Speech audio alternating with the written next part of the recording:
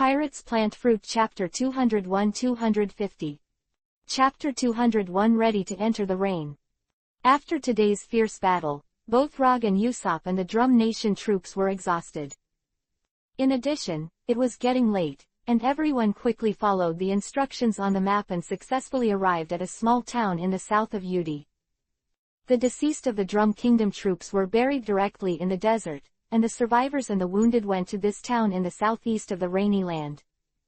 In this small town, the Drum Nation troops began to camp and treat the wounded. Rog and Usopp were also resting in the same house. In this battle, Rog also suffered a lot of injuries. Roger sat at the table, receiving Chopper's treatment. Chopper touched the sweat on his forehead and said, "Okay, that's it. Luckily your injury isn't serious." "Thank you so much, Chopper," Roger said. Chopper put away the medical kit and sat down at the table. Usopp and Zoro and Luffy are sitting at this table. The table is full of bread and sausages and cold coffee. Usopp complained about the situation while chewing on his bread. "Today was really exhausting, but fortunately, I showed my skills to stabilize the situation," Usopp said while eating. Luffy devoured the bread and sausage into his mouth, and then lifted the coffee pot and poured it into his mouth. Zoro drank the cold coffee calmly. "I'll have a cup too." Roger also picked up the coffee cup in front of him and poured a cold cup of coffee from a coffee pot. While drinking cold coffee, I looked out the window. It was already night outside the window. "Alabasta, where the days are hot and the nights are cold, it's time to put on a cape." Just as everyone was resting in the room, the door was suddenly opened. It was Vers who came. "Everyone, you are resting. Please allow me to take the liberty of disturbing," Vers said. Rog looked at Vers, beckoned and said, "Why be so polite, sit down quickly." Vers sat on a chair beside Rog. Roger himself poured him a cold cup of coffee. "Vals, I want to ask you that you must have something to discuss when you come here," Rog said.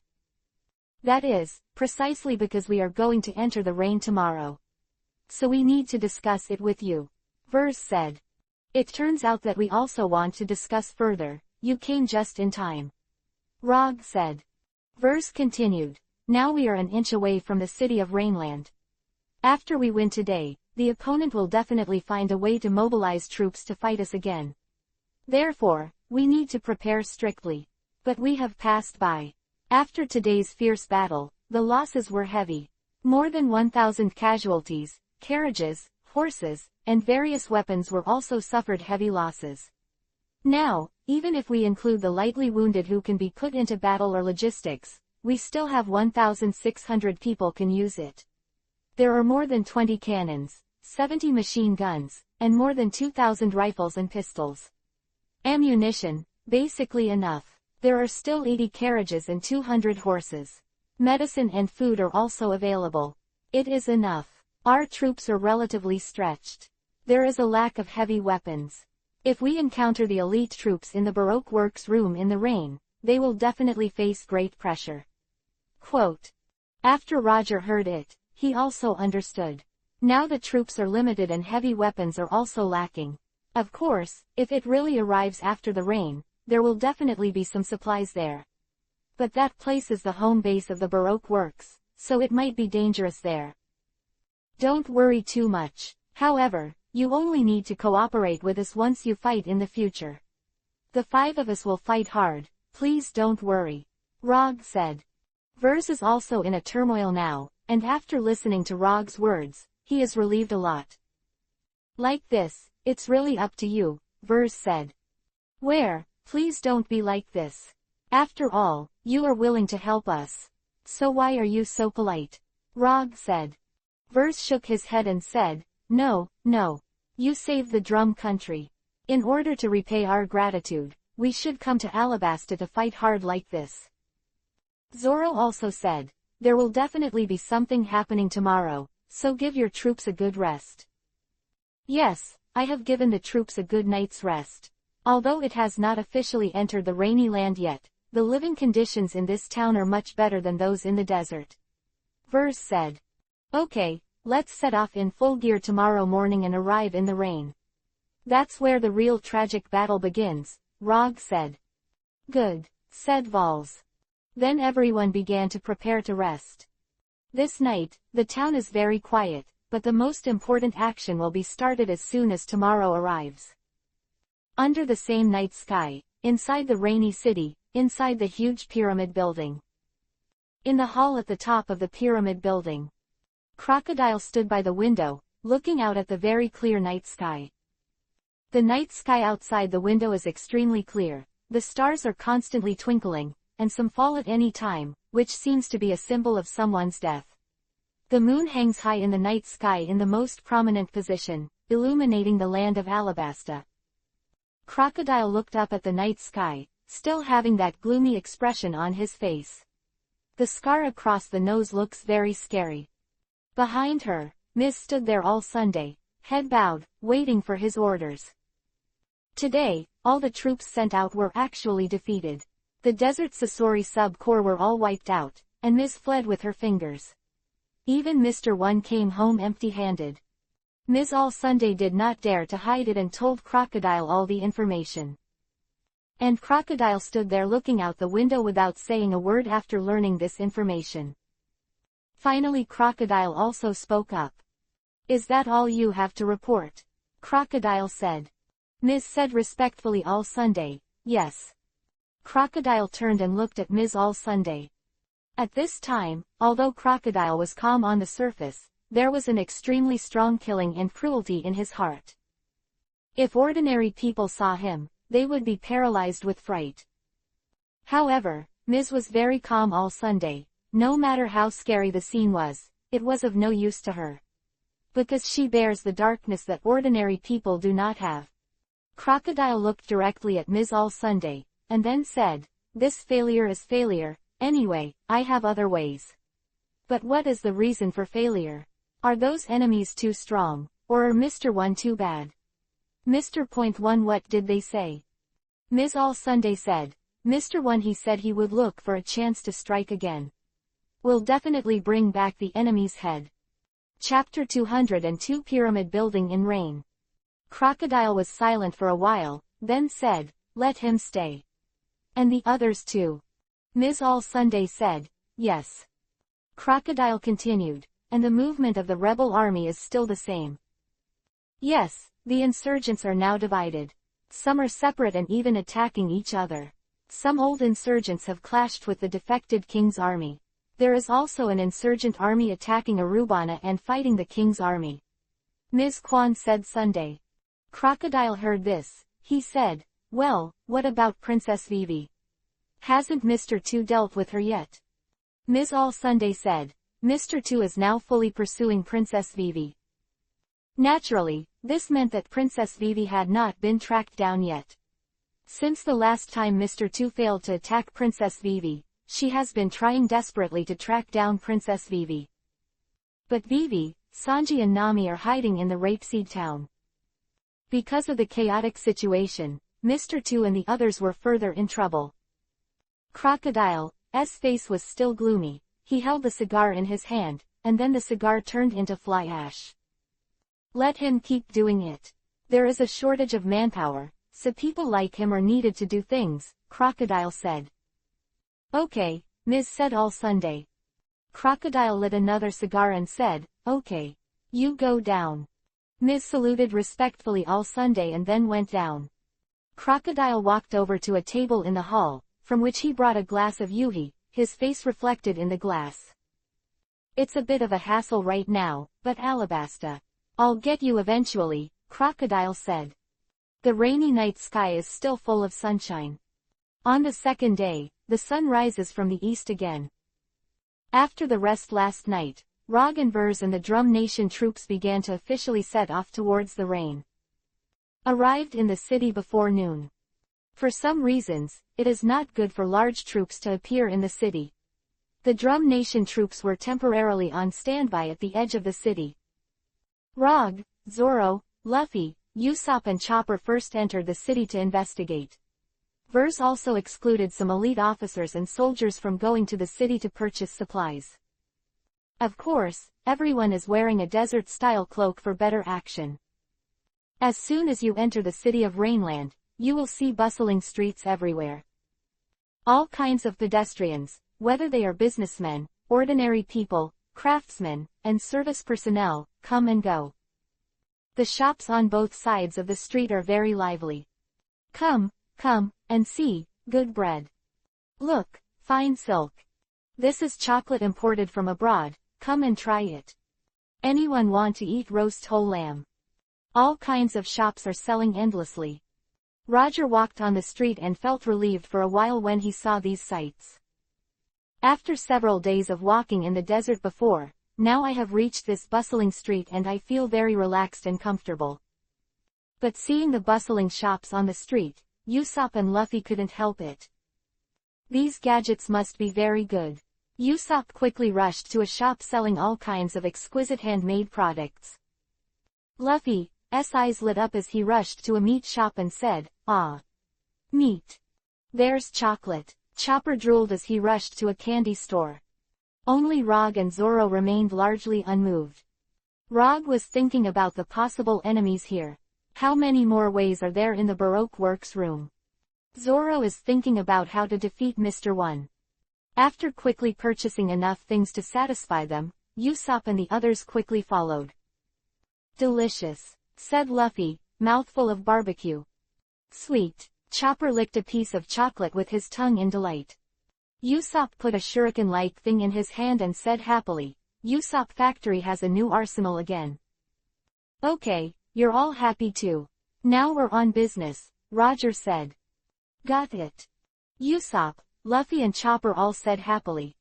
The five of Rog continued to march, and this rainy land really deserved to be a big city in the inland. Because of the convenient transportation, although it is inland, there are many merchants from all over the country, who transport their goods here to get a lot of profits. Different commodities from various countries and regions are very abundant here. Because of the civil war in Alabasta, it became a hoarding area for foreign goods and supplies. After constant inquiries, Rog and the others finally came to a very wide central commercial street. The bustling here is more than other streets. The five continued going and finally reached the end of the street. "Is it here?" Zoro said, looking forward. "This is." Usopp looked forward and said with some amazement. "That horrible," Chopper said with a wide mouth. "Guy," Luffy said in surprise. "Where the crocodile is," Roger said, looking at the building. In front of the five people, a huge building similar to a pyramid with a height of 100 meters stands here. The pyramid building is khaki-colored, with many windows on each part of the steps above. It's a huge building. Whether it is the sense of vicissitudes or the restoration of Hiroshi, it is impeccable. Above the top of the pyramid, there is also a giant banana crocodile sculpture. There is also a huge square moat around the huge pyramid building. This pyramid building is clearly a castle. Local people are in awe of it, and it lives in Sha. Crocodile, one of the King Shichibukai, who is regarded as a national hero of Alabasta. When Crocodile came to Alabasta, many people knew he liked crocodiles. So the crocodile is also the symbol of crocodile. Rog looked at this huge pyramid building, and inside was the superpower lurking in the darkness, the real culprit of the Alabasta Civil War. This is the headquarters of Crocodile's consortium group.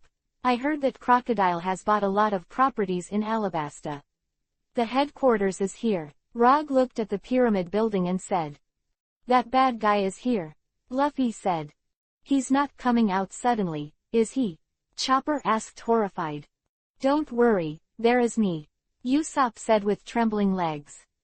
Zoro observed this huge pyramid building.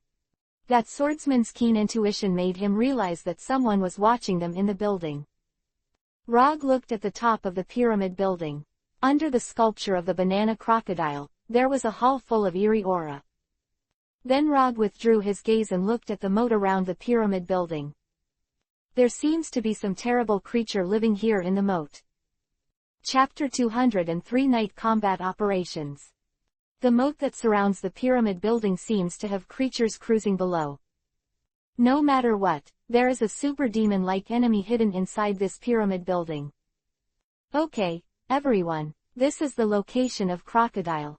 According to the comprehensive information, he is usually here, Rog said. Zoro looked at the pyramid building and asked, so, is that Mr. One here too? This is also uncertain. After all, the agents of the Baroque Works room are uncertain. Roger said. Luffy looked at the pyramid building and said, are we going to rush in? Wait a minute, now is not the time to scare the snakes. Rog said. Luffy also knew that although he wanted to try, he still didn't dare to go in. Rog looked at the pyramid building. Now everyone has come all the way here to defeat Crocodile. Once Crocodile is defeated, then the crowd can truly win. Beyond that, there needs to be some stronger evidence that the Baroque Works room is the real culprit of the Alabasta Civil War. Under the premise of defeating Crocodile to be more successful. Rog kept thinking, and now I am afraid that he will face an unimaginably cruel battle, and if he is not careful, he will die. Everyone should investigate for a while. We will attack here together at night, Rog said. Well, I also think we should investigate for a while, Zoro said. Luffy was a little regretful and said, there is no way, I can only wait. Usopp patted the injured part of Luffy's leg before and said, of course you need to wait. You see your injured leg is not healed yet. Ah, Luffy cried out in pain. Chopper said quickly, don't hurt his wounds. Rog began to look around the giant pyramid to see where the best way to dash was. After enough observation, the five hurriedly left here. Going to the streets in the city again, Rog purchased some plants he needed for renovation. The five returned to the outskirts of the city where the Drum Kingdom troops were stationed. The personnel sent by Vols to purchase also came back one after another. In a tent, Roger and the others discussed with Vers. What, you want to raid that building tonight? Vers said in surprise. Yes, Roger said. Vers looked very serious, and then said, then I will send 50 elite soldiers as support. Whether you need it or not, they will help near the building. Thank you so much, Roger said. Vers said, wherever you are, as long as you need to be invited, feel free to speak. Now things are settled. Rog said to Zoro and Usopp, everyone rest and prepare, after all, there will be a fierce battle at night. Okay, I'm tired too, Usopp said. Are you going at night? Then I'll try my best. Chopper swallowed and said very cautiously. Don't worry, Captain Usopp will protect you. Usopp said confidently. Rog told Chopper, don't be afraid, you just have to be responsible for medical care at all times. We'll protect you. Chopper's expression softened a bit, but then he added, thank you guys, but I'll fight like a man. Seeing Chopper so full of fighting spirit, Roger also praised him. Good job, Chopper. Come on, we must defeat Crocodile. Chopper is also full of fighting spirit. Yes, down Crocodile. Luffy rubbed his stomach and said, ah, I'm hungry. Meat.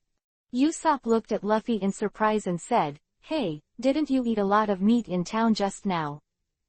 I'm the big eater, don't you know? Luffy said. At the same time, there was a gurgling sound in his stomach for a while, as if he was also shouting the word meat. When Vers saw it, he said, don't worry about this. The officers and soldiers under my command went to the city to buy a lot of food. Please go and eat it. Yeah, that's great, thank you, Luffy said happily. Zoro looked at the sky outside the tent and said, it's still early for night. Just get ready. After the matter was settled, everyone began to prepare. Usopp and Luffy and Chopper went to eat and drink. Zoro went to a tent and started practicing the sword. Rog went to a tent, put out the plants he bought from the city today, and fully used the energy of the plant fruits in his body for transformation. Rog knew very well that he was going to face Crocodile, one of the King Shichibukai. Crocodile is capable of drying up the earth like sand. Then you have to use water to restrain the sand. Rog worked hard to use the energy of plant fruits, and the plants in his hands were transformed, and Rog was sweating all over his body. It went on like this for a long time before Roger stopped. Looking outside the tent, it was not too late. I'm tired now, so let's rest for a while. Rog put all the plants that he had transformed, then drank some water and ate something, and then lay on the blanket to rest. Zoro, who was in another tent, walked away with the snow in his hands. He held the samurai sword in front of him, and his face reflected back through the blade. He was thinking about why the opponent had the same body as King Kong, and why he couldn't defeat him. To defeat the opponent, you need to truly be able to cut through steel. I must beat you, Zoro muttered to himself.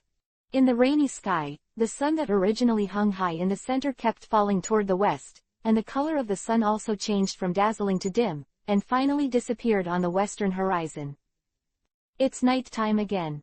Gecko and stars shine on the earth.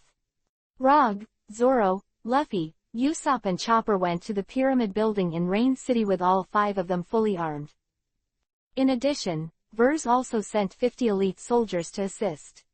A group of people passed the march, crossed the central street, and came to the front of the pyramid building. Rog removed the cloak he was wearing from his head and looked at the pyramid building ahead. Okay, let's get started, Roger said. Okay, said Usopp and Chopper and Luffy in high spirits. Zoro, on the other hand, holds the hilt of a katana sword, ready to unsheath it at any time. In addition to Rog, 50 elite soldiers in cloaks are also on standby around this pyramid building. Rog, if you want to go in, we can also follow up. The officer who commanded the 50 elite soldiers said to Rog. You just need to guard around this pyramid building. But please guard this area, Rog said to the officer. No problem, don't worry, the officer said. Chapter 204 Powerful Water Hyacinth. Rog looked at the pyramid building again. This pyramid building is very Hiroshi, and the night sky above is very clear. But recently, it is going to be extremely cruel to kill and torture here. Rog said to Luffy and the others again, okay, everyone. Let's strike together here, but before that, I'll give you a weapon. Weapons, said Usopp in surprise.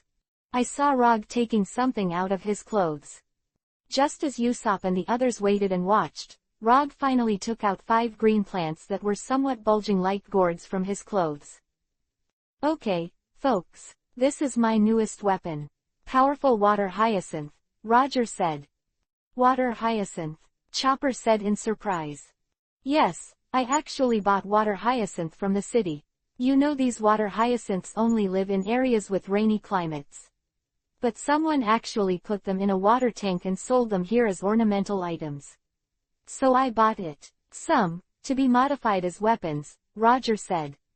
These water hyacinths have a relatively bulging hyacinth part, which is the main stem part, and a nozzle at the top.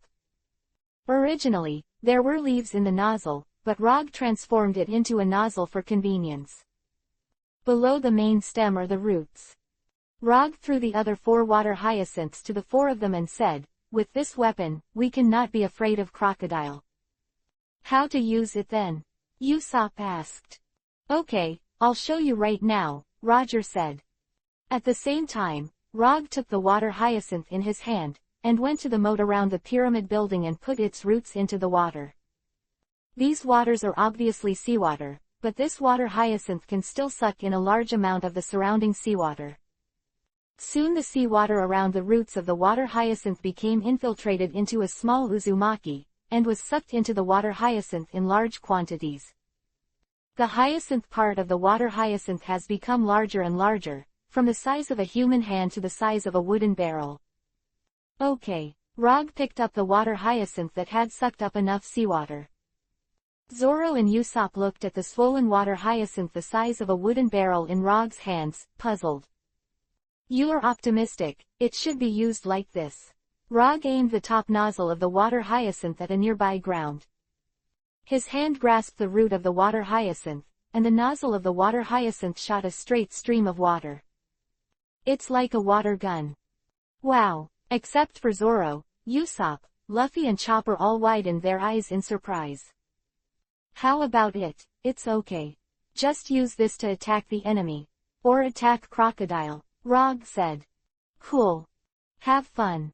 Usopp and Chopper and Luffy all said happily. Roger said shamelessly, no, this is not for playing. It is for dealing with Kuro doll. While Usopp and the others were looking at the water hyacinth in their hands strangely for a while, Zoro looked at Rog with dissatisfaction. Hey, we're not here to play. Zoro said a little unhappily. Rog said, don't worry, this is of course not for playing. I haven't explained why you use this water hyacinth against crocodile. Oh, Zoro and the others said strangely. You have all heard and read the previous information. Crocodile's ability is to transform his body into sand, and he is a sand fruit person. What is the most afraid of sand? Water. Just imagine, the sand that can fly with the wind is quilted. After watering, it becomes immutable. This is water against sand. So, think about it. As long as we use this powerful water hyacinth as a large water gun to shoot crocodile. Make him unable to use his abilities. At that time, his combat power is probably not as good as 1/10 of the usual. Rog said. Usopp and Luffy and Chopper all looked at each other, then at the water hyacinth in their hands. So it is. All three exclaimed. Zoro also praised. Like this. It seems to work. You are really smart, Roger. Rog said, to deal with the enemy, you must start with the opponent's weakness. Well, you all know how to use it. Just put the root of the water hyacinth in the water first, and the root of the hyacinth will automatically absorb the water. Take the gourd out when you feel it has enough water in it. When shooting, aim the nozzle at the enemy and hold the root. Quote. Like this, I'll try it too. Usopp used the water hyacinth in his hand to absorb water from the sea water at the moat. Great. Such a weird weapon, Luffy said, also going to soak up the water. What an interesting thing, don't be afraid of crocodile. Chopper also went to the moat with water hyacinth to absorb water. Zoro then went to the water hyacinth to inhale the sea water. Several people have heard the information about crocodile before, and everyone dare not despise the terrifying powerhouse who can turn people into mummies. Fortunately, with this powerful water hyacinth created by Rog, it can have such a powerful purpose. Several people have sucked up the water hyacinth, and then shot it to get familiar with it. Are you all ready? Roger asked. Okay, Usopp and the others said together. Now all 5 of them are holding powerful water hyacinths the size of wooden barrels.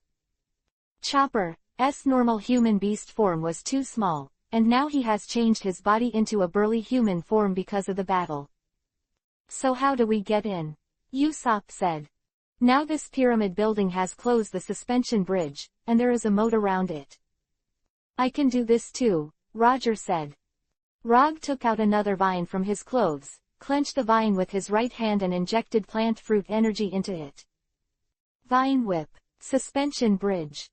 This vine quickly flew to the other side of the moat under the control of Rog, and weaved it horizontally and vertically. Soon, a vine suspension bridge was formed. Rog walked up to the drawbridge first and said, "Don't worry, everyone. It's a little shaky here, but it's definitely solid." Usopp and the others also came up one after another holding the powerful water hyacinth. The suspension bridge was rickety, but very strong, and several people finally passed the 20-meter-wide moat. After reaching the opposite side of the pyramid building, Rog took back the vines. The next step is to enter the huge pyramid building in front of you. How are we going to get in? Zoro asked. Go directly to the gate. Rog said. What? Usopp said in surprise. It's nothing, because we are going to confront crocodile. Even in a head-to-head confrontation, we can better shoot the water in these powerful water hyacinths. And suppress him as soon as possible. If we sneak in secretly, not only is it extremely difficult, but also I might get separated. That way, it would be better to go in an open and honest way. Rog said. Chapter 205 Break into the interior of the pyramid building. Zoro, he said, so it's like this. Well, it's good for us to act together like this anyway. Usopp swallowed his spit and said, Okay, everyone must be closer. We have an advantage if we are together. In this case, everyone will follow me closely. Rog said. There is a gate at the front of this pyramid building. And it was not closed that night. On weekdays, this pyramid building is the headquarters building of the Crocodile Industrial Consortium. So it can generally be pushed out. Push open the door and enter the pyramid building. On the first floor of the building is a hall. At the counter opposite the door in the hall, there are 2 staff members, a man and a woman in suits. The 2 staff stood up from the counter after seeing Rog and others who came in. It's so late, there are still guests coming in. It's very welcome, said the male staff member on the left. Everyone, do you have anything to come for consultation? Said the female staff member on the right.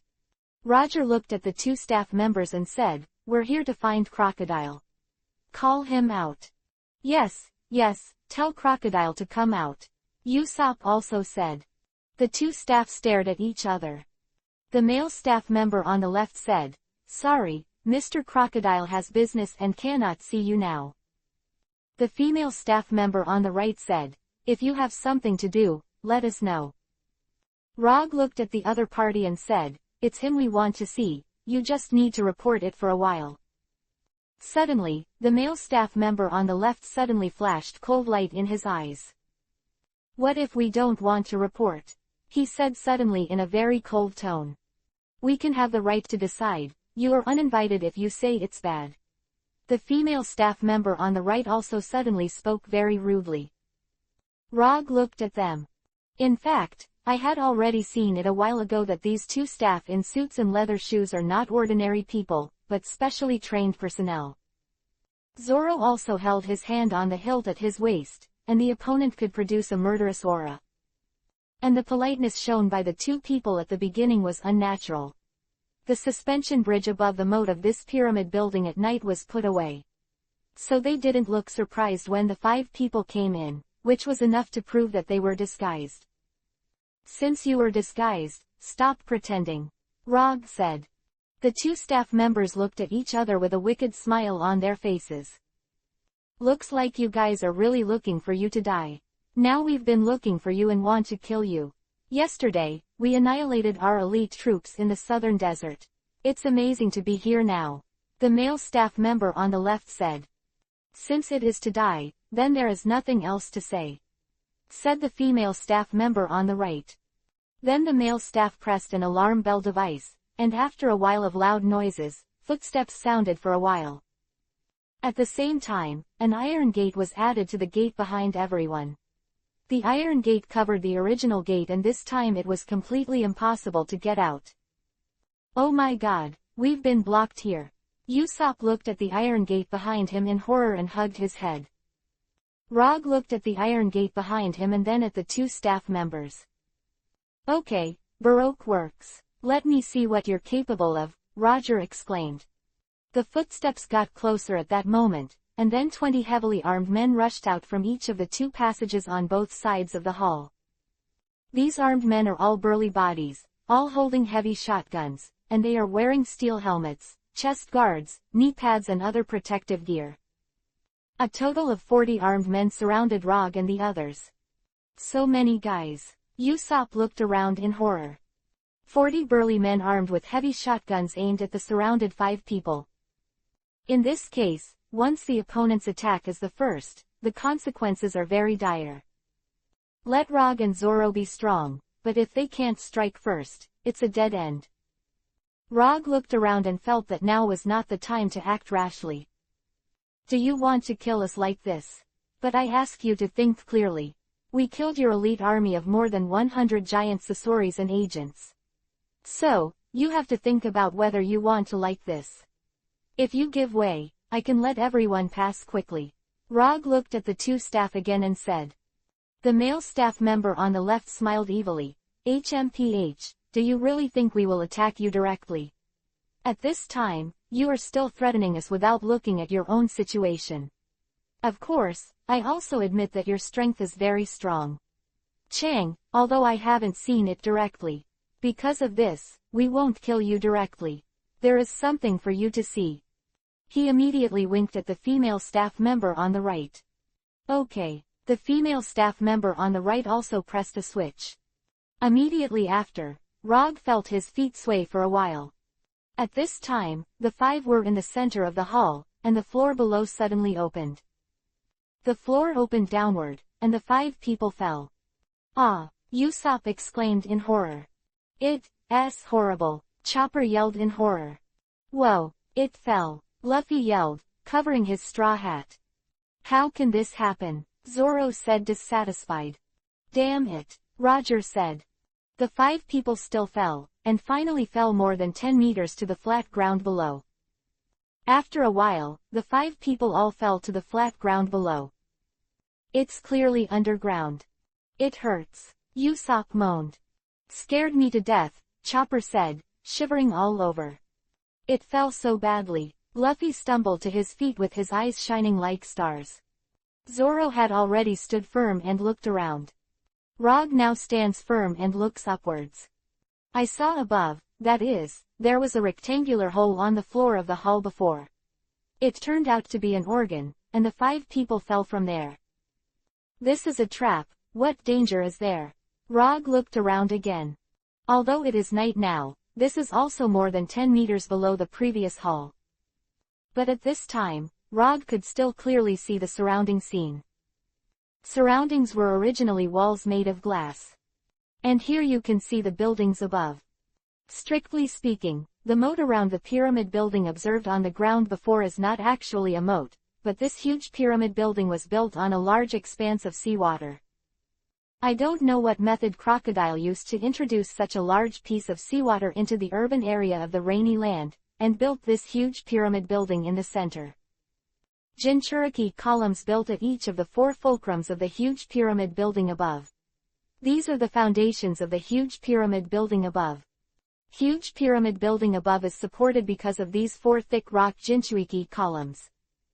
Now he and Usopp are at the bottom of a glass pipe that extends downward to a depth of more than 10 meters in the middle of the pyramid building. Chapter 206 Banana Crocodile. In other words, it's like the bottom of a giant glass test tube. Usopp took out a small tool he was carrying with him. I have a portable oil lamp here, Usopp said. Usopp took out the portable oil lamp he carried with him and began to illuminate the surroundings. This allowed the 5 people to see their surroundings more clearly. But suddenly, Chopper's face became very ugly, and at the same time shouted, "What is this? What's wrong?" Rog saw the ground under the feet of the 5 people. There were many rough objects on the ground. If you look closely, it looks like blood. And there's something like a broken bone. Rog squatted down and picked up a broken bone on the ground and checked it in his hand. Chopper also came over. Seeing this broken bone, Rog frowned. Chopper was terrified. The broken bone was clearly a human finger bone. Something seems to have attacked some of the people who were thrown here like Rog and the others, and devoured them. Just as Roger and Chopper were looking at the broken bones under their feet in amazement, Luffy suddenly shouted excitedly. "Ah, Zoro, why do you have those big eyes behind your back? It looks weird," Luffy said excitedly. Luffy is facing Zoro at this time, he points to Zoro. Rog and Chopper also swept their gazes, and Usopp also shone on a portable oil lamp. Seeing the direction of Zoro's back, a huge gigantic glasses with a diameter of half a meter stared at it. "I have eyes behind my back." Zoro turned his head away. All he saw was this huge eye looking at him. What the hell? Zoro jumped away immediately and pulled the ghost out of his waist. Ghost's blade was aimed at the huge eye. However, this huge eye was separated from the 5 people by a thick layer of glass, and then the owner of this creature began to distance itself from here. This is a huge crocodile. Rog looked at the crocodile, and saw that the other party was more than 10 meters long, swimming in the sea. Those eyes were filled with a kind of covetousness for the prey. And its head has a huge banana-like thing. Rog immediately rang the banana crocodile, the powerful creature of Alabasta. Whether it was from Vivi's narrative or the books about Alabasta that I read, the banana crocodile was mentioned. The banana crocodile is a powerful amphibious giant crocodile. They can inhabit the sea or freshwater lakes. Its huge size can overturn small ships and swallow yaks in one bite. OMG, monsters! Chopper cried out in horror. It's so huge. Usopp was so frightened that he threw the oil lamp flying and shouted. Wow, crocodile! Luffy also shouted excitedly. Zoro repeatedly looked at the banana crocodile outside the glass. This behemoth was enough to frighten people just from its aura. But Zoro watched it carefully. Rog looked at the banana alligator. At the same time, he also turned his eyes and saw that on the side of the bottom of the glass pipe, there was a huge passage. The bottom of this glass pipe is about 100 meters in radius, but the huge passage on the side is 8 meters wide. Could it be that this is their entrance? Rog said. At this time, Rog found that in addition to the huge banana crocodile, there were some huge objects swimming in the surrounding seawater. When these objects were seen clearly, they were still banana crocodiles. It's just that the size is slightly smaller than the one just now, but they are all very large. However, there are no other creatures in the sea below the pyramid building. Because no other creature can match these giant banana crocodiles. The giant banana crocodile then opened its mouth and let out a roar in the water for a while. The other banana crocodiles seemed to be summoned by it, and began to gather together near the bottom of the underwater passage. Surrounded by a group of banana crocodiles, Rog and the others also felt like the fish in the tank were being watched. It's just that this time it's just 5 people in the vertical underwater channel surrounded by giant banana crocodiles in the sea. 1, 2, 3, 4, 5, 6, 7, 8. 8 in total, Luffy said excitedly after counting. Usopp punched Luffy and said, "You're still in the mood to count, what an idiot." Chopper patted Usopp and said, "Don't worry, now we have this glass for defense." Usopp looked at the thick glass around him, and his heart settled a little. Now 8 giant banana crocodiles are surrounding them, but they are blocked by thick glass walls, and of course they still look very scary. Zoro and Rog also saw the huge passage on the side. "I'm afraid it's not that simple," Zoro said. Usopp and the others also looked at the huge passage to the side. "It seems that something can come in from here." Ah! Usopp and Chopper both turned extremely pale when they saw it. "Oh my god, they're going to come in and eat us!" Usopp and Chopper cried out, hugging each other. Luffy also hugged and coaxed. And the 8 huge banana crocodiles who were watching around did not continue to watch. They left the surroundings of the glass passage one after another and began to swim to a spot in the sea. That's right there in the direction of the side aisle. Rog approached the glass wall again, and after observing it, he understood. It turns out that if the side channel comes in here, you need to swim through a curved channel. If you swim in from there, you can get here after entering the passage. Due to the special curved structure of the side channel, the water is isolated, so that it will not be submerged even though it is underwater. From the side channel, Rog could hear the sound of those behemoths starting to move. They are crawling over. Zoro looked at Rog and said, "This is surrounded by seawater, isn't it? And you have to face them in the sea to break through and escape. So let's escape from above." "Of course," Roger said. "So hurry up and figure out a way to go up. You also have to deal with the enemies above. Although they are not that strong. But at close range, it is also a headache," Zoro said. "Okay, then I'll find a way to go up first," Roger said. Zoro pulled out the snow from his waist again and said, "Okay, you can do it. Leave it to me here." "Then it's up to you," Roger said. Then Rog took out the vine whip he had used before, and began to infuse the energy of the plant fruit to prepare for a new battle. Looking at the top of the passage now, the exit, where the lobby floor was before, is still open. But there were 40 heavily armed men with heavy shotguns around. Rog has to find a way to solve them, otherwise it will be a trouble. Chapter 207 Out of the Trap. After all, there are 40 heavily armed enemies with heavy shotguns on it, and they can still pose a considerable threat. Holding the vine whip, Rog began to inject the energy of the plant fruit in his body into the vine whip, and carried out a greater transformation on the vine whip. At this point, the sound in the side channel is getting closer. Everyone here, Usopp, Chopper, Luffy, is staring at the side passage. The last giant banana crocodile crawled out of the side channel. The huge banana crocodile looked at the 5 people here with those big, scary eyes. The giant beast opened its huge mouth and let out a terrifying roar. Finally there, monster, Zoro's eyes lit up. The huge banana crocodile also looked at him, and those giant eyes were full of thirst for prey. Zoro's body has also been lifted up, and the Gito and Shuejiao that he is holding in both hands are also moving like his body. Banana crocodile bites Zoro into his mouth. Zoro, Chopper and Usopp exclaimed in surprise. However, before the huge mouth of the banana crocodile was closed, 2 sword chi shot out from the upper and lower positions of his long mouth. Afterwards, a large piece fell from the upper and lower parts of the huge mouth of the banana crocodile. Zoro also rushed out. After the huge banana crocodile fell 2 pieces from its mouth, it did not die, but let out an amazing moan and began to shake its body violently. Not dead yet, Zoro jumped up again after falling to the ground. The katana in both hands slashed twice horizontally this time. The head of the giant banana crocodile that was still struggling suddenly fell off. The behemoth lay dead on the ground and never moved.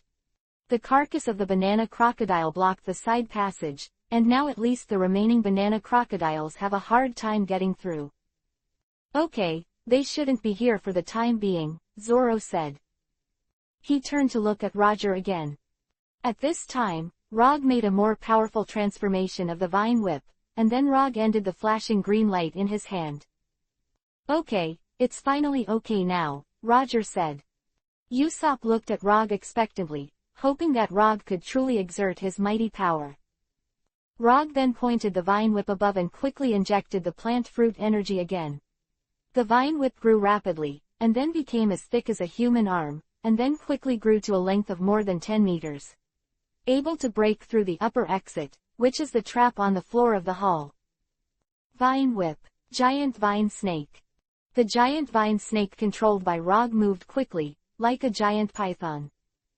Then the giant vine snake began to climb upwards. Although surrounded by glass walls, the giant rattan snake was still able to climb up smoothly. The giant vine snake quickly broke through to the exit above. At the floor exit of the previous hall, both the 2 staff members and the 40 men with heavy shotguns were waiting for the screams from below. But suddenly, a giant vine as thick as an arm rushed up. The people in the hall were stunned. They looked at the vine that rushed up as if it were alive and could move on its own. Where is a giant vine? It is clearly a giant python. The giant soaring snake really rushed up and moved like a giant python. However, these burly men with shotguns quickly responded. Shoot! Boom, boom, boom, boom. The sound of the heavy shotgun sounded quickly. The giant vine snake was hit by some shrapnel at first, and was even interrupted. But the thick body that was still climbing up began to sweep the enemies in this hall. The giant vine snake quickly entangled these burly men with heavy shotguns and threw them towards the trap exit in the hall. With a while of screaming, people kept being thrown down. At this time, at the bottom of the trap, Rog manipulated the giant vine snake to attack the enemy above. This giant vine snake does not need to be driven by itself, but can be remotely controlled from a distance. At the same time, enemies are constantly being thrown down. These enemies didn't die when they fell, and they were beaten up by Luffy and Chopper for a while. Wow, what a great idea, Usopp exclaimed. Your weapons are always so good, Roger, Chopper said. Rog remained silent and continued to remotely manipulate the giant vine snake. The giant vine snake's senses are connected to itself, so it can remotely sense the situation above. More and more enemies were thrown off. In the end, more than 40 people were dumped. Okay, everyone can go up and take a look, Rog said. How to get up? Usopp asked. Hold this giant vine snake. Roger pointed to the giant vine snake and said. At this moment, Chopper suddenly said, "Look." Zorro in the side passage being dragged out, and then there was a sound of gnawing for a while. "They're eating their own kind," Zorro said. Usopp's body trembled and he said, "It's really scary." The carcass of the previously killed banana crocodile blocked the side passage, making it impossible for the later banana crocodiles to get in at all. These banana crocodiles are now hauling out the carcasses of their former kind, and they're feasting. However, with their huge appetite, I am afraid they will finish eating and enter here soon. The 5 people all caught the giant vine snake, and Rog then operated the giant vine snake and said, "Okay, go up." The giant vine snake quickly rushed up with the 5 people. Below, only the 40 enemies who were thrown down by the giant vine snake remained. A very tragic fate awaits them. The giant rattan snake quickly led 5 people to the exit of the hall above. All 5 of them finally jumped to the floor of the hall. Standing on the ground, Rog breathed a sigh of relief. Usopp gasped wildly and said, "It's really coming back to life." But the 5 of them looked into the hall. Compared to before, only the 40 burly men with heavy shotguns were gone, but the 2 service staff at the counter were still there. The 2 service staff, or the agents in the Baroque Works room, looked a little uglier now. They obviously underestimated the crowd. Rog looked at them and said, "Okay, now let's see what skills you have." The 2 agents, a man and a woman, looked at each other, and then they all nodded to each other. "Okay, let's give you a taste of our true skill." The 2 agents quickly tossed the suits they were wearing. Next, the male agent on the left is a shirtless boxer with strong abs and pecs and a pair of Yuhi-colored boxing gloves. The female agent on the right is a pole vaulter wearing sexy revealing shorts and a vest, holding a 3-meter-long metal pole. "Mr. Boxer is here to deal with you," said the muscular male agent. "Ms. Pole Vault gives you a taste of what's going on," said the well-built female agent. Chapter 208 Mr. Boxer and Ms. Pole Vault. Mr. Boxing Champion and Ms. Pole Vault appeared in their true colors, and the 2 of them put on a fighting stance and prepared to deal with the 5. Rog looked at the 2 of them. One of them was Mr. Boxing Champion with a sturdy body and full of muscles, and the other was Ms. Pole Vaulting with a strong body and a pole. The 2 seemed to be enemies of sports style, but that fighting instinct made him feel that he could never underestimate the 2 of them. "Wow, 2 people transformed," Chopper said in surprise. Usopp also looked at the 2 strangely. He was thinking that the 2 people in front of him disguised so well, and now they look like some powerful people, but before, he thought that the 2 of them were at most scumbags and messengers. Rog looked at the 2 of them and said, "You guys seem to have some skills. Come on then." Rog didn't go directly at first, but manipulated the giant vine snake to rush towards it. Mr. Boxer and Ms. Pole Vault also moved quickly. "Mr. Boxer, put your fist in front of your head. A look that can be attacked and defended." Giant vine snake approached him. Mr. Boxer seized the opportunity and punched violently. Heavy artillery punch. I saw Mr. Boxer's right fist shot out like a cannonball, hitting one of the giant vine snakes. Although it was just an ordinary fist, after Mr. Boxer's fist hit one part of the giant vine snake, the giant vine snake was directly disconnected from there as if it was hit by a heavy artillery shell. Rog and Luffy were also surprised that the other's punch seemed to be just a fist but had such destructive power. The target being hit may really be worse than being hit by a shell. Mr. Boxer is waving his fists in a row again. Heavy cannon punch. Heavy cannon punch. Heavy cannon punch. After the giant vine snake was hit by heavy artillery punches in succession, it was broken many times. The remaining giant vine snakes still wanted to move, but this time Ms. Pole Vault was pinned to the ground like a spear with a pole. "Okay, spiral legs." Ms. Pole Vault jumped up with the help of the pole, and then in midair like a spiral, her legs were tightly together, and she was spinning violently. Ms. Pole Vault's legs finally hit the giant rattan snake, completely destroying the giant rattan snake's body into a pile of plant debris Mukuro. And a large pit was also smashed out on the ground, with several meters of cracks around it. Amazing. Chopper, Usopp and Luffy said in surprise. Rog and Zoro also looked at Mr. Boxing Champion and Ms. Pole Vault. These two enemies are indeed not simple. How is it? Have you seen how good we are? Said Mr. Boxing Champion. Do you still want to continue fighting with us? Or do you voluntarily admit defeat? Ms. Pole Vault said. Rog said, well, it's amazing.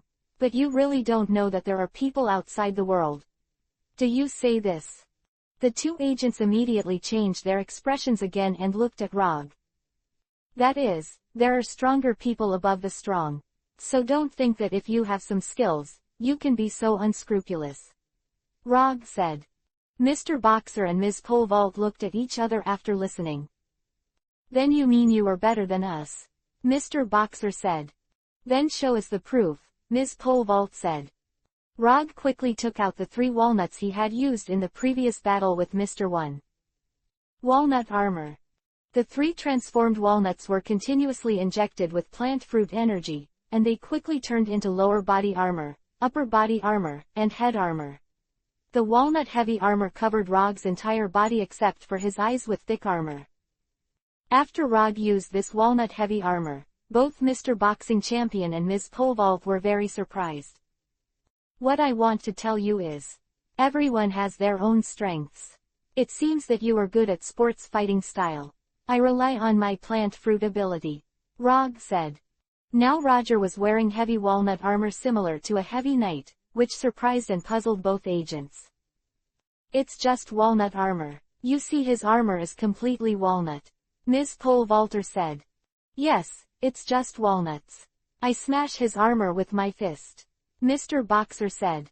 Rog looked at them with his 2 eyes that were not covered by the armor and said, really?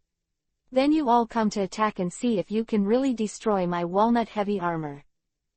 Mr. Boxing Champion rushed over first.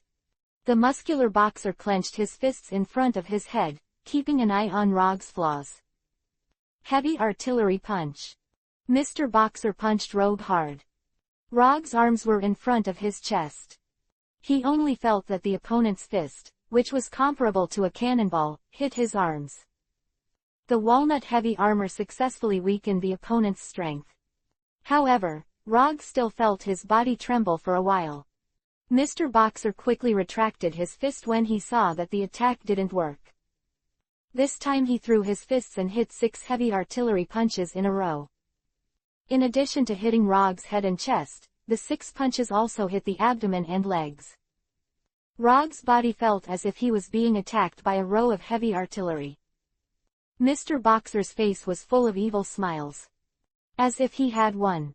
However, huge beads of sweat continued to fall on his forehead. It's really amazing. Unfortunately, didn't I say that you won't win if you can't destroy my armor? Rog said. Rog stood up again, and looked at Mr. Boxer with sharp eyes. Mr. Boxer looked at Rog carefully, and saw that the walnut-heavy armor on Rog's body had no cracks. When he attacked just now, he also felt that it was like an attack on steel. It is obviously a walnut-like armor, but it is as hard as steel. Simply unimaginable. How's it going? Why don't you attack? Roger asked. Mr. Boxer smiled wickedly and said, you are really a powerful person, you can actually turn plants into such a weapon. You are also a devil fruit person. But even a devil fruit person, you must only by using and researching the ability of plants and fruits can you be really powerful. There are many unexpected things in this world, such as moving skeletons in the Devil's Triangle Sea, and people who have no shadows and will be scorched in the sun. And in the cake where people can use confectionery to turn into weapons. There are even people who can turn their bodies into sand to elementalize. So it's no surprise that you can turn plants into powerful weapons. But now I'm going to pierce you this walnut armor. Rog looked at Mr. Boxer. The muscular boxer's aura suddenly strengthened a lot. Mr. Boxer's knees were slightly bent, and his right fist was withdrawn a lot. Like a tiger that could pounce at any time. Tiger armor piercing fist.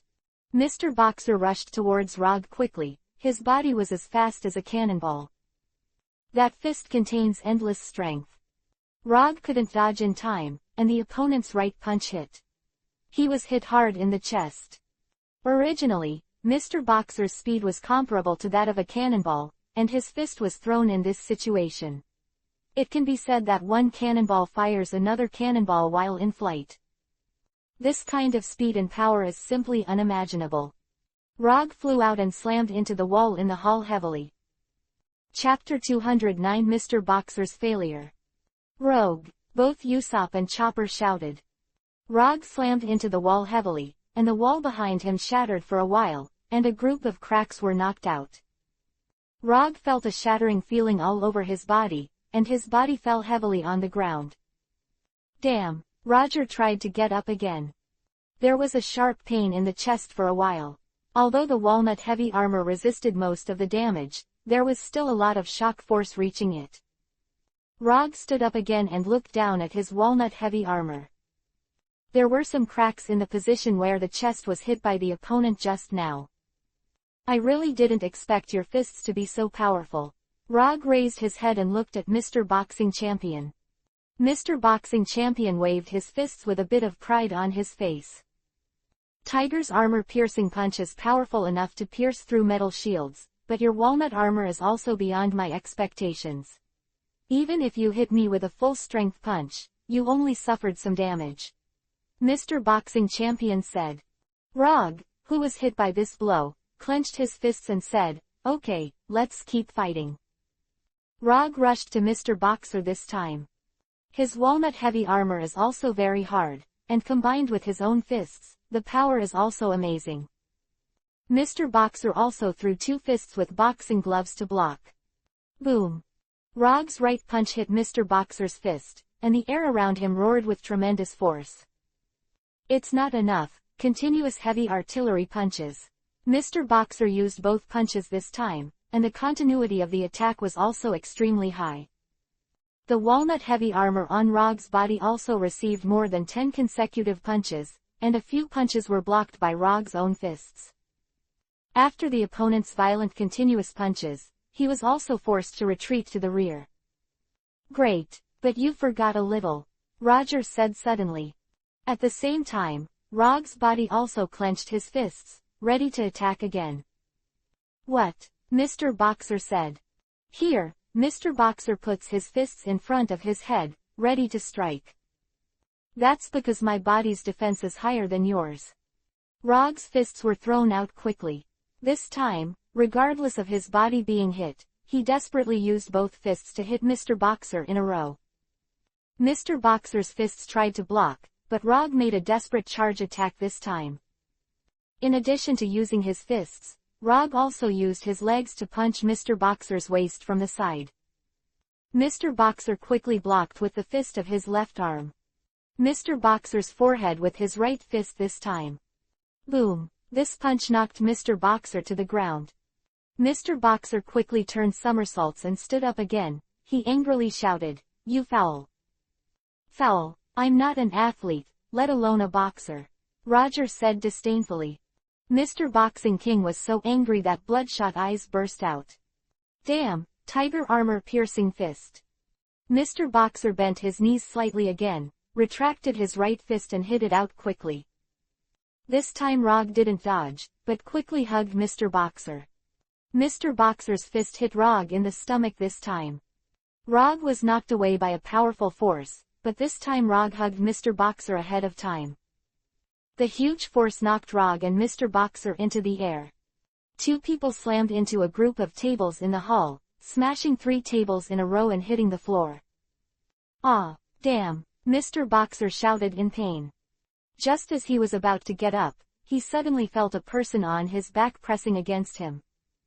He looked back in horror and saw Roger sitting on top of him. Now Rog is sitting on his body wearing heavy walnut-heavy armor, and he can't move at all. What's wrong? Why didn't you fight back? Roger asked. Ah, Mr. Boxer roared angrily for a while. But Rog's fist soon hit him in the head, and Rog's punch hit the top of his head. Boom, boom, boom, boom. Roger punched punch after punch so that the whole hall could hear it.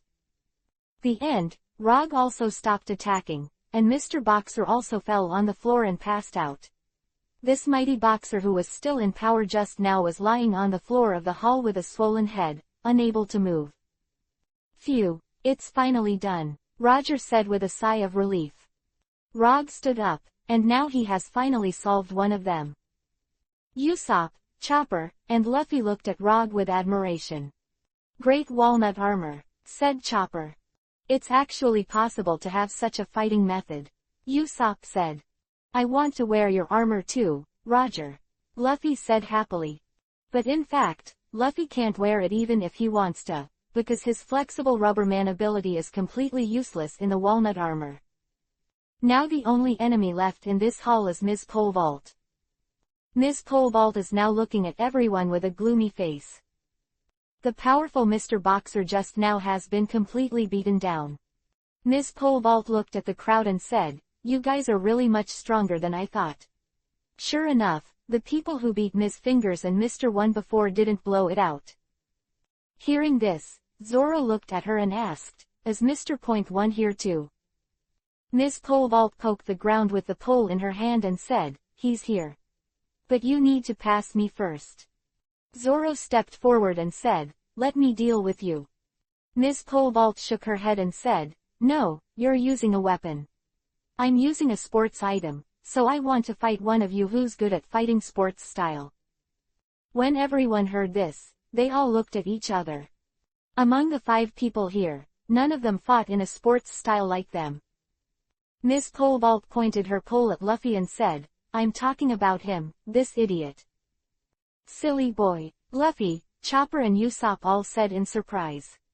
Immediately after, Usopp looked at Luffy, covering his stomach and laughing. "Indeed, you're right," Usopp said. On weekdays, Luffy is often criticized as a fool by others. That is, Rog and Chopper and Vivi are still better. Zoro looked at Luffy, and if you think about it, it's true, Luffy isn't a sports-style fight. But his style is a lot like a bodybuilder. All kinds of stretching and fisting are indeed the closest to sports combat among the 5. Others, Rog is a powerful multi-purpose powerhouse, Usopp is a sharpshooter, Chopper is a body shape-shifting combat, and Zoro is a super strong swordsman. Only Luffy favors a sporty fighting style. Ms. Pole Vault asked Luffy again, "Why, don't you dare to fight?" "Of course I dare," Luffy said happily. Luffy stepped forward, ready to fight Ms. Pole Vault. Chapter 210 The Perfect Attack of Ms. Pole Vault. Ms. Pole Vault held the pole in her hand and then spun 360 degrees for a while. She then flattened the pole and her toned body began to spin parallel to the floor with the pole. Usopp also swallowed and spit. He thought that if Sanji was present now, he would be fascinated and roll on the ground. "Okay, now it's time to fight." Ms. Pole Vault stopped spinning. Luffy looked at her innocently and clenched his fists. "Okay, pole gun." Ms. Pole Vault swung the pole in his hand like a spear. Luffy hurried to dodge, but after the pole was stabbed out one shot, another shot. Luffy hurriedly ran in the hall.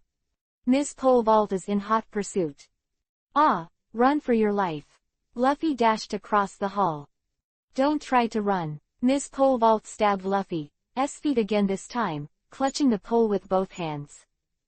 Luffy staggered to dodge this time and fell to the floor. Ms. Pole Vault retracted the pole and, this time with a lot of strength, stabbed Luffy in the head. Luffy hurriedly reached for a chandelier at the top of the hall. Luffy's arms quickly carried the whole person up. Boom! Ms. Pole Vault's pole poked a hole in the floor. The top of the hall was a full 6 meters above the ground, and Luffy gasped from a chandelier at the top. Ms. Pole Vault looked up at Luffy and the chandelier. "Okay, now it's time for me to do my best," Ms. Pole Vault said. Ms. Pole Vault took a few steps back, and then quickly accelerated to insert the pole to the floor in front of her. Then, the whole person flew up to the chandelier under the elastic force generated by the bending of the pole. Ms. Pole vaulting feet together in midair. Spiral legs. Ms. Pole Vault's legs swiveled and ended up hitting Luffy and the chandelier like a giant drill. Luffy, which were attacked with great force, flew out together, and fell heavily to the ground. Ms. Pole Vault fell to the floor like a gymnast. With the pole back in her hands, Ms. Pole Vault took a deep breath and said, "There is no sport more enjoyable than pole vaulting." Luffy got up from the floor, wobbly. Apparently, the battle just now left him with some minor injuries. Chopper, who saw Luffy's defeat, was so frightened that he suddenly cried out. "Wow, Luffy, you can't fail!" Chopper yelled. "What should I do? I have it." Usopp was anxious at this time. Usopp quickly pulled out 2 cheerleader gloves. Usopp wears one in his hand and gives the other to Chopper. "What's this?" Chopper looked strangely at the cheerleader gloves made by Usopp. Usopp said proudly, "This is the cheerleader glove invented by Captain Usopp. Wear it and learn with me. Cheer Luffy." Chopper also wears cheerleader gloves like Usopp. "Come on, Luffy. Come on, Luffy." Usopp and Chopper do pretty girl cheerleading and waving gloves together. Zoro looked at the two with disgust in his eyes. But he turned back to watch Luffy and Ms. Pole Vault fight.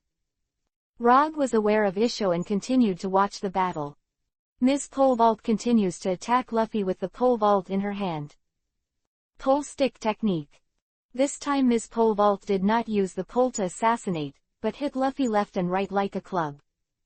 Luffy dodged left and right, but was repeatedly hit. In fact, this wide-ranging sweeping stick is more powerful than assassination, and it is easier to hit. Luffy's head, torso and limbs were repeatedly hit. Enough. Luffy jumped back sharply.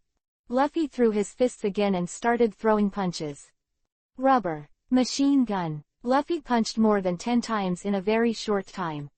Ms. Pole Vault is the use of the pole in front of the whole person to rotate like a circle, like a shield. However, even if Luffy's fist hit the pole, the shocking Ms. Pole Vault had to retreat. Damn it. Ms. Pole Vault also gritted Kiba's teeth. Luffy took advantage of the momentum and continued to attack violently. Rubber. Bazooka. Luffy stretched his hands back and punched forward. Ms. Pole Vault hurried to the ground, avoiding the attack. Fortunately, Ms. Pole Vault's body is very fit and flexible, so she can evade attacks very flexibly in time. But Luffy is also far beyond her expectations, especially this rubber-like body is also very flexible. How about a taste of this? Ms. Pole Vault jumped to her feet, rushing to the ground next to her first. Luffy looked at her suspiciously and said, "What are you doing? You'll know right away what fear is." Ms. Pole Vault sprints hard this time, then shoves the pole to the ground. His body leapt with the bending force of the strut. Ms. Pole vaulted ahead of Luffy. This time, facing the flying Ms. Pole vaulting Luffy, Luffy quickly waved his fists. But at this time, Ms. Pole Vault's legs and feet each had a sharp blade popped out of the shoes. Ms. Pole Vault with legs together. Spinning faster than any previous attack. Okay, spiral cone. Although the previous spiral legs were similar to this one, but at that time it only depended on the strength of the rotation of her legs. This time, there are 2 extremely sharp blades at the front of the legs. Really like a huge awl stabbed. Ms. Pole Vault stabs Luffy like a giant awl. Luffy's fist also hit those blades on the front of Ms. Pole Vault's leg. Ah! Luffy screamed for a while, and his body flew out. Luffy! Both Chopper and Usopp shouted in shock. Luffy fell hard against the wall, this time with blood all over him. The flesh on the hands was all rotten. With Ms. fingers. Now because of this attack again, the body is hurt again. This time Luffy fell to the floor, gasping for breath. Ms. Pole vaulted to the ground, but nearly lost her balance.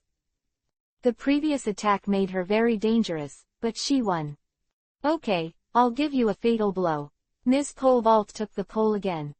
Luffy, who was lying on the floor, ready to give him the final blow. Ms. Pole Vault raised the pole, aimed it at Luffy's head and was about to stick it in. At this moment, a figure rushed over and grabbed the pole with one arm. Ms. Pole Vault looked at each other. It was Rog in heavy walnut armor. "I'll be your opponent," Roger said. Ms. Pole Vault looked at Rog and retracted the pole. Well, I just want to avenge Mr. Boxing Champion. He is my only confidant and best partner in the Baroque Works room. Ms. Pole Vault said. Chapter 211 Rog vs. Ms. Pole Vault. Ms. Pole Vault and Rog began to distance themselves. Luffy was hit hard, and Chopper and Usopp rushed over to carry Luffy away. Come on, get him treated, Chopper said. Usopp and Chopper carried Luffy to a flat floor in the hall, and Chopper hurried to treat Luffy with some medicine he had with him. Rog, dressed in heavy walnut-heavy armor, was pole vaulting with Ms. and ready to fight. Ms. Pole Vault threw the 3-meter pole in her hand again. Okay, since you want to die so much, then I will fulfill you. Mr. Boxing Champion is my best friend, and you beat him like that. Now you should have a good taste of what fear is called. Ms. Supported Pole Jump said. I am happy to accompany you, said Roger. Ms. Pole Vault clenched the pole with both hands and stabbed Roger like a spear. Pole Gun. Ms. Pole Vault stabbed Roger with the pole in his hand like a spear. Rog was wearing walnut-heavy armor, and every shot of the opponent hit the armor. If the average person was penetrated by the body long ago. However, Rog's walnut-heavy armor is as hard as steel. The opponent's attack did not cause much damage. It's hard enough. Ms. Pole Vault stopped the attack when it didn't work. Ms. Pole Vault then pulled away from Rog before sprinting. The sprint, Ms. Pole Vault poked the pole to the ground. Then she bounced herself up with the help of the bending force of the pole. After leaping into the air with the strength of the pole, Ms. Pole vaulted her legs together. Then a blade popped out of the shoes on the legs and feet. Ms. Pole Vault spins up. Because of the 2 blades at the front of her legs, her body was rotated like an awl. Spiral cone. Ms. Pole Vault drilled into Rog like a giant spinning awl. The opponent's speed was extremely fast, and Rog couldn't avoid it. Rog can only quickly block his head with his arms at this critical juncture. After a while of harsh sound, Rog's arms and body were hit heavily by Ms. Pole Vault. Under the opponent's heavy blow, he hit Rog's arm like an awl. At this time, Rog felt the cracking sound of the walnut-heavy armor on his arm, in addition to enduring the amazing strength. Good. What a powerful force. Rog retreated and even flipped out under this enormous force. Rog rolled on the floor more than a dozen times in a row and hit the wall heavily. Ms. Pole Vault is a roll over to ease the rotation of the body, and then gracefully land on the floor like a gymnast. In fact, Ms. Pole Vault is not only a style of pole vaulting, but also a master of gymnastics. During the battle, in addition to the technique of pole vaulting, Ms. Pole Vaulting is very flexible and graceful in many combat movements, and she is also like a gymnast. Okay, have you tasted my power now? Ms. Pole Vault said to Rog. After being hit against the wall, Rog stood up again. Take a look at your own arm. The walnut-heavy armor on the arm has been severely shattered. Ms. Pole Vault just now can be said to be very powerful. Even very powerful. Indeed, your attack is strong. But you didn't beat me. Go ahead, Rog said. Seeing Rog so tenacious, Ms. Pole Vault was also a little surprised. But she also clenched the pole in her hand. Okay, then I'll keep you from getting up, Ms. Pole Vault said. Next, Ms. Pole Vault went back some distance and started sprinting. She is going to use that powerful attack method again. But this time Rog also sprinted, and this time Rog sprinted at the fastest speed. Ms. Pole Vault, after propping up the pole, leapt into the air with the power of the pole. Her legs came together and began to spin violently. Rog also jumped up at this time and hugged her leg. What? Ms. Pole Vault looked at Rog in shock. Rog hugged her legs tightly, and under Rog's weight, it was difficult for her to turn over. Let's go down together. Rog took Ms. Pole Vault down with his own weight. The two hit the floor heavily. Ms. Pole Vaulting legs tightly. Ms. Pole Vault got up in embarrassment, but found that her legs were tightly hugged by Rog. Bastard! Let me go, Ms. Pole Vault said angrily. Rog is always clinging to Ms. Pole Vault. Rog then stood up and hugged Ms. who is also a pole vaulter, with her legs up. What are you doing? Ms. Pole Vault said in horror. I can't help it. You are such a fit and big girl who actually works as a special agent in the Baroque Works room. Now I have to clean up you. Rog said. Then Rog grabbed Ms. Pole Vault's legs and swung the whole person around 360 degrees. Ah! Ms. Pole Vault shouted in horror. She was thrown around in circles, and her head suddenly became dizzy. Rog threw Ms. Pole Vault for about 20 laps before throwing it towards the counter. Ms. Pole Vault flew past at great speed, followed by a heavy crash. Ms. Pole Vaulter, who had been all-powerful just now, was lying on a pile of broken counter mukuro with her legs stretched out. Phew, it's really over. Roger finally breathed a sigh of relief. Now Rog is also defeating Ms. Pole Vault. Although it is very tiring, it saves a lot of trouble to solve these two powerful enemy agents in a row. Otherwise, if they are left alone, they will definitely mobilize people or pursue them and cause great harm. You've won again, Roger. Usopp exclaimed happily. Rog walked over to Usopp and looked at Luffy.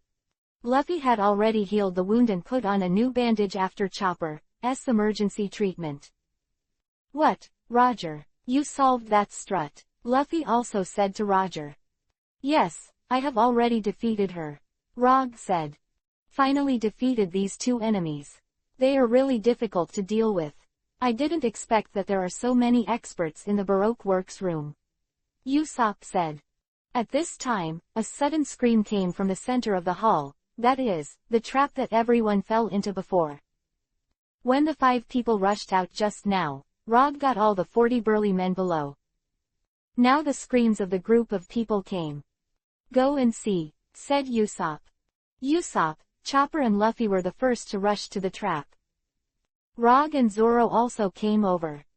Chapter 212 Like a Broken Bamboo. Looking down from here, I saw that a huge banana crocodile had invaded the bottom of the trap below. Those 40 burly men are being eaten by banana crocodiles. The screams were like those of people being tortured in hell, and Usopp and Chopper, who were watching from above, were trembling with fear. In fact, even if they stayed there just now, with Rog and the others, they wouldn't be eaten by those banana crocodiles. Instead, those banana crocodiles will be killed one by one. Okay, that's enough. Let's go, Roger said.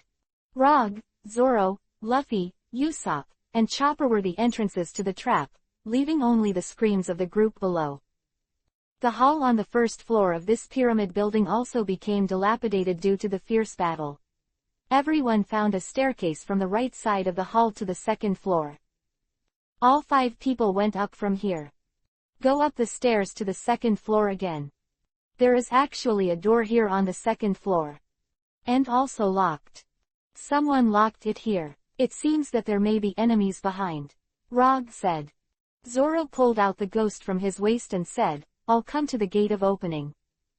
You can gate of opening, but I want to stand in the front, Rog said. Zoro waved the ghost and aimed at the door, and a flash of knife light flashed for a while.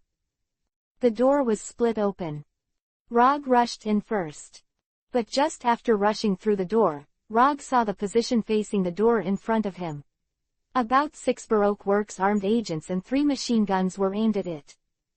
The enemy has invaded, open fire. The bullets from the 3 machine guns hit Rog's walnut-heavy armor intensively. The bullets hit the walnut-heavy armor, and Rog rushed over. He swung a punch to the head of a machine gunner in the middle. The strength of the punch itself, coupled with the hardness of the walnut-heavy armor, made the Baroque Works agent knock out. Another agent beside him wanted to escape, but was snatched up by Roger and thrown out. Rog lifted the machine gun to the left and smashed the machine gun to the left, knocking down the 2 enemy agents. The machine gun on the right quickly turned its direction, but Rog rushed over quickly, kicking the machine gunner down with 1 kick, and another enemy agent was also knocked down by Rog with another punch. After Rog successfully entered the second floor, Zoro and the others followed suit. There are more than 20 enemies in this second layer. They hurriedly attacked with firearms, and the dense bullets hit Rog. Another grenade was thrown over and exploded under Rog's feet, but none of them effectively killed Rog. Rog rushed over, and the other party also used a shotgun to attack at close range. These powerful shotguns only added to the scratches on Roger's walnut-heavy armor. "What's the matter? The other party is wearing a set of walnut armor, but it's so hard. I'm afraid the hardness of this walnut armor is comparable to that of steel." Just when this group of Baroque Works agents was in disbelief, Rog rushed in front of them, and an armed agent aimed a shotgun at Rog's chest and shot. Rogers was unharmed, grabbing the muzzle of the opponent's shotgun with one hand and squeezing it flat. "Okay, great strength," said the armed agent and the people around him in horror. Rog then withdrew his fist and aimed a punch at his body. This heavy punch knocked him out and knocked down the 3 enemies behind. The rest of the armed agents also fired violently with firearms, but none of them could kill Roger. Roger took the bullet and attacked these enemies with his fists.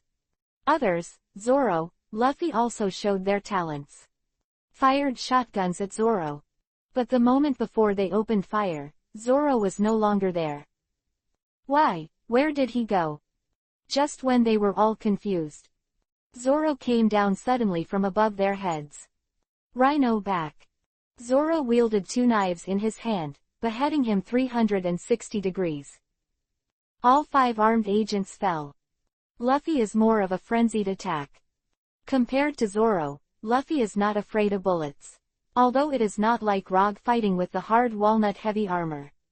But Luffy's ability to bounce the bullets back makes it harder for enemies to hit. Rubber. Machine gun. Rubber. Whip. Rubber. Stamp. Armed agents in the Baroque Works room fell one by one. Luffy was out of breath from the pole vault battle with Ms. just now. Released just in time to fight this group of armed agents. Chopper and Usopp fight together. Chopper bit down on the blue wave ball to strengthen the fur, like a giant hairball. In this state, it has a very high defense. Fire. 8 armed agents fired bullets together. But both were blocked by Chopper's fur. Usopp hid behind Chopper. Usopp fitted the slingshot with a new weapon. Okay, sure to kill. Smoke Star. Usopp fired a slingshot bullet.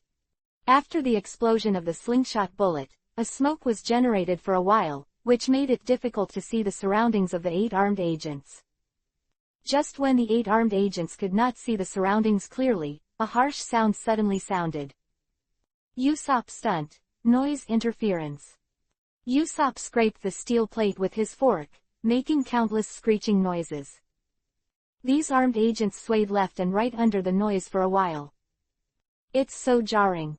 At this time, when the hearing and vision of these armed agents were disturbed. Suddenly another flame star shot over. Ah! After a scream, the armed agents fell down one by one.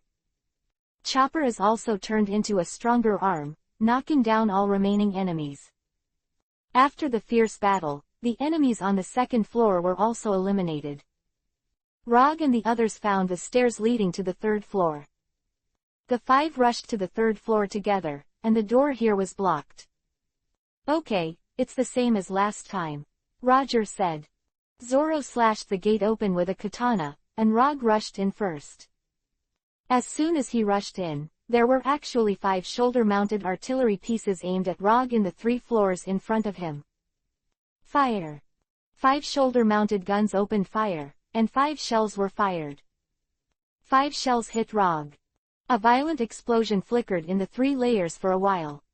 Okay, hit him, let these guys go hard. Just as the armed agents in the Baroque Works room rejoiced. Suddenly Rog rushed out of the smoke of the explosion. This time Rog rushed in front of an armed agent and snatched a shoulder-mounted artillery from his hand. Rog aimed the shoulder-mounted artillery at the others, and it was a shot. Boom! With a loud bang, several armed Baroque Works agents were blown away.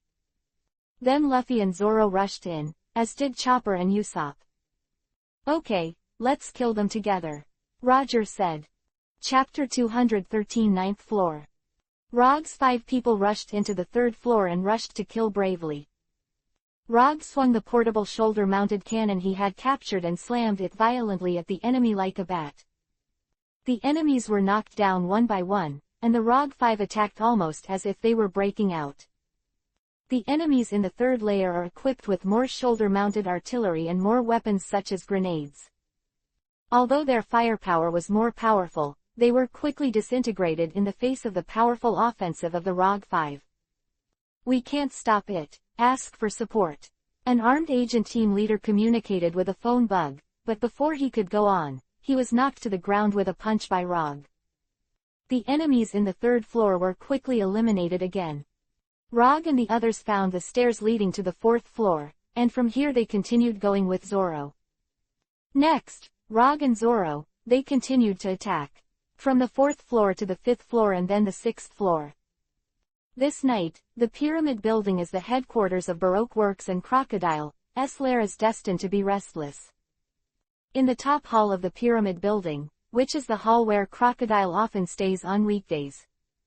At this moment, Mr. 1 and Ms. are sitting here waiting with their fingers together. 2 people sat at a large table. Ms. leisurely took out the pipe with both fingers and started smoking.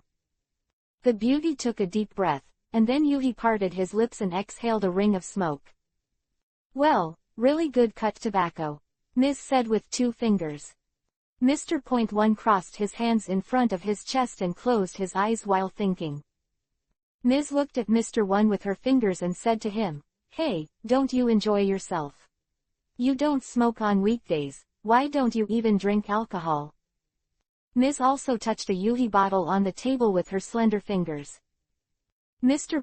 1 still does not open his eyes. "Before the battle, keep your mind at peace," Mr. 1 said coldly.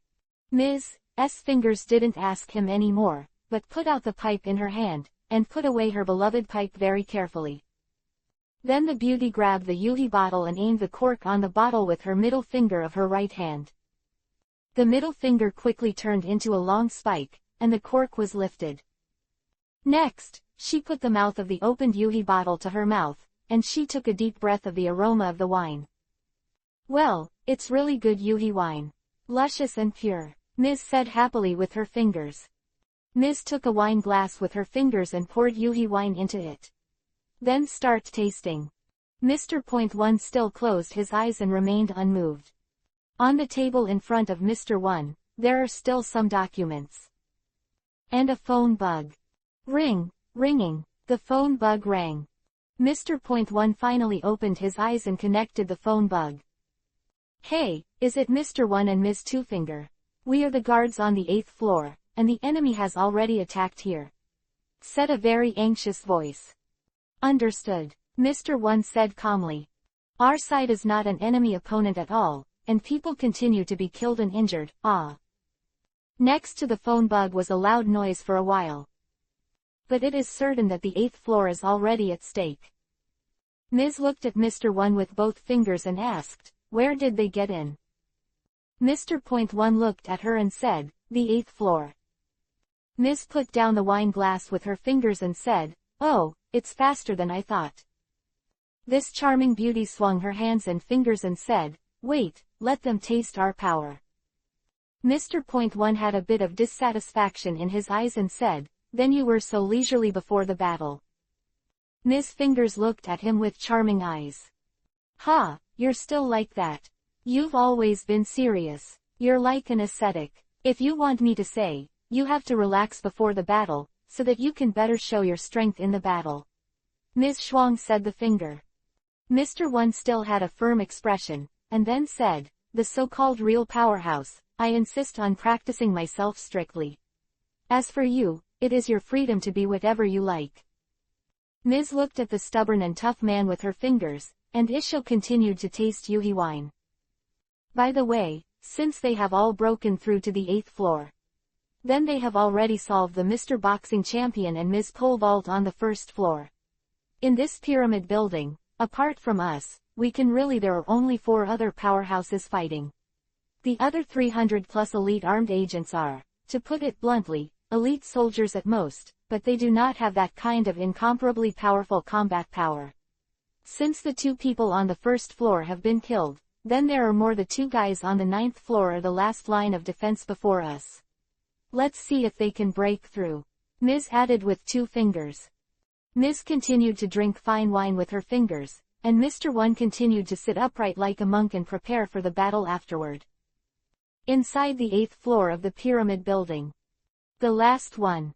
With Zoro's blade swung down, the last enemy fell. The armed agents on the 8th floor were also purged. The 5 people came all the way, eliminating more than 300 armed agents in the Baroque Works room in a row. But so far, only Mr. Boxing Champion and Ms. Pole Vault, who have met on the first floor, have really possessed that kind of strong fighting power. The rest has been here, and never encountered a powerful enemy. Just well-equipped armed agents. Okay, let's go up quickly, Roger said. Okay, Luffy said, too. The 5 of them rushed up the stairs together, all the way to the gate of the 9th floor. But what is surprising is that the door to the 9th floor is actually open. Now that it doesn't matter so much, Rog and the others quickly rushed into the 9th floor. How come? Why are there no enemies here? Usopp said strangely.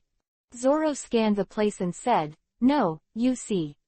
Everyone looked in the direction Zoro was looking at, and saw a figure in the hall near the window. It was still dark and the lights here were blurry at the edges of the hall. But the figure can still be seen. It seems that you are here. A soft but arrogant voice sounded. Rog looked at the figure, who was a tall and slender woman. The woman seemed to turn her body around and began to walk step by step.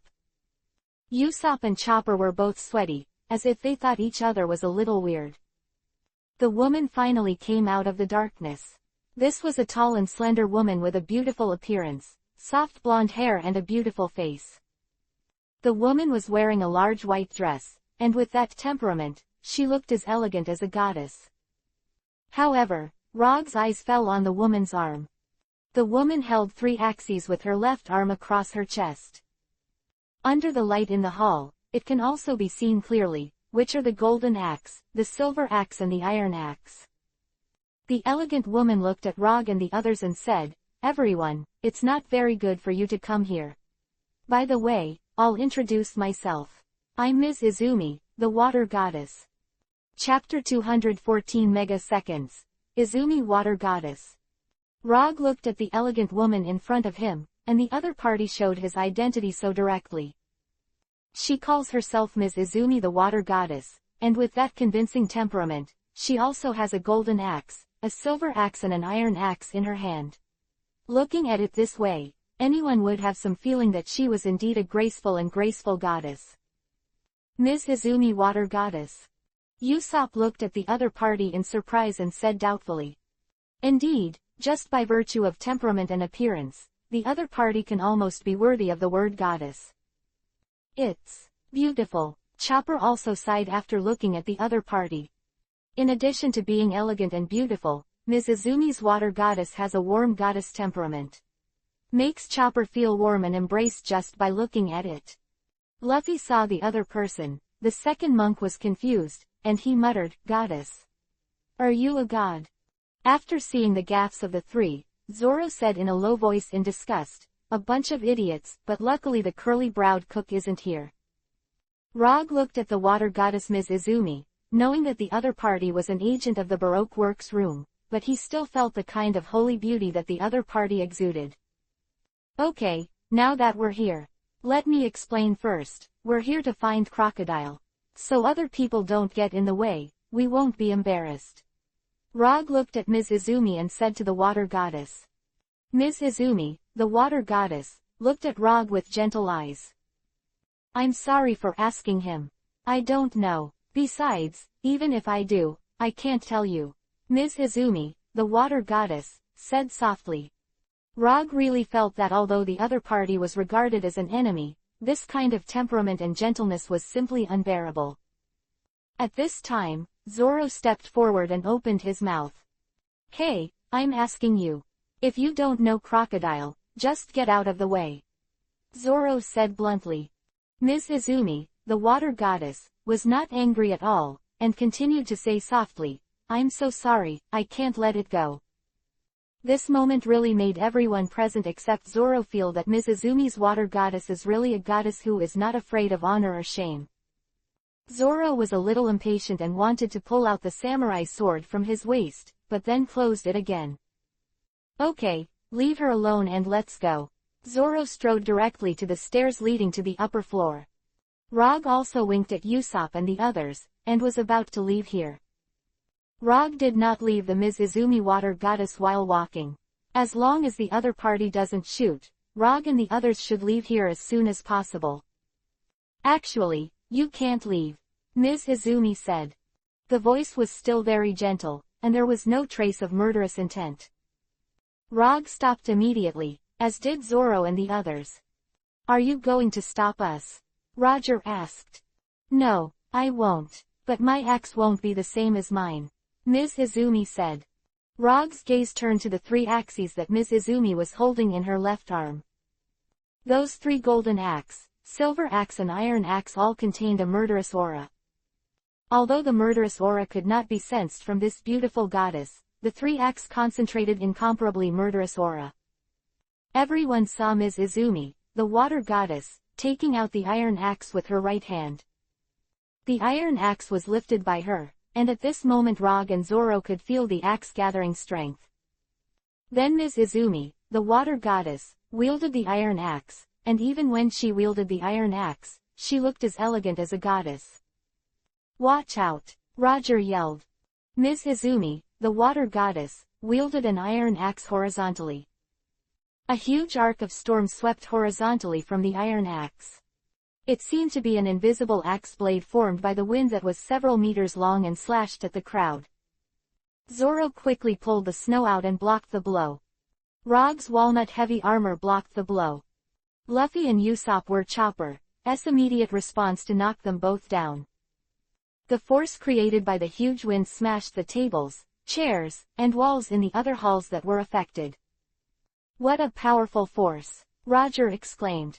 The other party did not see any special effort, but with such a powerful force. And this force actually showed the same shape as the wind.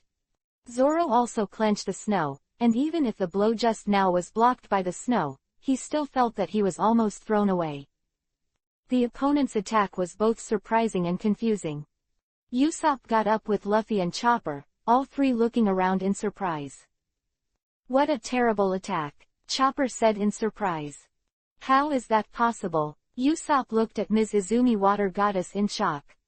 Wow, that's cool, Luffy exclaimed in surprise. Usopp and Chopper together gave Luffy 2 punches. What are you excited about? Almost died, Usopp and Chopper said. Rog looked at this goddess-like opponent. The opponent's simple and even beautiful attack had such power. Rog looked at his walnut-heavy armor again, after the previous battle, plus the blow he just suffered. The fissures on the chest increased substantially. If it were repeated several times, the walnut-heavy armor would also be shattered. His body is a body of flesh and blood, so it is basically cut off by the way. Ms. Izumi's water goddess is still the kind of warm expression and eyes. What's the matter? Since you were able to get here, you should have the ability to deal with all dangers, Ms. Izumi said softly. Rog looked at her and said, since you insist on blocking us, then I have no other choice. Rog took the bamboo he had prepared earlier in his hand. Immediately infused with plant fruit energy, the transformed bamboo quickly grows. It finally reached a length of 3 meters. The texture of bamboo is already as hard as steel. This is the Chenkin bamboo spear that Rog used when he fought with Ms. Two Fingers last time. Ms. Izumi, the water goddess, looked at Rog and said, do you want to use weapons too? Rog clenched the Chenkin bamboo spear in both hands and said, yes, I use this Chenkin bamboo spear to fight with your 3 axes. I've finished seeing your iron axe. Let me also see your silver axe and your golden axe. Rog immediately aimed the sharp front end of the Chenkin bamboo spear at Ms. Izumi, the water goddess. The eyes that are not covered by the head armor have a sharpness as powerful as the Chenkin bamboo spear. No matter who the opponent is, as long as it is an opponent blocking the way, then defeat him. Even the holy and beautiful Ms. Izumi Water Goddess in front of her. Ms. Izumi Water Goddess smiled and said, "Okay, then I'll let you see." Suddenly, Zoro felt something, and he said suddenly, "Wait, you pay attention. There is another person here." Zoro's voice fell behind, except for Ms. Izumi, the water goddess, who was staring at the front of Rog. Everyone else looked around, but there was no other figure. At this time, a voice suddenly came from the ceiling. "You still saw it." Chapter 215 Mr. Ninja King. Suddenly a figure fell from the ceiling. Rog and the others all watched intently. I saw a man dressed in black fell to the floor. The man in black stood up and looked at Zoro fiercely. "Oh, your intuition is really good. You actually feel my presence," the man in black said. Zoro looked at each other. The man in black was covered tightly except for the eyes that were exposed. He was wearing a black but slimmer black cloth, with a knife on his back in a scabbard. There is a thick bag like a belt on the waist, and it seems that a lot of things are stored in it. Those unblinded eyes were filled with a crow-like aura of death, as if they were catching prey in the dark night. Zoro observed the other party repeatedly, and then said, "You look like you are also from the distant Wano-kuni, right?" The man in black looked at him without denying it. Zoro continued, "And you also use a knife, but the knife is on your back. Plus you hide in the dark like a crow and a bat. You're probably the ninja of Wano-kuni rumors." The man in black is wearing the ninja of Wano-kuni. "Ninja," Chopper said in surprise. The man in black also clapped his hands to Zoro, and said in praise, "Okay, really good eyesight." The man in black calmed down a bit and said, "Indeed, I am a ninja from Wano-kuni.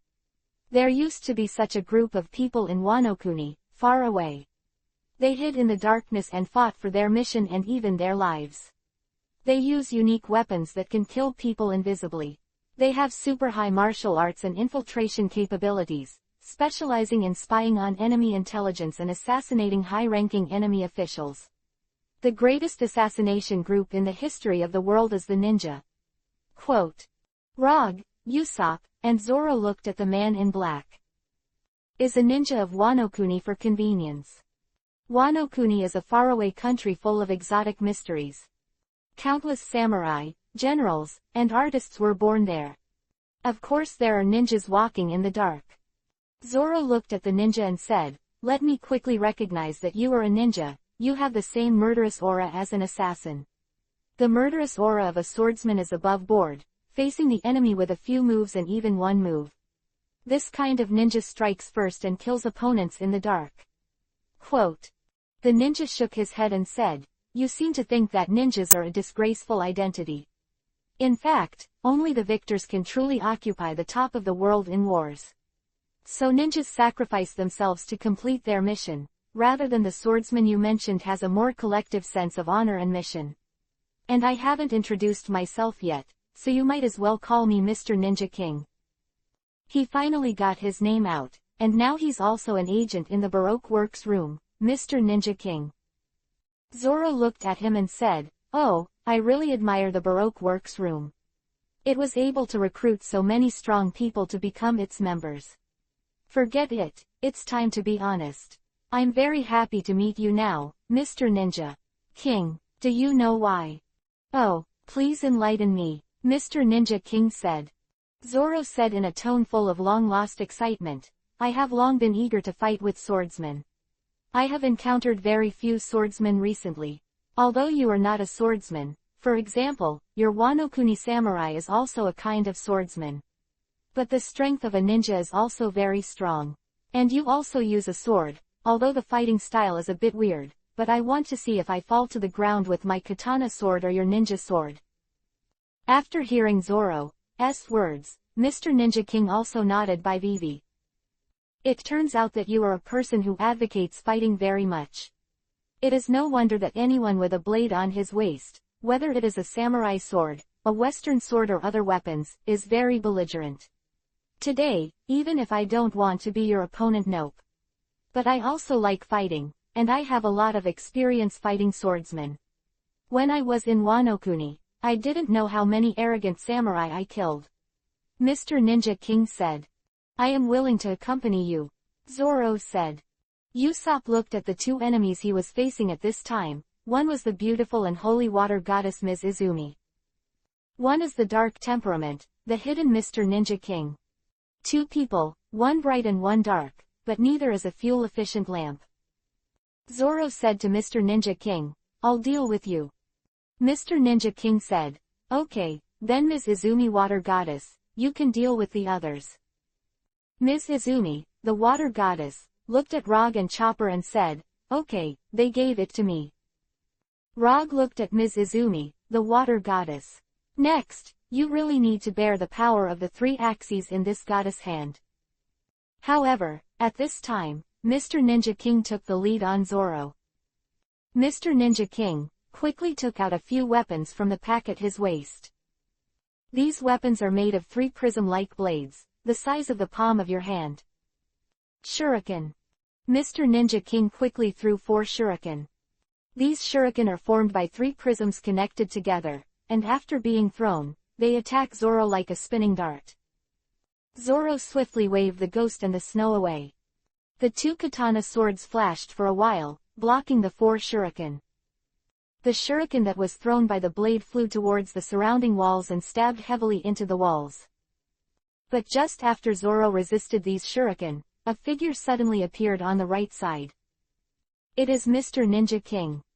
At this time, Mr. Ninja King had already pulled out the ninja sword that was on his back. The ninja slashed quickly towards the back of Zoro's neck. Zoro didn't dodge, but spread his arms and spun Shuizhao and Gito, who were clenched with both arms, for a week. Rhinoceros. Zoro formed a blade storm, and Mr. Ninja King was forced to withdraw his attack. After 2 somersaults, Mr. Ninja King and Zoro opened a distance of nearly 10 meters. Zoro looked at his opponent and said, it's a perfect sound. Just a few hidden weapons diverted my attention.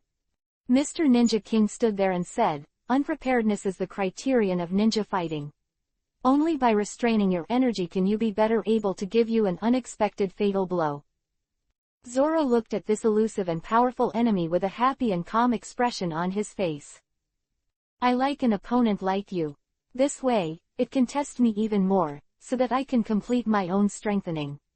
Zoro said with pride. Chapter 216 Zoro vs Mr. King of Ninjas. After saying that, the two of them quickly swung their blades to fight again. Shadow, Zoro's superb swordsmanship has been fully exerted.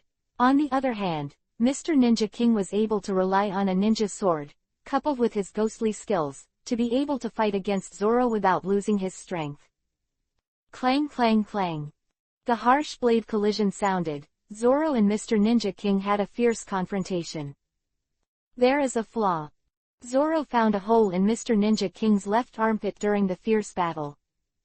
Then Goosh slashed from bottom to top. Mr. Ninja King felt the danger coming, moved his body quickly, and a few tumbling actually reached the wall. Now Mr. Ninja King can stand on the wall with both feet and move. It's really fast, and it's scud. Zoro said, looking at each other. Mr. Ninja King quickly walked on the wall, and finally all reached the roof and walked upside down. In fact, Mr. Ninja King's shoes have a special function, but they stick to the walls and roof for a while, which makes him very flexible in battle. As long as I can stand, it's my battlefield, said Mr. Ninja King. Mr. Ninja King quickly walked to the position on the roof opposite Zoro below. Die. Mr. Ninja King stabbed straight from the roof with a ninja sword in his hand. Zoro's knives were crossed over his head to resist. Chong. The ninja sword and the samurai sword pierced together.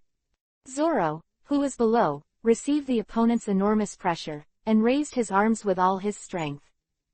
Mr. Ninja King also turned somersaults and fell to the ground. Zoro hung his knives down, sweat all over his face.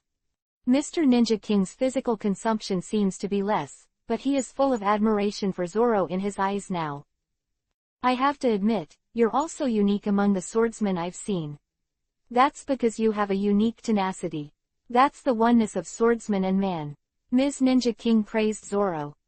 Zoro grinned and said, "You're right, but I haven't gotten to that realm yet. So I'll continue to sharpen myself." Then Zoro waved Goosh and Shuigo again, and opened two sword chi in front of them like an eagle spreading its wings. Eagle wave. Two powerful sword chi rushed towards Mr. Ninja King. Mr. Ninja King jumped up with a somersault, and then jumped again with his feet against the wall. The two sword chi were also successfully avoided, and they finally concentrated on a window on the wall. With a harsh sound, the glass of the window was destroyed by the sword energy. Mr. Ninja King fell to the ground again and looked at the destroyed window. He quickly turned his eyes around again, looking at Zoro like a bat. "This place is too small, let's go out and fight," Mr. Ninja King said. He immediately ran out of the window with a somersault. "Slow down." Zoro also sprinted out of the window for a while. Now these two men obsessed with fighting or rushing out of the pyramid building and fighting outside. The hall on the 9th floor, only Rog, Usopp, Luffy and Chopper were left, as well as Ms. Izumi, the water goddess. Ms. Izumi, the water goddess, turned her head again and looked at Rog. "Oh, yes, I haven't let you taste the power of the other two axes as promised," Ms. Izumi said softly. Rog can now fully focus on Ms. Izumi's water goddess. "Okay, I want to meet you," Roger said. Although Rog's walnut-heavy armor was severely damaged, he still held the Chenkin bamboo gun tightly in his hand, preparing for a fierce battle. At this time, Usopp's voice suddenly rang out. "Roger, come on. Roger, you must win. Roger, hooray." Usopp's voice sounded, and he was now cheering Roger with the Usopp team gloves. Usopp looked at Chopper and Luffy again and said, "What are you doing?" He quickly took out two more homemade Usopp cheerleader gloves for them. Chopper and Luffy took the gloves and looked at each other. "Roger, you must win." Chopper and Luffy also did a cheerleading dance. Roger turned his eyes to look at them and said, "Everyone must pay attention to safety." Then Rog focused his attention on the water goddess Ms. Izumi again. Ms. Izumi's water goddess still has that gentle water-like gaze, which made Rog unable to help himself. However, with a strong will, Rog told himself to fight hard. Now the enemy in front of him is very powerful. Luffy is already seriously injured, and it is difficult to have a strong combat effectiveness. Chopper is also easy to be tricked by enemy attacks. Usopp can only protect himself. Now once this line of defense is broken through, everything will be over. Rog looked at Ms. Izumi water goddess and said, "Okay, come on." Ms. Izumi, the water goddess, gently took her right hand to the silver axe among the three axes that she held in her left arm. "Okay, I'll let you taste the power of this silver axe now." Ms. Izumi water goddess sounded. She lifted the silver axe up, and saw some frost quickly gathered around the silver axe, and then continued to strengthen. Rog knew very well that when he used the iron axe before, the wind gathered around the axe. Silver axe became denser and eventually turned into ice. "Go ahead." Ms. Izumi, the water goddess, split the silver axe down vertically this time. At this time, a huge ice block was formed along the chopped position in front of the silver axe. Or the objects along the way are frozen by ice block. Not good. Rog dodged urgently, but his left half of his body was frozen. Ms. Izumi, the water goddess, looked at Rog after waving the silver axe.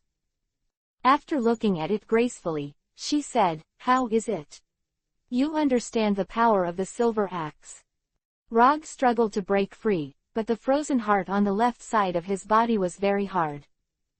"Did you admit defeat? That way you won't be able to see the power of the golden axe," Ms. Izumi said softly. Rog clenched Kiba's teeth and tried his best. "Of course not." With a harsh sound for a while, Rog's frozen left half of his body finally broke free. Those ice blocks shattered for a while, and Rog's left body broke free. At this time, Usopp and the others burst into thunderous cheers. "Good job, Roger." Usopp, Chopper and Luffy shouted happily together. The cheerleader gloves in their hands were swung like a carnival, and their feet jumped wildly. Roger broke free of ice block. He regained his footing. Silver Axe attack just now was really terrifying. If ordinary people's bodies would have been frozen directly. Fortunately, Rog was not frozen through wearing walnut-heavy armor. But if Rog was attacked by the Silver Axe several times in a row, he would probably be unable to escape. Rog stood firm, holding the Chenkin bamboo spear in his hand, and looked at Ms. Izumi, the water goddess. Okay, let me see the power of the golden axe. Chapter 217 The Power of the Golden Axe. Ms. Izumi, the water goddess, looked at Rog. This young man is really strong. Okay, I'll do what you want. Ms. Izumi said softly. Rog clenched the Chenkin bamboo spear, ready to attack. At this time, Usopp and the others also stopped to cheer, but looked at the water goddess Ms. Izumi very carefully. Ms. Izumi, the water goddess, also picked up the golden axe in her left arm with her right hand. After the golden axe was picked up, Ms. Izumi, the water goddess, tilted it up and held it tightly from the upper right. Rog stared closely at the golden axe, and this time the golden axe actually produced a high-temperature flame. The flames grew more and more, and huge flames gathered on the golden axe. Then the golden axe fell from the upper right and downward. After the golden axe was split out, Rog saw a huge flame rush towards him.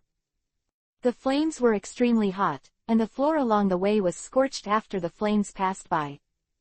Ms. Izumi, the water goddess, uses the golden axe to attack like a flamethrower. The flame rushed towards Rog, who blocked his head with his arms. Because both eyes are not covered. A strong flame enveloped Rog, and Rog felt the temperature of his body rise rapidly inside the walnut armor. Although the walnut-heavy armor on the body has been transformed, it is very resistant to flames, but it cannot block the temperature of the flames. At this time, Rog's body became violently hot. Ah! Roger cried out in pain. Rog! Usopp and the others also exclaimed. Rog rushed to the side suddenly, and now Rog's whole body was hot for a while. At this moment, Usopp suddenly became impatient and said, "Okay, that might work." Usopp quickly took down the water hyacinth that was on his back. Just now, because of the frequent battles along the way, a total of 5 water hyacinth Rog, Zoro and Luffy were lost, but Usopp and Chopper were still there. Usopp aimed the barrel-sized water hyacinth nozzle at Rog and pulled the root of the water hyacinth. A stream of water shot at Rog, and the walnut-heavy armor that Rog was wearing was hit. Suddenly, a stinging sound sounded after the high-temperature object was poured down by the water. The walnut-heavy armor that Rog was wearing quickly dropped in temperature, and white air rose for a while. Although it is night and the lights in the hall are not very bright, it is still able to make people see clearly. The walnut-heavy armor worn by Rog was sprayed by the water of the water hyacinth, and the temperature suddenly dropped. Usopp squirted out all the water in the water hyacinth. Although the armor on Rog's body had cooled down, it remained motionless there. Chopper also quickly took down the water hyacinth on his back and said, "I'm coming too."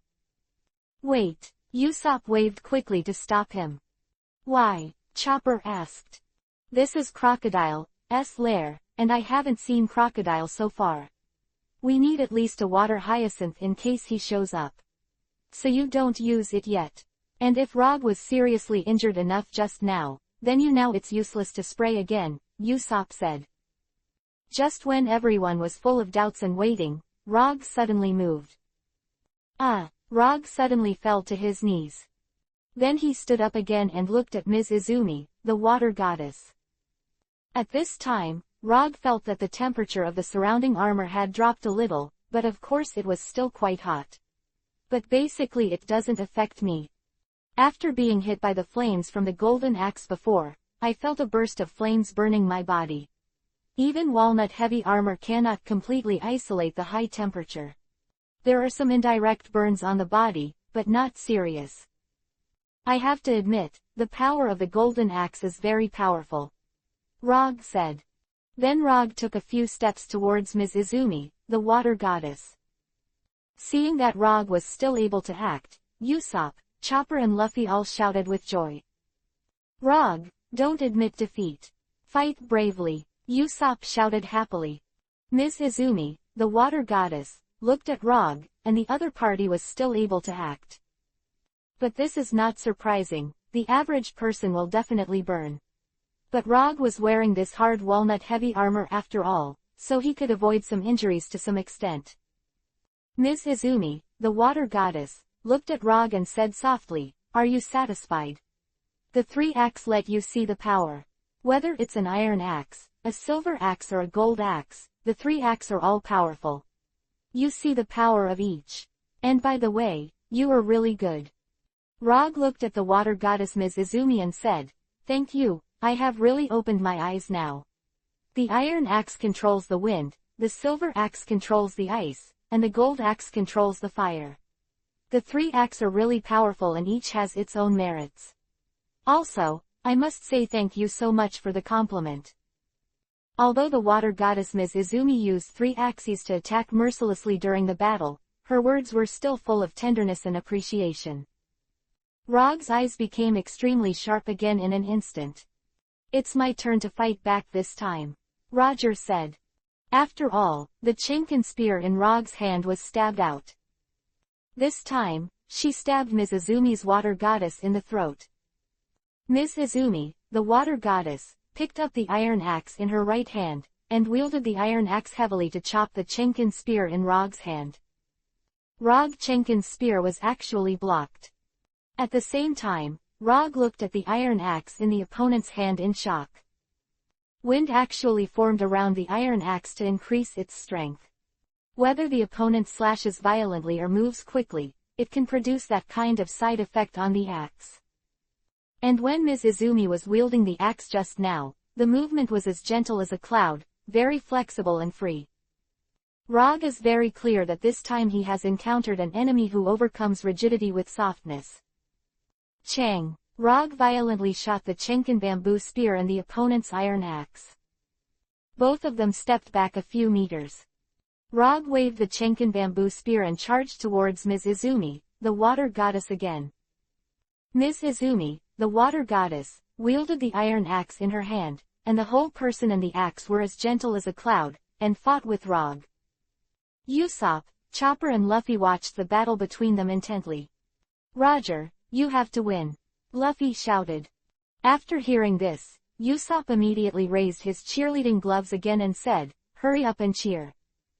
"Yes yes yes," Chopper said. "Roger, come on." Usopp and Chopper and Luffy shouted together. The 3 of them used their feet and hands together and danced in a rhythmic cheerleading dance. "Everyone dance with me, cheerleading dance with Captain Usopp," Usopp said. Rog and Ms. Izumi, the water goddess, one is fast and the other is soft. The 2 fought fiercely together. Chapter 218 Under the Moon, Dragon Slash. While Rog and Ms. Izumi water goddess fierce battle. Outside the pyramid building, Mr. Ninja King and Zoro fight on the pyramid building under the night sky. Zoro rushed out of the pyramid building. He saw that it was close to the top of the pyramid building. Of course, this is not surprising, because everyone has already reached the 9th floor before. "The scenery here is really spectacular," Zoro said, looking up at the sky and around. The current location is near the top of the pyramid building, where you can look up at the stars and the moon in the night sky, and below you can see the large artificial seawater area around the pyramid building.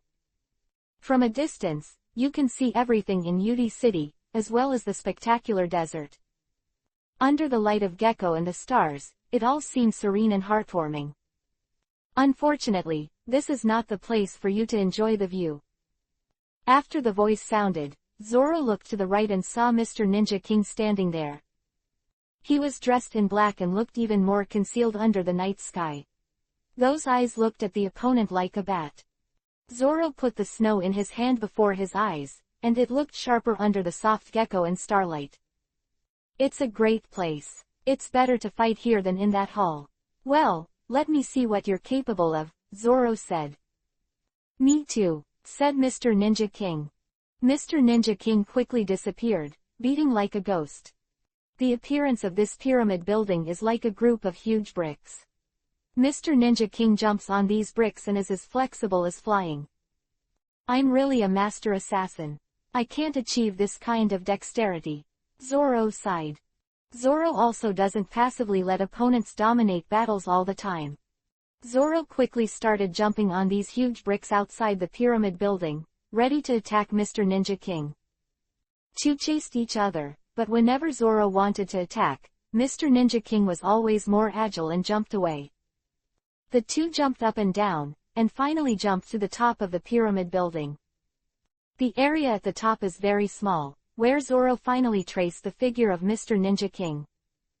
Great opportunity. Zoro quickly pulled out the third knife at this time and put it in his mouth.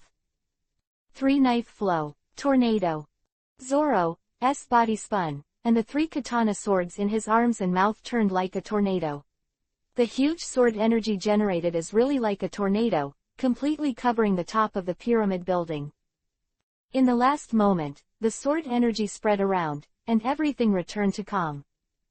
But Zoro's face was still serious, and he didn't feel that any of the three katana swords slashed at each other. The sword energy that spread out did not hit the opponent either. Because the murderous aura is still there. Zoro suddenly looked up into the sky. I saw it above, 20 meters above the pyramid building. That is, a figure is flying under the broken moon.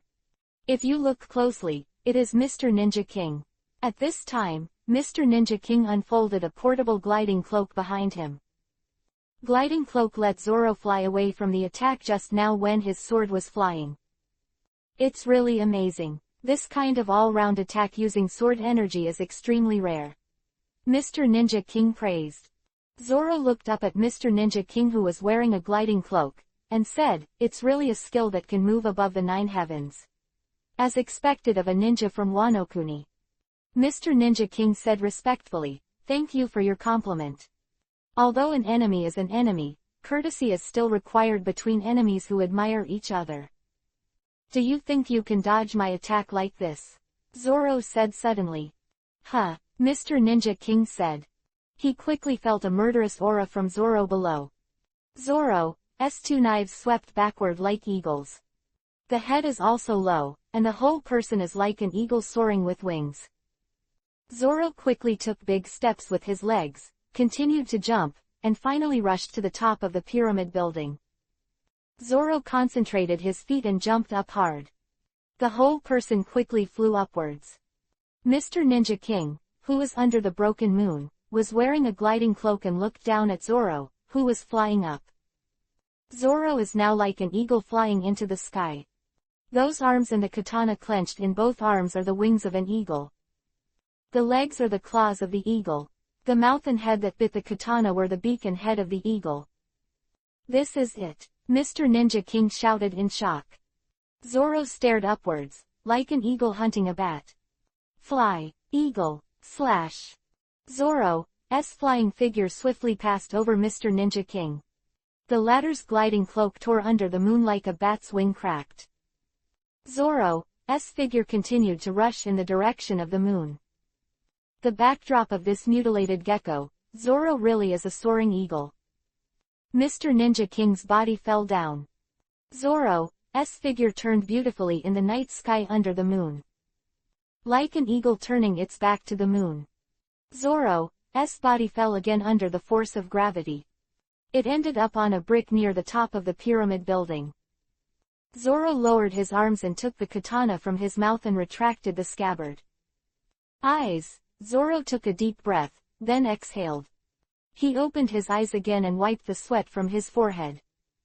It's a very dangerous fight, Zoro said with lingering fears. Even with the blow just now, Zoro succeeded with all his strength. Dragon Slash is also an extremely dangerous move.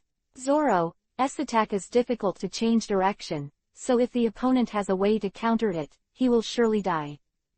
Fortunately, everything has passed. Just now, both the eagle's mouth and the wings have successfully hit each other. But suddenly, a voice sounded. You're amazing. The voice was a little tired, and even seriously frightened. but it had a terrifying tone. Zoro knew very well that the owner of this voice was the Mr. Ninja King who was hit just now. That murderous aura still exists. But this time it was under Zoro.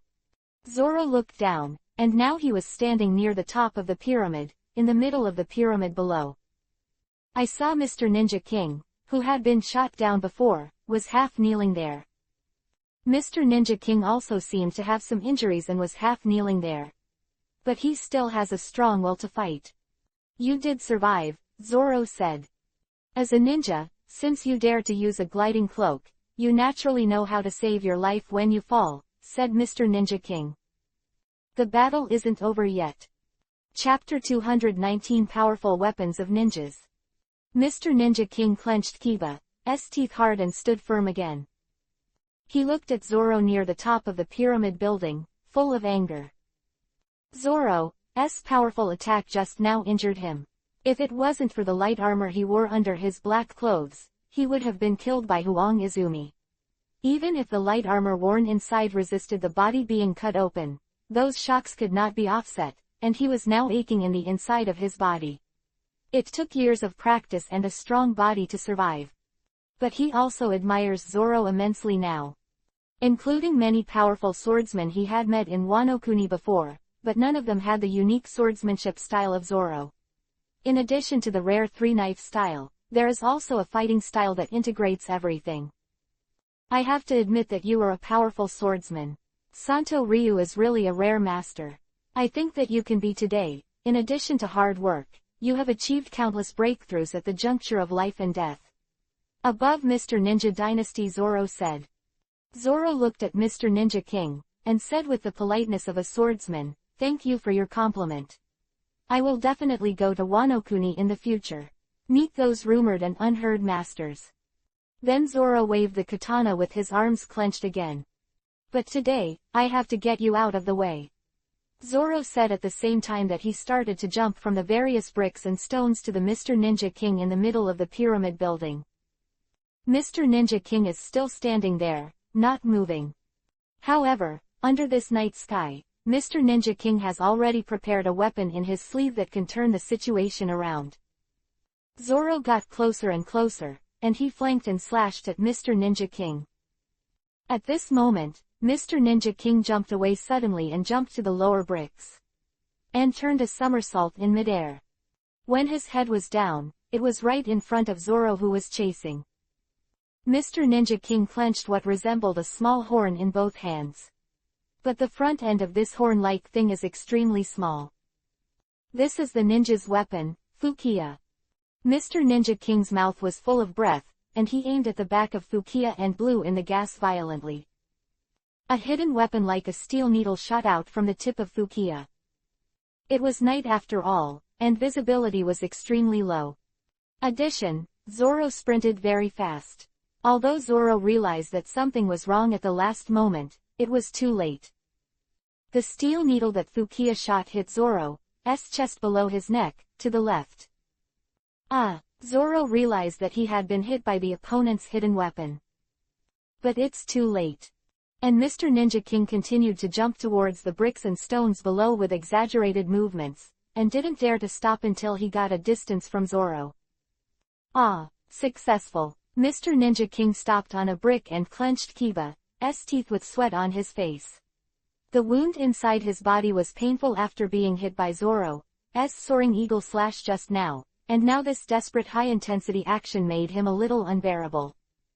But it finally succeeded, and what Fukiya shot was a poison-coated steel needle.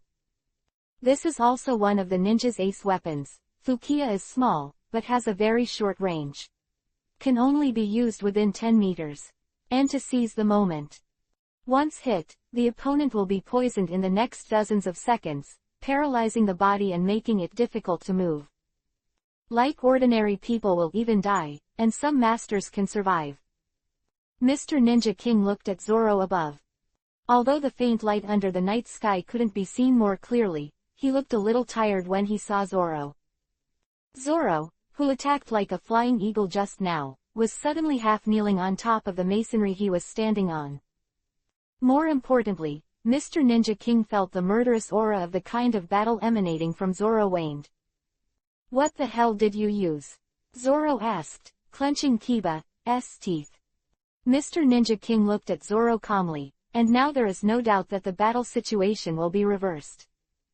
"I used a steel needle, but it has a paralyzing poison on it. You won't be killed after fighting for a long time," Mr. Ninja King said calmly. Zoro bit Kiba, resisting the numbness and pain in his body, and stood up again. He put his hand on the left side of his chest and pulled out the poison needle. Zoro then raised his head and looked at Mr. Ninja King below. Seeing this situation, Mr. Ninja King couldn't help being surprised. Zoro was standing on the masonry outside the pyramid building, the waning moon and stars set off him above. Zoro's eyes looked at him like a light. "This seems to be the signal for a decisive battle. You used a highly poisonous hidden weapon. This is the ninja's fighting style. I won't blame you for this. But you have to tell me how long I can hold on." Zoro asked word by word. Mr. Ninja King was taken aback by Zoro's aura. The other side was an ordinary swordsman, clearly the king of hell who came out of hell. "Okay, let me tell you," Mr. Ninja King said. "Judging from the situation I played against you, your body can still support less than 3 minutes. After 3 minutes, you will no longer be able to move," Mr. Ninja King said. 3 minutes, okay. Zoro's eyes closed to Vivi. Mr. Ninja King looked at Zoro as he prepared his weapon. 3 minutes to settle the fight, Zoro said. Zoro quickly put away the snow in his hand, and in the end only Kidaru was left with a samurai sword. He clenched his hands tightly and rushed towards Mr. Ninja King. Mr. Ninja King quickly pulled out the ninja sword. Zoro from above, Mr. Ninja King from below, the two were in a fierce confrontation. Chang! With a harsh sound, the samurai sword and the ninja sword fiercely exchanged. Since one of the two was injured internally and the other was poisoned, the blow is now comparable. The two men fought fiercely on the masonry outside the pyramid building with astonishing speed and agility. "You're really pushing hard now." "No, it's the last explosion," Mr. Ninja King said while fighting. "You can drag on and wait until my body is poisoned and can't move." "Why fight me?" Zoro said. It was another blow, and after the two knives collided, the force bounced the two people away in reverse. But the two of them waved their weapons and rushed to fight together. Mr. Ninja King said, "That's because this final battle is the dignity of anyone who values force. So I'm going to fight you." Zoro's hand fought fiercely with the opponent's ninja sword. His face was covered in sweat, because the strong poison in his body made the body load amazingly huge. "Okay, then let's bet on who can win," Zoro said boldly. Chapter 220 The Jedi Counterattack Under the Mysterious Feeling. The two people fought fiercely, and both sides tried their best. With the jumping of the two people, Mr. Ninja King and Zoro jumped to the bottom of the pyramid building one after another, and finally rushed to the nearby moat. "If there is water, then it's good." Mr. Ninja King suddenly retracted the ninja sword into the scabbard on his back. He quickly took out two disc-shaped wooden ninja tools from the bag around his waist. This is the water spider, the tool used by ninjas to cross the water. The two water spiders are in the middle of a wooden disc with foot-sized boards for tying their feet to it. Mr. Ninja King tied two water spiders to his feet with incredible speed. Mr. Ninja King stepped on the water spider to the top of the moat. With two large water spiders and the excellent skills of Jonin, he made his body walk here in a balanced way. Zoro saw that Mr. Ninja King was walking there, and said in surprise, "It's like this." Mr. Ninja King looked at Zoro and said, "Don't worry, I won't run away or delay time. It's just that fighting here is also a challenge. Would you like to?" "Don't worry, you don't have to worry about not having a place to stand." After a while, huge waves bulged from the water behind Mr. Ninja King. It was a giant banana crocodile. The moat around this pyramid building is the living area of those giant banana crocodiles. Even the people in the Baroque works room attacked and ate them. After the giant banana crocodile rushed out of the water, it was about to pounce on Mr. Ninja King. Mr. Ninja King's body moved violently. Stepping on the water spider with both feet, it rushed to the side of the huge banana crocodile as quickly as if it were drifting on water. He quickly pulled out another awl-like weapon. It was also smeared with poison. At this time, only the head and a small part of the torso of the banana crocodile were out of the water. Mr. Ninja King clenched his awl and stabbed the giant banana crocodile in the neck. Mr. Ninja King clenched the awl with both hands, and gathered amazing strength to stab at the neck of the huge banana crocodile. This thorn with great force pierced the awl deep into the neck of the huge banana crocodile like a cannonball. The huge banana crocodile screamed in pain for a while, and the poison in the awl began to spread rapidly from the tissue and blood in its neck. A while of shaking caused the moat to set off a huge wave, but Mr. Ninja King was very flexible to control the huge wave. Not out of balance. After the last struggle, the huge banana crocodile lay belly up in the moat. Mr. Ninja King said, "Come up." Zoro quickly jumped onto the belly of the giant banana alligator. Above this wide moat, the two men started the final battle.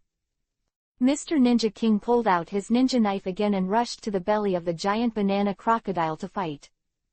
Zoro wielded a ghost to meet him. Chong, chong, chong.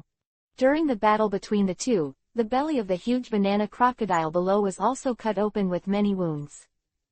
But the dying big guy didn't feel much pain, because its body has become more and more paralyzed. One knife flow, 1 out of 10. The katana sword in Zoro's hand spun like a circle, as if it had formed 10 blades for assassination. In the final blow, all of Zoro's split blades turned into the middle one and stabbed the opponent's throat. Zoro uses very few sword moves for assassination, even less one shot, but this move is deadly enough. Mr. Ninja King rushed to the left and quickly blocked the ninja sword in his right hand. However, under the tremendous force of Zoro's assassination, the ninja sword was also bounced. Fortunately, he changed his direction, and the ghost in Zoro's hand stabbed Mr. Ninja King's right shoulder. While of excruciating pain, Mr. Ninja King slammed back. His left hand quickly threw 3 shuriken. Zoro quickly blocked the shuriken with Onito. Mr. Ninja King quickly put the ninja sword in his left hand, and now his right hand is seriously injured because of the right shoulder, so he can't fight. However, the right hand can continue to move and take some things. Now he is also a strong supporter, not much better than Zoro actually. Zoro is already at the end of his streak, and he can't hold it any longer. Okay, one move will determine the outcome. Mr. Ninja King took out a palm-sized black projectile from his waist pack in his right hand. He tossed the belly of the banana crocodile below. Suddenly, the smoke exploded for a while, and the surroundings were completely unclear. Zoro looked around, and the other party had disappeared. Damn, Zoro was dazed for a while. That virulent poison only survived by its own body, and now it probably won't last for less than a minute. In this case, the sense of the surrounding is also reduced. Suddenly, Zoro's right side suddenly stabbed Zoro's heart with the opponent's ninja knife. Zoro slammed the knife to block, with a harsh metal crash. Although changing the direction of the assassination, Mr. Ninja King's ninja knife stabbed Zoro's left ribs. Zoro quickly got to his knees halfway, and now his consciousness is more blurred. Everything is very confusing now. The body of the giant banana crocodile swayed in the water beneath his feet. There was smoke all around. Opponents can attack at any time. Zoro closed his eyes, and under the night sky and smoke, as well as the paralysis and pain of his body, all normal senses were no longer important. In the silence, it seems that the movement of an object can be felt, and the other party seems to be attacking from there. This is the mysterious feeling, like the sixth sense. In the smoke, Mr. Ninja King's ninja sword stabbed out from Zoro's right rear, stabbing Zoro's back. Zoro clasped Goosh with both hands, and his body suddenly stood upside down. With Goosh as a fulcrum, he instantly stood upside down. Mr. Ninja King looked at Zoro in shock, and his ninja knife was also stabbing the sky. At this time, Zoro's body and feet kicked his head sharply. Boom! With a loud noise, Mr. Ninja King was kicked down. Zoro fell to the ground, and the ghost in his hand then waved again. One-shot flow, slashed the mountain. Zoro clenched his hands tightly and chopped the ghost down. This knife slashed out a huge straight line of sword energy, slashing forward like a mountain. The smoke ahead was split. Mr. Ninja King was also evading after being kicked down just now, but he was still half a beat later, and his torso was still hit by the sword energy. His body flew up suddenly. The surrounding smoke was also scattered by the sword energy, and Zoro saw the opponent's body flying towards the moat. With a final plop, Mr. Ninja King fell into the moat. Zoro rushed over immediately, also jumping into the water. In less than 10 seconds, Zoro took Mr. Ninja King to the shore. Mr. Ninja King was still conscious, and he looked at Zoro who was about to collapse at his peak. "Why did you save me?" Mr. Ninja King said. Zoro looked at him lying on the ground and said, "That's because, I think you are a martial artist." Mr. Ninja King looked at Zoro and was silent for a while. "Okay, I'm going to find Chopper for treatment now." Zoro hurriedly prepared to leave. "Wait, you use this," Mr. Ninja King said. Zoro turned around. He saw that the other party took out a small bottle, only the size of 2 thumbs. "This is the antidote, you are running out of time now. I'm afraid it won't last that long, use this," Mr. Ninja King said. Chapter 221 The Magic Kingdom and the Secret of the Three Axes. Zoro looked at the medicine bottle Mr. Ninja King took out, and took it with his hand. Zoro then opened the cork of the small pill bottle and poured the mung bean-sized pills into his mouth. Now Zoro's body is approaching its limit, and the highly poisonous has already penetrated into the internal organs and blood. The pill quickly dissolved in the gastric juice and quickly penetrated all over Zoro's body. Zoro sat cross-legged and closed his eyes. For a while, a cool feeling quickly spread through the body. Zoro felt changes all over his body. Whether in the blood, in the gut or in the senses. This time is rapidly becoming peaceful. The previous numbness and pain gradually disappeared from the body. Zoro fought outside the pyramid building and won. Rog and Ms. Izumi, the water goddess, are fighting fiercely. "Roger, come on." Usopp dances with Chopper and Luffy. Chong, chong, chong. The Chenkin bamboo spear in Rog's hand is connected with the axe in the hand of Ms. Izumi's water goddess. Rog was really surprised that the water goddess Ms. Izumi in front of her not only possessed these 3 powerful axes, but she was also able to wield them so freely. This fighting style is also full of holiness. "Okay, I'd like to ask," Roger said, taking a distance.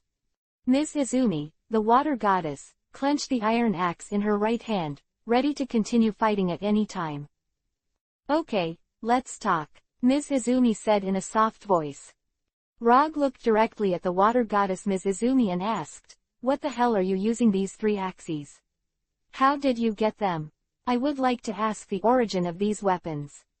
Ms. Izumi, the water goddess, was still expressionless. She looked at the golden axe and the silver axe held by her left arm and placed the iron axe on her left arm with her right arm. Ms. Izumi, the water goddess, looked at the 3 axes and said gently, "These 3 axes are actually weapons unearthed in ancient times. They are not made by people today." Rog looked at Ms. Izumi, the water goddess. Sure enough, these 3 axes are not items made by people today, but an ancient relic. Ms. Izumi water goddess continued, "You are very strange at the beginning. Why do I have such a weapon?" "Because I was born in the magic island of the Great Root. Going back to the ancient times before the world government was established, the magic island has produced a lot of great magicians. They call the wind and the rain, and can manipulate everything. But everything has its own time of decline. The magic island experienced a huge internal war in ancient times, resulting in the death of a large number of magicians and magic secrets lost. Many ancient powerful magic items were also buried underground by many people who did not want to fall into the hands of the enemy. Later, the surviving magicians were greatly reduced in strength. However, some powerful magic weapons made by ancient great magicians were excavated in the future. These three axes in my hand, the golden axe, the silver axe and the iron axe, are the magic weapons made by the ancient magicians that were excavated. You have also seen that the iron axe can generate and manipulate wind, and the silver axe can generate and manipulating ice, the golden axe can generate and manipulate fire. But these all require a strong ability to control magic, and it took me many years to be proficient in using these things. In addition to being able to issue large-scale and long-range attacks in addition, all three axes are capable of giving those who wield them the fighting ability of a mighty warrior. Quote, Ms. Izumi, the water goddess, said all of these in earnest. Rog looked at the three axes again, whether it was a golden axe, a silver axe or an iron axe, all of them had an ancient atmosphere. There are also some unique inscriptions on the three axes. Those are complex inscriptions that modern people cannot read. Those are probably the spells of ancient magic. So that's what happened, Roger said. The other party turned out to be a magician, and these three axes were ancient magic weapons. No wonder the other party is so powerful. Ms. Izumi, the water goddess, picked up the golden axe again and said, Okay, then are you still willing to fight with me? Rog was silent for a moment and said, I won't be scared off by magic. Because magic is also a kind of power, and no power can be truly invincible. At this time, Usopp and the others quickly cheered and said, Well said, Rog. Defeat her. Ms. Izumi Water Goddess said, You really are not afraid of everything. Well, since you are like this, then I will fully release the power of the three axes. Rog clenched the Chenkin bamboo spear and said, I am completely happy to accompany you. Ms. Izumi, the water goddess, raised the golden axe and whispered some ancient incantations in her mouth. As if something long ago was revived. Roger stared intently at the going axe. Usopp and Chopper also looked at Going's axe with sweat on their faces. Going's axe, from the very beginning of emitting heat to sparks, and then to burning flames. Immediately thereafter, the flames grew stronger. Even Rog could see a terrifying face in the flames produced by the golden axe. It was probably a demon from the abyss. This golden axe seems to be able to summon the power of hell to the world. Ms. Izumi, the water goddess, held this golden axe. At this time, the holy temperament changed, with more murderous temperament. Go, Hellfire, shouted Ms. Izumi, the water goddess. The flames on the golden axe shot towards Rog, but what was shocking was that these flames actually formed a spinning fire dragon to attack Rog. How can it be like this? Roger hurried away.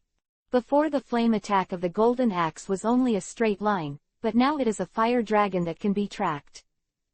Rog ran hard in the hall, but he couldn't escape the fire dragon's pursuit. Fire dragons can turn and track Rogue just like real dragons. Rog ran desperately, but couldn't avoid the fire dragon's pursuit. At this time, Rog clenched Kiba's teeth and felt that he was already unable to fly. But out of the corner of his eye, he glanced at Usopp and the others in this hall. No, this thing needs to be diverted away. Rog rushed inside to the window where Zoro and the others rushed out. He also rushed out. Continuing to fight in the hall will bring disaster to Usopp and the others. Rog rushed out of the pyramid building and went outside. The outside of the pyramid building is still under the clear night sky, Gecko and starlight shining on the bricks of the pyramid building. Rog quickly jumped on these bricks. The fire Long Yi rushed out, but it dissipated halfway through the chase. It seems that the magic formed is also limited by energy, Rog said. Immediately after that, a white light floated out from the feet of Ms. Izumi's water goddess for a while. Ms. Izumi, the water goddess, landed on a brick. Chapter 222 Fire Dragon and Ice Sword. Rog was also standing on a brick more than 10 meters away from her. Looking at the water goddess Ms. Izumi, Rog said, Okay, let's fight here. Don't worry, you can't beat me," Ms. Izumi said. At this time, Ms. Izumi's water goddess completely changed from her previous gentle style and became full of murderous atmosphere. The golden axe in her hand was still burning. The flames of hell. Ms. Izumi water goddess launched another fire attack. A dragon-like flame flew out from the golden axe again, chasing Rogue. Rogue turned and hurriedly jumped on the pyramid bricks to avoid it. Because Rogue was wearing walnut-heavy armor, he couldn't move too fast. Fortunately, although this fire dragon has tracking ability, its speed is very general. At this time, on the ground below the pyramid building, Zoro's body has basically recovered after taking the medicine that Mr. Ninja King gave him before. He felt the strangeness around him and opened his eyes again. I saw a fire dragon above the pyramid building, and the dragon made of flames was chasing a person. It was Rogue who was being chased. I didn't expect the opponent he met to be so evil, Zoro said to himself. Mr. Ninja King, who was seriously injured and still lying beside Zoro, also looked at the fire dragon and the chased Rogue. Ms. Izumi, the water god, she is using those terrible magics again, Mr. Ninja King said in a low voice. Zoro looked at him puzzled and said, "Magic?" Mr. Ninja King said, "Yes, magic. Mr. Izumi the water god is a magician from the magic island of the Great Root. She has 3 incredible ancient magic weapons, those 3 axes." Zoro turned his eyes to Roger again and said, "Oh, Roger, you have suffered." Rogue was relentlessly pursued by the fire dragon. This time the fire dragon's energy seemed to be even greater than the previous one, and now he was chasing longer. Rogue was relentlessly pursued, and he quickly used the energy of the plant fruit to inject the Chenkin bamboo spear into his hand. A huge leaf grew out of the front end of the Chenkin bamboo spear, but it was the same as a huge sickle. "If that's the case, then I'll try it with a bamboo sickle." Rogue turned around and quickly rotated the bamboo sickle in his hand. This time, the bamboo sickle has a sickle part, so there is some wind. And the fire dragon has been exhausted after a long period of chasing. The dragon finally hit Rogue's spinning bamboo sickle. The flame finally burst and flew around. The sickle part of the bamboo sickle in Rogue's hand was stained with flames, and it went out after burning for a while. Rogue took a deep breath and looked at Ms. Izumi, the water goddess. Ms. Izumi, the water goddess, put away the golden axe and said, "It seems that you are not so easy to deal with." Ms. Izumi, the water goddess, picked up the silver axe again. She lifted the silver axe up this time, and began to whisper the ancient spell in her mouth. Silver axe was first frosted, then icy, and hardened. "Okay, ice sword." Ms. Izumi, the water goddess, swung the silver axe sharply, and 10 sharp swords turned into ice quickly appeared on it. These sharp swords are rough in shape, but basically have the appearance of long swords, but they are still extremely sharp. 10 ice swords stabbed Rogue quickly. Rogue had an ominous premonition in the face of these rapidly approaching ice swords, and quickly jumped to a brick below. The bricks and stones here are very huge, and Rogue is just able to avoid those ice swords.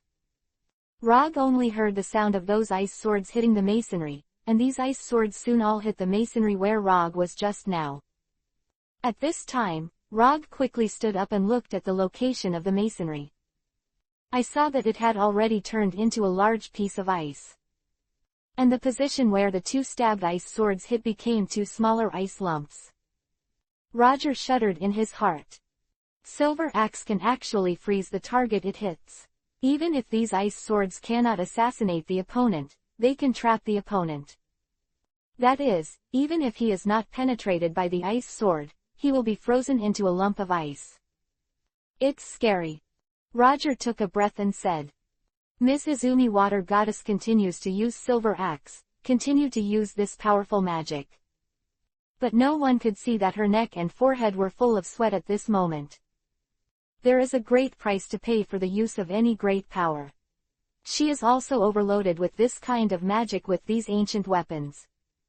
In fact, the battle now is a race against time. But Ms. Izumi, the water goddess, is very clear about this, and she has to pretend to be tough.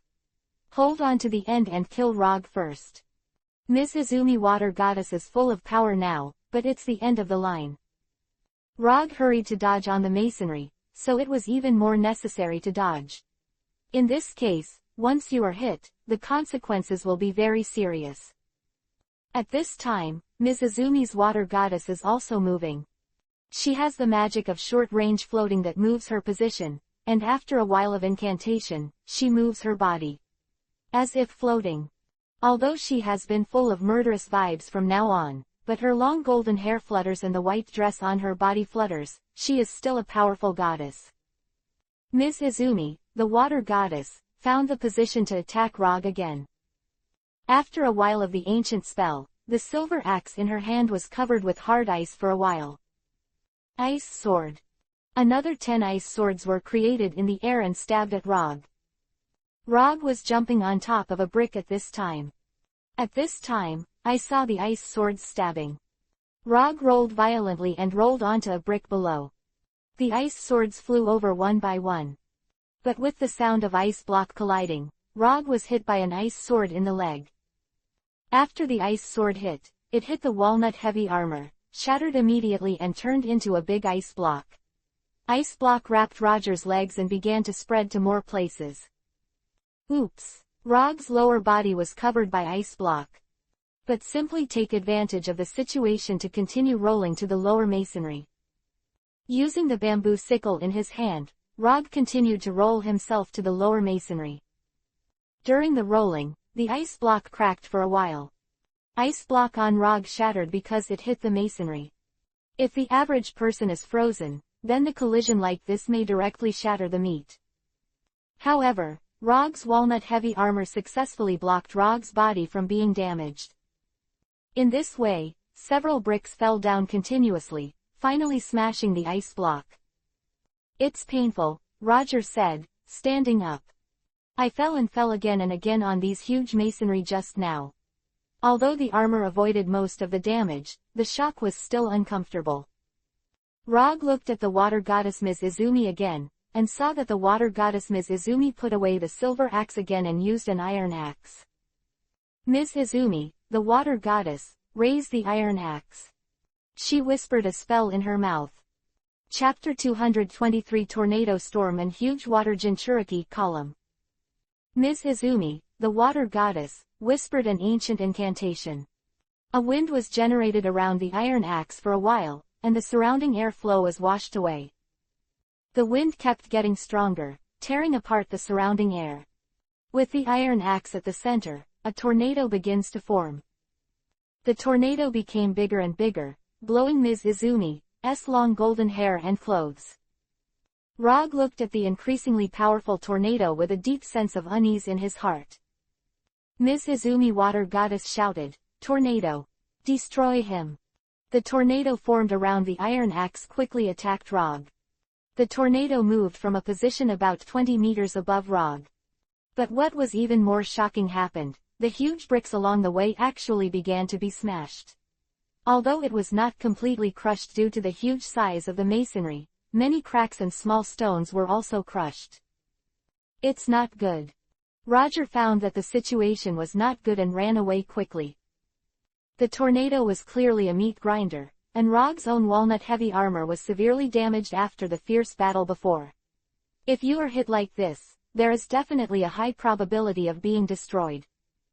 What makes Roger even more troublesome is the ability of tornadoes to keep things inside them. Some of the previously shattered masonry was further shattered inside by the storm. In the end, it all turned into fine dust. Once caught in it, even if it won't be shattered immediately, it will be destroyed over time. Rog kept running away on the masonry, but the tornado chased Rog wisely. The masonry was continuously destroyed along the way, and the shattered masonry was involved in the tornado, and then changed from the size of a football, to the size of a fist, then to the size of an egg, and finally to the size of a soybean, and then to the size of an egg. Dust. The huge force inside a tornado is enough to shatter everything. The ground below the pyramid building, Zoro has been watching the battle. Now his body toxins are also mostly negative. He looked at the tornado, which was similar in size to his three-knife tornado, but with greater power. And can track targets. Hey, it's always a cottage these days. Zorro muttered. Rog was being tracked all the way out of breath, and the tornado behind him chased after him, and now there is only about 5 meters away. Rog is now thinking in his mind whether this tornado is also limited in energy. Everything has an energy limit, whether it is strength, explosive gunpowder, or even this kind of magic, there is an energy limit. The key is to not be attacked before the energy is exhausted. Now for Rog, this one has to work hard to persevere. After a long time, winning is yourself. Miss Izumi, the water goddess who was standing on the pyramid building, is now looking at the tornado and the chased Rog. She was even more anxious than Rog at this time. On the surface, she remained calm, but in fact, she had almost exhausted her energy. Using all 3 axes requires a lot of energy. Although she used to be a very good young magician on the Magic Island. But navigating these 3 axes requires an unimaginable amount of energy. After all, they are powerful magical weapons forged by the great magicians of ancient times. If the tornado eventually fails to hit Rogue and kills Rogue, then the situation is extremely bad. Rog continued to avoid the tornado storm. The tornado storm whistled for a while, and Rog turned around abruptly, only to see that the tornado storm was more than 2 meters away. Oops, now we need to figure out a way. Rog jumped and ran on the masonry, but the tornado behind him was still swift and violent. However, Rog seems to have found a point. The tornado storm is continuously involved in the masonry and shatters them, but after this, the tornado storm seems to have shrunk a bit. Rog pondered this question. Could it be that the more things involved, the tornado will be weakened? Or maybe the tornado's energy is drained by being constantly involved in something. Thinking of this, Roger's mind flashed. Okay, that's it. This time, Rog began to run under the pyramid building, no longer jumping and running between the bricks above the pyramid building as before. Rog rushed to the ground below the pyramid building in one breath, and quickly ran towards the moat. The powerful tornado behind him has been chasing after him. There is a moat ahead, but at this time Rog needs to find a way to successfully swim on this river. Rog took out another vine. This is one of Rog's backup cane whips. Vine whip. Weaving boat. Rog sent a large amount of plant fruit energy into the vine whip. The vine whips quickly began to change, tying and knotting each other. In the end, it turned into a boat with a full 2 meters. But it is woven. Rog quickly stood on the woven boat. Rog hit the plant fruit energy in his body and injected it into the weaving boat. The weaving boat begins to travel on its own. And the tornado behind him is also chasing Rog to continue to attack. When Rog drove the boat made of rattan whips on the moat, the tornado behind him was less than 1 meter. But at this time, the tornado also followed the woven boat that Roger was riding into the moat. The huge engulfing ability of the tornado storm swept up the water in the moat. Behind Rog's woven boat, a swirling water jinchuriki column is constantly swaying. It's great. Roger was very happy to see the huge water jinchuriki column behind him. Tornadoes pull more and more water into them. Rog kept going in the weaving boat, and the longer he chased in the moat, the more water the tornado would suck into it. Tornadoes are powerful, but engulfing so much water consumes their limited energy. The water level of the moat is also constantly falling. The swirling water jinchuriki column formed by the water engulfed in the tornado is already more than 10 meters high, 3 meters wide, and is constantly expanding. Some huge banana crocodiles living in the sea below the pyramid building also found that something happened above, and a huge banana crocodile rushed to the surface of the moat. The huge banana crocodile just slammed into the water surface of the moat when it hit the tornado storm, and the powerful force of the tornado storm smashed the huge body of the huge banana crocodile quickly. The enormous force of the tornado that can devour everything tore the flesh and blood of the giant banana crocodile alive, and then merged into the swirling water jinchuriki column. The water jinchuriki column of the tornado became bigger and bigger, and finally it was 5 meters thick. At this time, the power of the tornado itself has reached its limit. Rog looked back and saw that the water Jinchuriki column formed by the tornado had stopped chasing. It just spins slowly. Chapter 224 Fire, Ice, Wind, Trinity. The current tornado has already used all its power to maintain this water Jinchuriki column. Water Jinchuriki column is also decreasing. This water Jinchuriki column is very spectacular, and now Rog himself can't wait to go to the water Jinchuriki column to enjoy the fun of spinning. The power of the tornado has reached its limit, and the original power suddenly dissipated. The water Jinchuriki column suddenly collapsed under the force of gravity. Rog looked at the collapsing water Jinchuriki column, and the seawater in the water Jinchuriki column and the flesh and blood of the giant banana crocodile spilled into the surrounding area. Along with Rog, it was also spilled. "That's cool," Roger said. After seeing the collapse of the tornado, Ms. Izumi, the water goddess who was standing on the bricks of the pyramid building, could no longer bear her exhaustion. Holding on until now has made her extremely tired. Ms. Izumi, the water goddess, knelt down abruptly. She then raised her head and looked at Rog at the moat. "Did I lose?" "No, I have to fight for the last time," Ms. Izumi said. Ms. Izumi, the water goddess, clenched her kiba teeth and stood up again, and then placed the iron axe, the silver axe, and the golden axe on the ground in front of her. Ms. Izumi the water goddess began to whisper the ancient mantra. After Rog successfully broke the tornado, he jumped from the woven boat and returned to the ground below the pyramid building. And restored the weaving boat into a rattan whip. The right hand clenched the bamboo sickle, and the left hand clenched the rattan whip. Rog is now looking at the central area of the pyramid building, where Ms. Izumi, the water goddess, is on a brick. As if chanting a spell. Rog was also a little tired after the fierce battle. But for some reason, it seems that the other party is also a little bit about to be unable to hold back.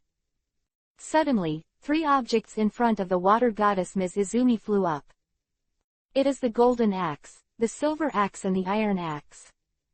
All 3 axes have their own magical energy. The golden axe is surrounded by fire, the silver axe is surrounded by ice, and the iron axe is surrounded by wind. The magic energy around the 3 axes is getting bigger and bigger. Ms. Izumi, the water goddess, now looks quite crazy under the light of the fire. That is probably not her will, but the will of the magical energy brought by the 3 axes. I am afraid it is an energy that can destroy everything. Rog looked at her and the 3 axes, the astonishing destructive power that these powerful magical energies would produce. Fire, ice, wind. The Trinity. A very terrifying voice shouted out from Ms. Izumi's mouth. The fiery fire above the golden axe, the hard ice above the silver axe, the fierce wind above the iron axe. All 3 flew to the higher sky together, and then quickly merged 100 meters above the 3 axes. The 3 forces fused together like one Uzumaki. But what is extremely shocking is that these 3 forces did not restrain and destroy each other. Instead, they maintain a certain distinction. Both fused together, but did not restrain and devour each other. This is the powerful magic of the fusion of the power of the 3 axes. This spectacular sight shocked everyone. In the rainy city, some people came out at night. They stopped in shock when they saw the spectacular sight on the other side of the pyramid building, and then began to run in that direction to watch the magnificent sight. On the ground of the pyramid building, Zoro and Mr. Ninja King also saw this magnificent sight. The water Jinchuriki column formed by the tornado before also amazed them, and now the magic of the fusion of these 3 forces shocked them even more. This is a rare spectacle in the world, Zoro said with emotion. Ms. Izumi water goddess, she uses this kind of magic, I have never seen it. But her 3 axes are said to be ancient magic weapons. Powerful, this must be the powerful magic energy formed by those 3 axes. Mr. Ninja King said. In the hall on the 9th floor of the pyramid building, Usopp, Chopper and Luffy rushed to the window to see this magnificent sight. Wow, what a beauty! Luffy yelled. What is this? How can it be so spectacular? Chopper said with a look of surprise. Such a spectacular sight. Even Captain Usopp has never seen it before. Usopp said in shock. The lobby on the 10th floor of the pyramid building. Mr. Point One and Ms. were standing by the window with their fingers, watching this magnificent scene. Ms. Fingers drank yuhi while looking out the window at this spectacular view. This is the power of that Ms. Izumi water goddess. Ms. said with 2 fingers. No, this is strictly the power of the 3 axes in her hand, Mr. One said. Ms. turned her fingers to look at him and asked, I've seen those 3 axes before, did they really have such great power? Mr. Point One stared at the fusion of magic energy outside the window and said, those 3 axes are the magic weapons of the 3 ancient great magicians unearthed on the magic island in the Great Root, and they contain infinite power. Ms. Fingers again to look out the window at the spectacular view. Just 3 axes have such huge power. It really makes people feel that everything in this world is unimaginable. The world is so big that people can never see everything. Ms. said earnestly with 2 fingers. Mr. Point One said calmly, it's nothing strange. Even nature has given birth to all things in the world, even things like devil fruits. So it's nothing to see these strange things. Yes, we also have magical powers. But since this Ms. Izumi water goddess has such a huge power, why does she always seem to be afraid of something? Ms. said with 2 fingers. She is afraid of losing control of the power. Those 3 axes are weapons of ancient times. They were all made using the magic and energy of the great magicians of the ancient times. I am afraid she can't really know how much terrible magic is in them. The master even understands. If the operation is improper, she may be attacked. Mr. One said earnestly. Ms. S. fingers seemed to become a little happy, and she drank the yuhi wine from the wine glass in her hand. It seems that everything has advantages and disadvantages. It's like eating a devil fruit but not being able to go into the sea. Any great power can't come without a price. Ms. said with 2 fingers. The slender beauty took out her pipe again and began to smoke. Rog, who was under the pyramid building, looked up at the powerful fusion of these 3 magical energies in the air. The 3 magical energies of fire, ice and wind are constantly rotating and merging. The 3 kinds of energies that seem to be completely different, and even restrain each other, can actually be so integrated. Is this the powerful power of ancient magic weapons? Rog looked at the power and said. Chapter 225 Destructive Power. The 3 magical energies continuously merged, forming a huge spiral-like energy mixture. In this spiral, fire, ice, and wind, the 3 energies are actually distinct. Ms. Izumi, the water goddess, manipulated 3 axes, and her last energy was concentrated on these 3 axes to perform a trinity magic attack. I must destroy you completely this time, Ms. Izumi said, full of madness and slaughter. Fire, ice, wind, trinity.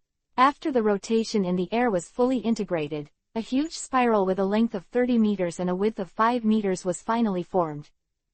Ms. Izumi, the water goddess, recited another ancient spell on the 3 axes. Trinity, destroy the enemy. A huge spiral rushed from the sky above the pyramid building to Rog, who was standing on the ground. Seeing this terrifying scene, Rog gathered the spirals of fire, ice, and wind and rushed towards him. The huge spiral of magical energy rushed towards Rog while spinning, and the 3 powerful energies seemed to be roaring together. At this time, Rog was facing an unprecedentedly strong attack. At this time, Rog had no other choice. Well, just use that method. Roger decided to go all out. Now such a powerful attack is almost impossible to dodge. Rog used the energy of plant fruits in his body, and the green light quickly spread to the walnut-heavy armor outside. Under the action of plant fruit energy, the walnut-heavy armor began to shake. The head, upper body, and lower body of the original walnut-heavy armor began to change shape. Quickly connected into a solid one. The shape is very much like a statue with a body together. Just the outline of a rough armor. Just like figurines. Walnut armor defense form. Armor figurines. The walnut-heavy armor changed into an armor figurine-like form. The defense and thickness of this form are further enhanced. The giant spiral is already in sight. Rog in the armor figurine is very calm. Whether or not to survive depends entirely on this pair of armor figurines. The spiral finally rushed to the front of the armor figurine. Immediately after that, there was an explosion that shot into the sky for a while. The three energies of fire, ice and wind meet and wreak havoc. Destroys the area where Roger is located. Even the pyramid building next to it was affected. The remaining river water of the moat was blasted and set off a huge wave. Ice block, flames, gusts of wind, and things formed by various magical energies are alternately covering each other here. Zoro and Mr. Ninja King had already taken shelter behind a brick near the pyramid building to avoid the destructive force. On the 9th floor of the pyramid building, Usopp and the others couldn't help but turn their heads to avoid the impact. The onlookers in the rainy field who were able to see this spectacular scene were all scared and backed away. Fingers of Mr. One and Ms. in the hall on the 10th floor of the pyramid building were also staring at the explosion. Ms.'s fingers were shocked that the pipe in her hand fell to the ground. Even Mr. Point 1 Feet's face, who had never changed his face, twitched. "What a terrible explosion," Mr. One said with emotion. The violent explosion lasted for nearly 10 seconds and finally ended, but the leftover effects formed were everywhere. Now on the ground next to the pyramid building, there are broken ice blocks, burning flames, and some turbulent airflow everywhere. The position where Rog was standing just now was blasted out of a big pit, surrounded by broken ground. The pyramid building was affected, and many bricks and stones were also destroyed. The water in the moat was blasted out, and some of it was frozen. Even some ice blocks contain chunks of giant banana crocodiles. Behind a brick of the pyramid building, Zoro and Mr. Ninja King are hiding here. The massive masonry protected them from harm. "Ah, is it over?" Zoro said, struggling to his feet. When he looked around, there was a mess everywhere. Cracked masonry, broken ice block, unburned flames, and some of the remaining wind were quickly blown away. "Mr. Where's the Ninja King?" Zoro also looked aside. He and Mr. Ninja King quickly hid here just now. "I'm fine." Mr. Ninja King came over from a nearby brick. Zoro's eyes swept to Rog's position just now. Rog's position is extremely messy. A large pit appeared on the ground, and the ground within a range of tens of meters was broken. Roger was not seen. Zoro's face turned serious and he said, "Has something happened to him?" From the window in the hall on the 9th floor of the pyramid building, Usopp, Chopper and Luffy are all looking down at the messy scene below. "Wow, it's a face of destruction here," Luffy exclaimed. Chopper looked at the messy scene below, and quickly asked Usopp, "Usopp, how is Roger?" Usopp was pulling down the goggles on his head and putting it on, constantly observing the scene below. "Wait, I haven't found Rog yet," Usopp said. Inside Usopp's goggles, there was no sign of Roger at all. Inside the hall on the 10th floor of the pyramid building, Mr. Point 1 and Ms.'s fingers are discussing the following things. "It's terrifying power," Ms. sighed with 2 fingers. "It was also the first time that I saw the fusion power of those 3 axes," Mr. 1 said. Ms. looked at Mr. 1 with her fingers again and asked, "I have a question. How did Crocodile get them? These people are not inferior to the senior agents, but the numbering is not obvious." Mr. Point 1 was silent for a while and said, "Crocodile has always been good at hiding in the dark. He has appointed a group of senior agents on the surface. But in addition, he has also recruited some special agents secretly. That is, Mr. Ninja the King also has strong men like Ms. Izumi Water Goddess. Don't forget, they only follow Crocodile and Ms. all Sunday in the command system. We never have the right to transfer them, they are guarding this time. A pyramid building is also with us. Strictly speaking, we are equal to them, not superior and inferior." Quote. After listening to her fingers, Ms. also had an understanding expression, and said, "Crocodile is really hidden, and secretly has won over so many powerful people. In addition, she has purchased a large number of advanced weapons and various types of weapons made by governments of various countries and even the world. Treasure. It's no wonder that the Baroque Works room is actually far more powerful than it says on the books. It's good to know, but I want to say that even if Ms. Izumi Water Goddess successfully eliminated the boy in armor just now, then they can't hold it anymore. Because she and Mr. Ninja King have already failed. Mr. Point One said. At this time, Ms. Izumi, the Water Goddess, is now standing on the masonry, and the three axes quickly return to their normal state after successfully launching the Trinity attack. The flames, ice, and wind above all dissipated. Ms. Izumi's face. She won and was exhausted. Ms. Izumi, the Water Goddess, slammed on the masonry, and the three axes, the golden axe, the silver axe, and the iron axe all fell on the masonry. Chapter 226 Roger's Life and Death. Below the pyramid building, a mess. The nearby moat also had water thrown away, and ice was everywhere that was frozen. Ice blocks that have been blown up. The people in the rainy land who had been watching before were all scared and hurried back. They don't understand the situation, they may explode again. It's terrifying. How could there be such a terrible explosion? Isn't that the pyramid building?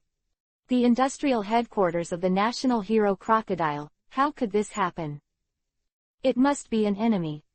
It looked like someone was fighting there just now. The people are very frightened and confused, but they generally believe that it is time to flee to a safe place. Beside a house, there are several bricks and stones and a strange object thrown over.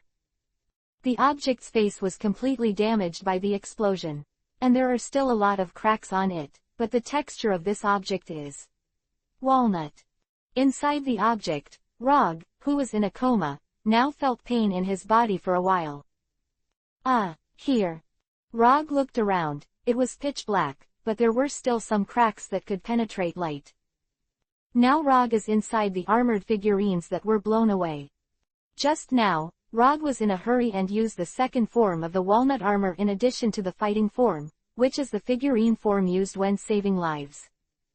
The walnut armor becomes highly integrated in the form of figurines. And the defense is greatly increased. At least tripled.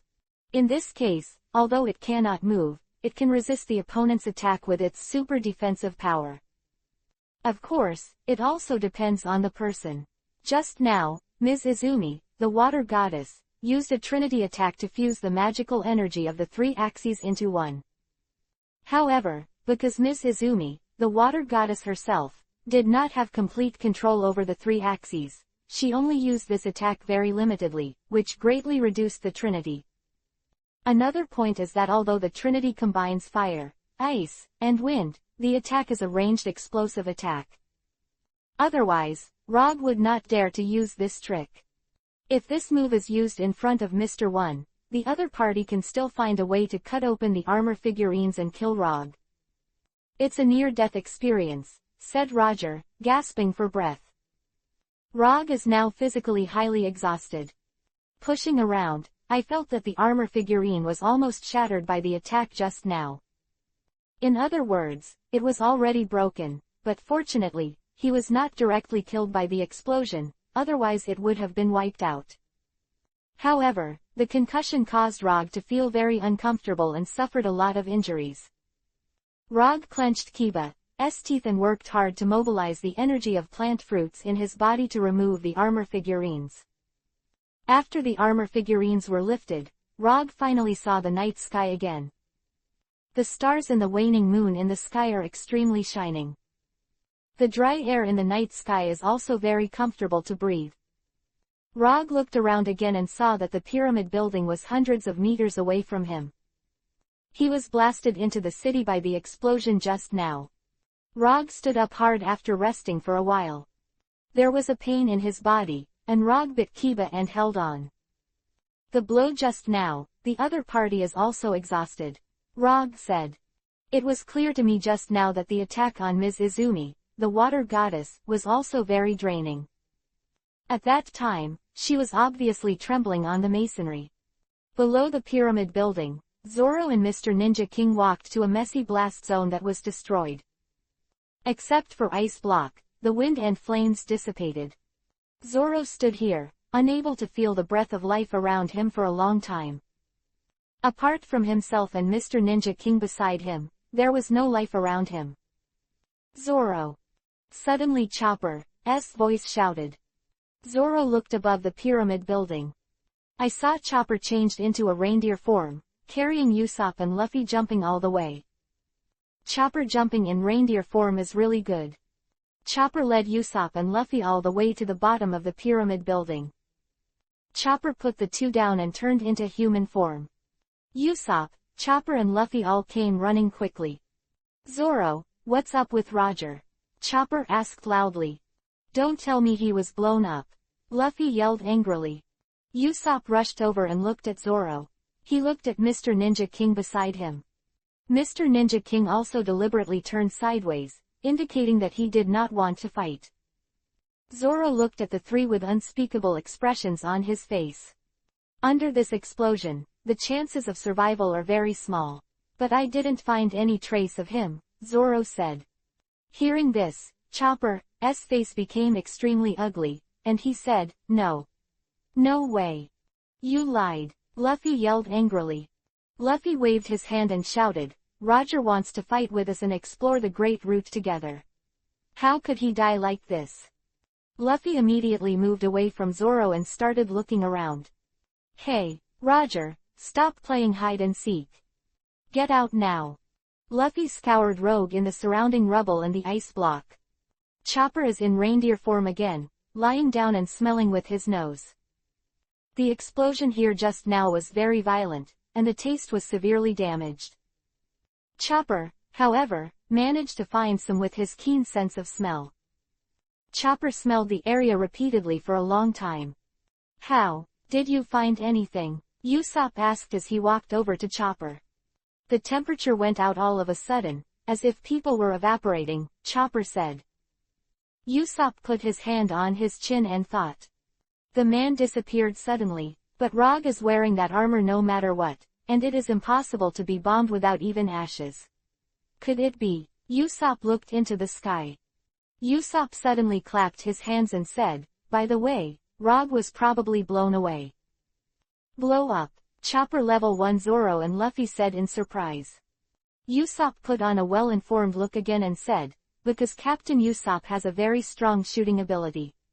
So I understand that after being exploded, the probability of objects flying away is extremely high. Some things explode. Not bad, but it could have been blown away by the force of the explosion. Chopper also felt that there was some truth, and said, this is indeed possible. Zoro also heard Usopp's conclusion. He said, this is not unreasonable. Look at the city. Everyone looked at the city far away from the pyramid. Many gravel blocks and ice blocks from the explosion just now were thrown there by the power of the explosion. Zoro continued, with so many rocks and ice block, there's a good chance that Roger won't be blown up there. I really hope so, said Usopp. Luffy heard it, he also seemed to understand. But he still said, so Rog is still alive. Right. It's just that the odds are high, Usopp said. Hopefully, Chopper said. Luffy jumped up happily and said, great. He dances and celebrates it all. Chopper hurriedly said, watch out for your wounds. Chapter 227 Mysterious Reason. Chopper quickly stopped Luffy. But everyone breathed a sigh of relief. The chances of Roger surviving are still very high. Zoro suddenly felt an unusual breath for a while, and that was a friend he was familiar with. That's... Zoro looked over to the city. Usopp and the others also looked at it. I saw a man who was a little staggered in action came over. It wasn't until he walked across the moat that he could see clearly. Rogue. Usopp and the others shouted happily. Everyone is all right, great. Rog said happily after seeing Usopp and the others. Rog is now covered in injuries, and even stumbles when he moves. Part of the moat in front was also frozen, and Rog walked over. Rog finally reunites with his comrades again. When Rog and Usopp were on their turn, it was on a brick of the pyramid building. Ms. Izumi the water goddess reluctantly got up. In front of him are the 3 axes that fell. I wiped him out, Ms. Izumi said.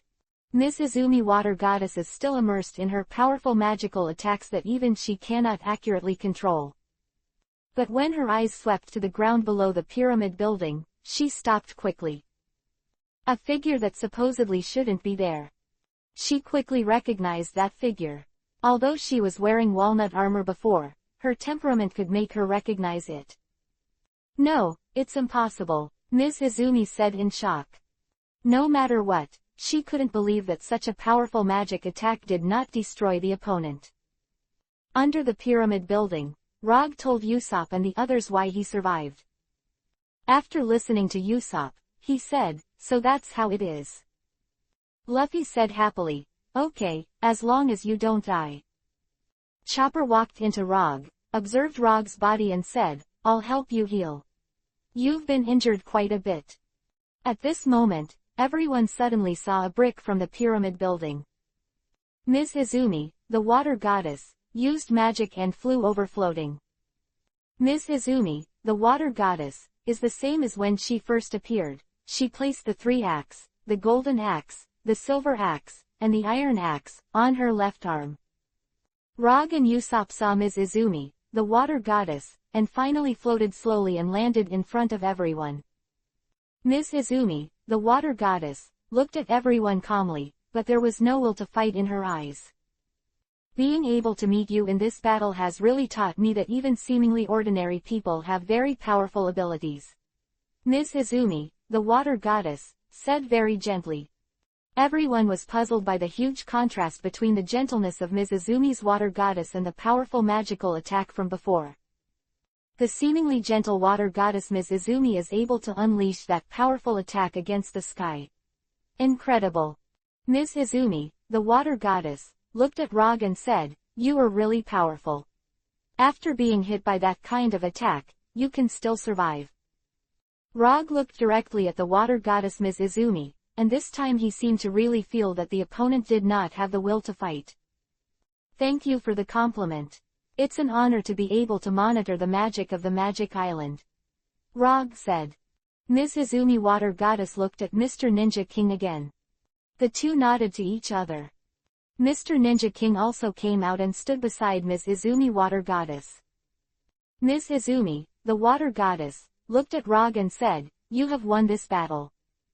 Mr. Ninja King said, "Okay, we won't be fighting you anymore. Then we're leaving."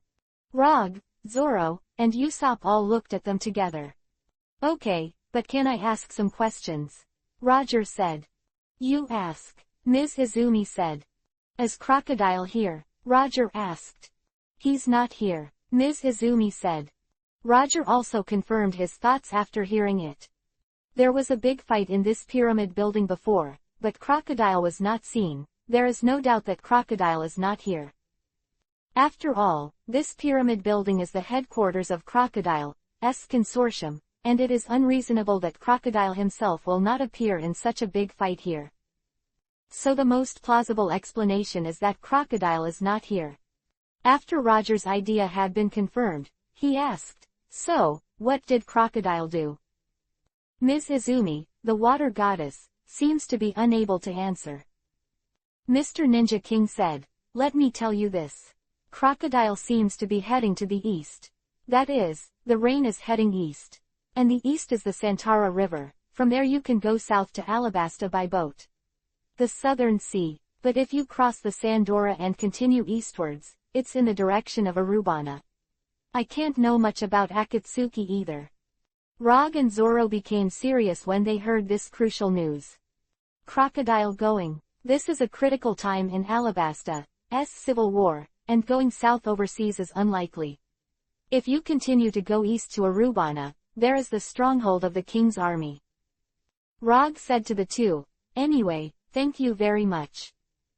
Mr. Ninja King said, "There is no need for so many gifts. No deal can't make a deal. We are very lucky." Ms. Izumi water goddess said, "This failure has taught us a lesson. I am also more aware of the use of power. Mr. Ninja King, we can truly escape from the Baroque Works room. Mr. Ninja King said, okay, we can get out of the Baroque Works room. Usopp looked at the two of them and said strangely, leaving the Baroque Works room, what is going on here? Mr. Ninja King said, it's like this, the water goddess Ms. Izumi and I have met Crocodile once, and he made a contract with us at that time, that is, as long as we defeat him, then we can continue to do ourselves. If you can't beat it, then you need to work for him. Of course, we all lost. But even in the Baroque Works room, we are a kind of special agent with a status parallel to the senior agent. And work for the Baroque Works room can get a good return. Of course, once we encounter a strong enemy and fail, we can choose to quit. Because Crocodile knows that we are all from an outstanding group, so we cherish our reputation and commitment, so we also reuse us. Now we have all lost, then there is no need to stay in the Baroque Works room. Quote. Mr. Ninja King explained the cause and effect of the incident. Rog and the others suddenly realized when they heard it. It turned out to be like this, said Usopp. You are really outstanding people, even with bad people, you value commitment. Zoro said with admiration. It's like this, then it's really a pleasure to meet you. We have also grown a lot. Rog said. Chapter 228 Beheaded. This battle ended with Mr. Ninja King and Ms. Izumi Water Goddess and Rog. Ms. Izumi Water Goddess said, then let's go. Mr. Ninja King and Ms. Izumi Water Goddess turned around and left. But at this time, a powerful force suddenly slashed over. Iron Arm Slash. A huge force of dozens of meters was cut down, and Rog and the others quickly avoided. Originally, the ruined ground beneath the pyramid building was cut into a huge trench several meters deep and tens of meters long. Who is it? Zoro ducked to the side and quickly stood up, pulling the snow out of his waist. I saw a burly figure standing on the ground of the pyramid building. That figure Zoro will never forget, is the tall and burly Mr. One. The tall and burly Mr. One took big steps and walked towards the crowd. Rog reluctantly got up from the ground. Rog was injured a lot in the previous battle, but now looking at the other side, it was actually Mr. One who once shocked everyone. Mr. One strode forward and walked on the ground in front of the pyramid building under the waning moon. This burly man is now full of murderous aura. Long time no see, Mr. One said fiercely. Since the unsuccessful battle in the southern desert of Rainy Land, Mr. One was very annoyed. Been thinking about fighting again. Just because Crocodile left here because of important business, he was able to fight this battle. Mr. One who was full of the aura of killing a god. Chopper and Usopp hug each other in fright. He's the brawny guy that day, Usopp said in horror. It's terrifying, Chopper said, tears streaming down his face. When Luffy saw this man who killed God, he said very excitedly, what a burly man. In fact, to Luffy, Mr. One was far more dangerous than Ms.'s fingers, which had badly injured him. Mr. One stopped when he was only 10 meters away from the crowd. He first glanced at Rog, then Zoro, and nodded in satisfaction. Then he swept his gaze to Mr. Ninja King and Ms. Izumi Water Goddess. HMPH, the traitor appeared right under my nose. Mr. One said in a disdainful voice. Mr. Ninja King looked at him with those bat-like eyes in the dark night. Ms. Izumi's always gentle face also became a little unhappy. Traitor, what nonsense are you talking about? We are no longer from the Baroque Works room, Mr. Ninja King said in a low but determined voice. Crocodile has signed a contract with us that we can leave the Baroque Works room if we encounter a strong enemy and fail, said Ms. Izumi, the water goddess. Mr. One looked at them without saying a word. At this time, a black thorn spear suddenly flew out from the darkness behind Mr. One. The spiked short spear flew over quickly, and Mr. Ninja King suddenly pulled out the ninja sword on his back and struck down the spiked short spear. With a harsh sound, the spiked short spear was bounced off. Come out, said Mr. Ninja King. In the darkness, an enchanting tall and slender beauty came out with her hips twisted. It was Ms. Fingers. Ms. hold the pipe in her mouth with her fingers and enjoy the smoke from the burning of fine tobacco. You guys are so cheeky. How dare you say that you are not a traitor? And we dare to be so disrespectful when we meet. Ms. said after spitting out smoke rings with both fingers. Ms. Izumi, the water goddess, looked at her and said, we are no longer from the Baroque Works room. Also, even if we were once special agents, we would not be at the mercy of your orders. Ms. gave her a disdainful look with her fingers, and said, I don't know how high the sky is. Even if you said that, we didn't get the boss's instructions. More importantly, you dare to reveal the whereabouts of the boss. This is not a traitor or something. Even if you refuse to admit that you are traitors, then we are just eradicating the enemy. Eradicate, said Mr. Ninja King. Mr. Point One said with murderous intent, as long as it is an enemy, it will be eliminated. You will be eliminated just like those who attacked here. Speaking of which, Mr. Point One Feet's fingers on both hands turned into knives, making that harsh rubbing sound. Mr. Ninja King and Ms. Izumi Water Goddess both looked at Mr. One and Ms.'s fingers. A fierce battle is inevitable. Too much. At this time, Roger's voice suddenly rang. Rog stepped forward. Although his body was seriously injured, he still held on tight to Kiba. You are going too far. Those who have done credit for themselves and fought bravely, you should also kill them all. I can't allow you to be like this. Say, isn't it? Rog sternly reprimanded. Yes. Usopp and the others were driven by Rog's rallying arms, and they also mustered up the courage to resist their opponents. Mr. Point One and Ms. looked at Rog and the others with hostile eyes. Well, since that's the case, then kill you all together, Mr. One said. Don't forget, you have suffered a lot of injuries. Even if the two of you join forces, you are not our opponent. Ms. said confidently with her fingers. Roger looked at each other and said, before that, let me ask you guys. Why on earth did you join the Baroque Works room? Mr. Point One originally wanted to shoot immediately, but now he stopped. Ms. Fingers said, for the ideal, because Crocodile promised us that if we succeed, those who participated will be rewarded. We can become core members in the ideal country he established. Rog looked at each other and said, Utopia. Power and status. Mr. Point One looked at him fiercely and said, it's your business that you want to think so. We will eliminate everyone who gets in the way. Rog's face changed from seriousness to a trace of disdain, and said, really? A high-sounding statement. Sacrifice countless people's lives, but still talk about ideals. Thicker than the earth is the description of you. Mr. Point One looked at Rog angrily, his body bent, ready to attack at any time. At this time, a figure suddenly rushed in front of Rog. It was Zoro. At this time Zoro held the words Shui Zuo and Hidao in both hands. The knives were crossed in front of the chest. Hey, killer, your enemy is me, Zoro said. Rog looked at Zoro who was steadfast, nodded and said, okay. Zoro holds a katana sword and is also ready to fight Mr. One. Rog walked in front of Ms.'s fingers and stood with the two former enemies of Mr. Ninja King and Ms. Izumi Water Goddess. Hey, let's fight together, Mr. Ninja King said.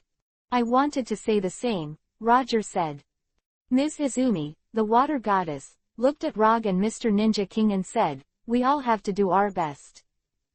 Don't forget us. Suddenly Chopper shouted along with Usopp and Luffy. Rog looked back at the three, who were also standing together. Thank you everyone, but you are ready to support first. We can't hold back and need you again, Rog said. Usopp swallowed and said, the trio commanded by Captain Usopp will support at any time. You want to join the group? Add QQ, 1,934,731,937. She will give you the group number. Chapter 229 Fighting Ms. Fingers Again. I need your support at any time, Rog said to Usopp and the others. Rog turned his head back and looked at Ms.'s fingers. But now there are obviously some places where we are tired. Rog himself was very tired and injured after a long and fierce battle. Mr. Ninja King and Ms. Izumi Water Goddess were both severely consumed after a fierce battle.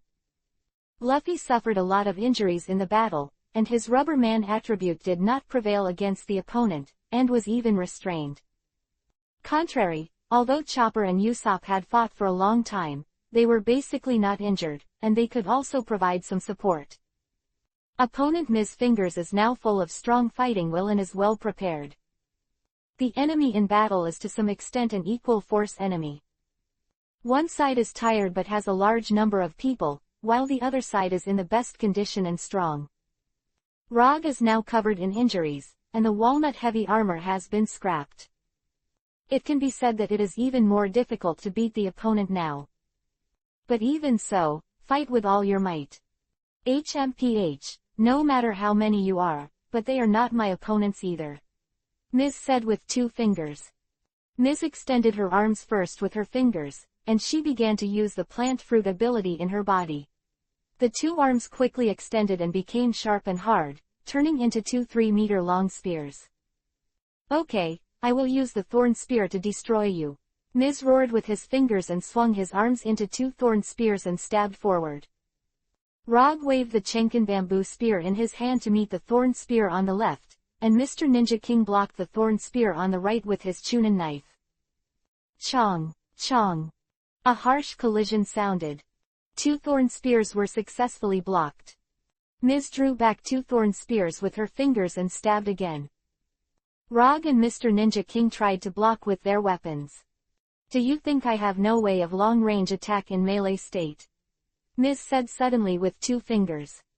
At this moment, Ms. S fingers suddenly opened her mouth. The tongue sticks out of her mouth, but grows quickly, stretching into a thorn as long as a bow and arrow. Thorn tongue and arrow. Ms. 2 fingers and tongues turned into black spikes and shot out. Mr. Ninja King like a bow and arrow shot by a powerful knight. Mr. Ninja King was caught off guard. Although he evaded at the critical moment, he was still shot on the side of the right chest. Mr. Ninja King knelt down in pain.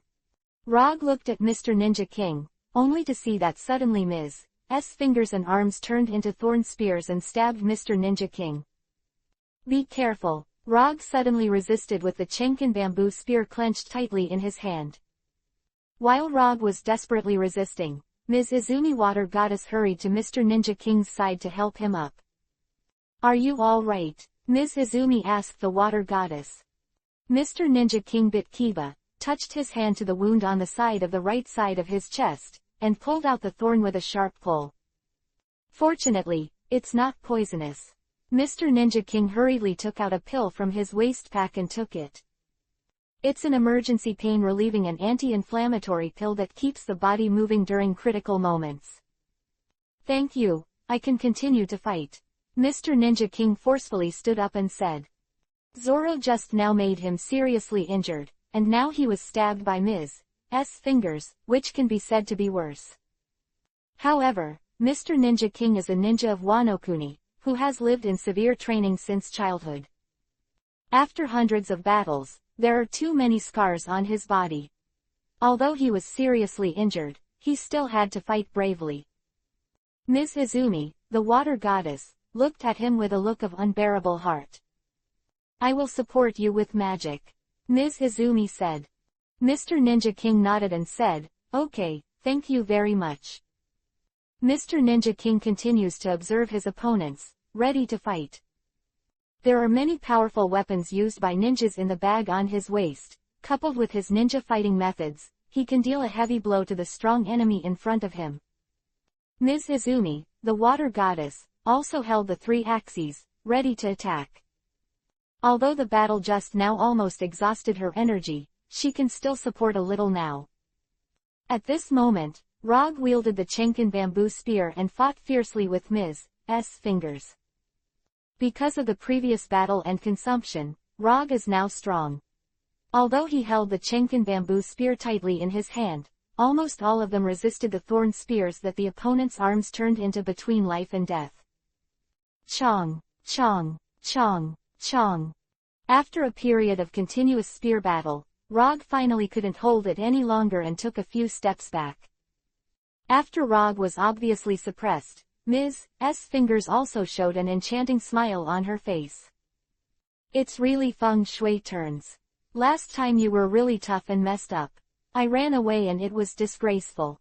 This time you are dead without a place to die. Ms. said with 2 fingers. Her mouth opened again and her tongue stuck out. Her tongue extended rapidly and became sharp and hard. Become a thorn like a bow and arrow. Rog felt a chill in his heart when he saw the state of Ms. S fingers. I am afraid my end is at hand. Thorn tongue and arrow. Exploding shuriken. Just as Ms. S fingers were about to shoot this deadly thorn, a shuriken suddenly flew over. Not used for the shuriken used by Mr. Ninja King before, this shuriken has a ball in the center. The shuriken exploded near the head of Ms. S 2 fingers. The sharp spike was also shot, but it missed and hit the ground on the left side of Rog. Ms. S fingers, whose head was shrouded in explosive smoke. And Mr. Ninja King jumped to Rog's side. You'll be fine, Roger said. Thank you, no matter what. Now we are fighting side by side, Mr. Ninja King said. The two then swept their gazes to Ms. S fingers in front of them, as the smoke cleared. Ms. S fingers are now ahead of Black Coke. Okay, I haven't stabbed you to death just now. Now I'll take you to the west together, Ms. said with 2 fingers. Ms. fingers will change the arms again this time. The first is to restore both arms. Then the 2 arms changed rapidly, and finally turned into 2 triple-mounted machine guns. This weapon should be familiar to you. Thorn's machine gun, Ms. said with 2 fingers. She quickly brought up 2 triple-packed Thorn machine guns and aimed them at Rog and Mr. Ninja King. Rog looked at the 2 weapons, and he was very aware of the power of these 2 weapons. In the last battle in the desert, it was these 2 Thorn machine guns that forced him to use the ace equipment of the walnut heavy armor. But what is extremely bad now is that the walnut armor has been destroyed. A powerful penetrating weapon that confronts this continuity head-on. I am afraid that I have no way to contend. Chapter 230 Mr. Ninja King's Armory. Be careful, these 2 weapons can be said to be very powerful. Rog said to Mr. Ninja King.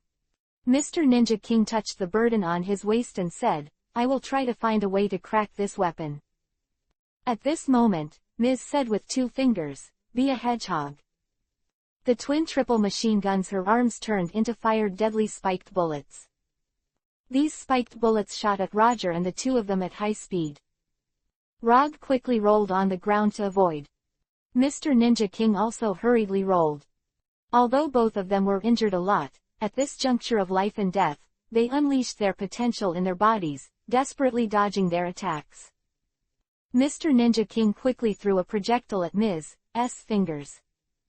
Projectile rolled to the feet of Ms. S fingers and exploded quickly. An astonishing burst of smoke quickly enveloped Ms. S fingers. This is. Ms. looked around with her fingers angrily. The surroundings were so tightly wrapped in smoke that it was impossible to see at all. Ms. fingers are very anxious now. Although she is very strong in battle, and her attacks can have a powerful penetrating power. But not good at destroying the smoke. Now she is completely passive.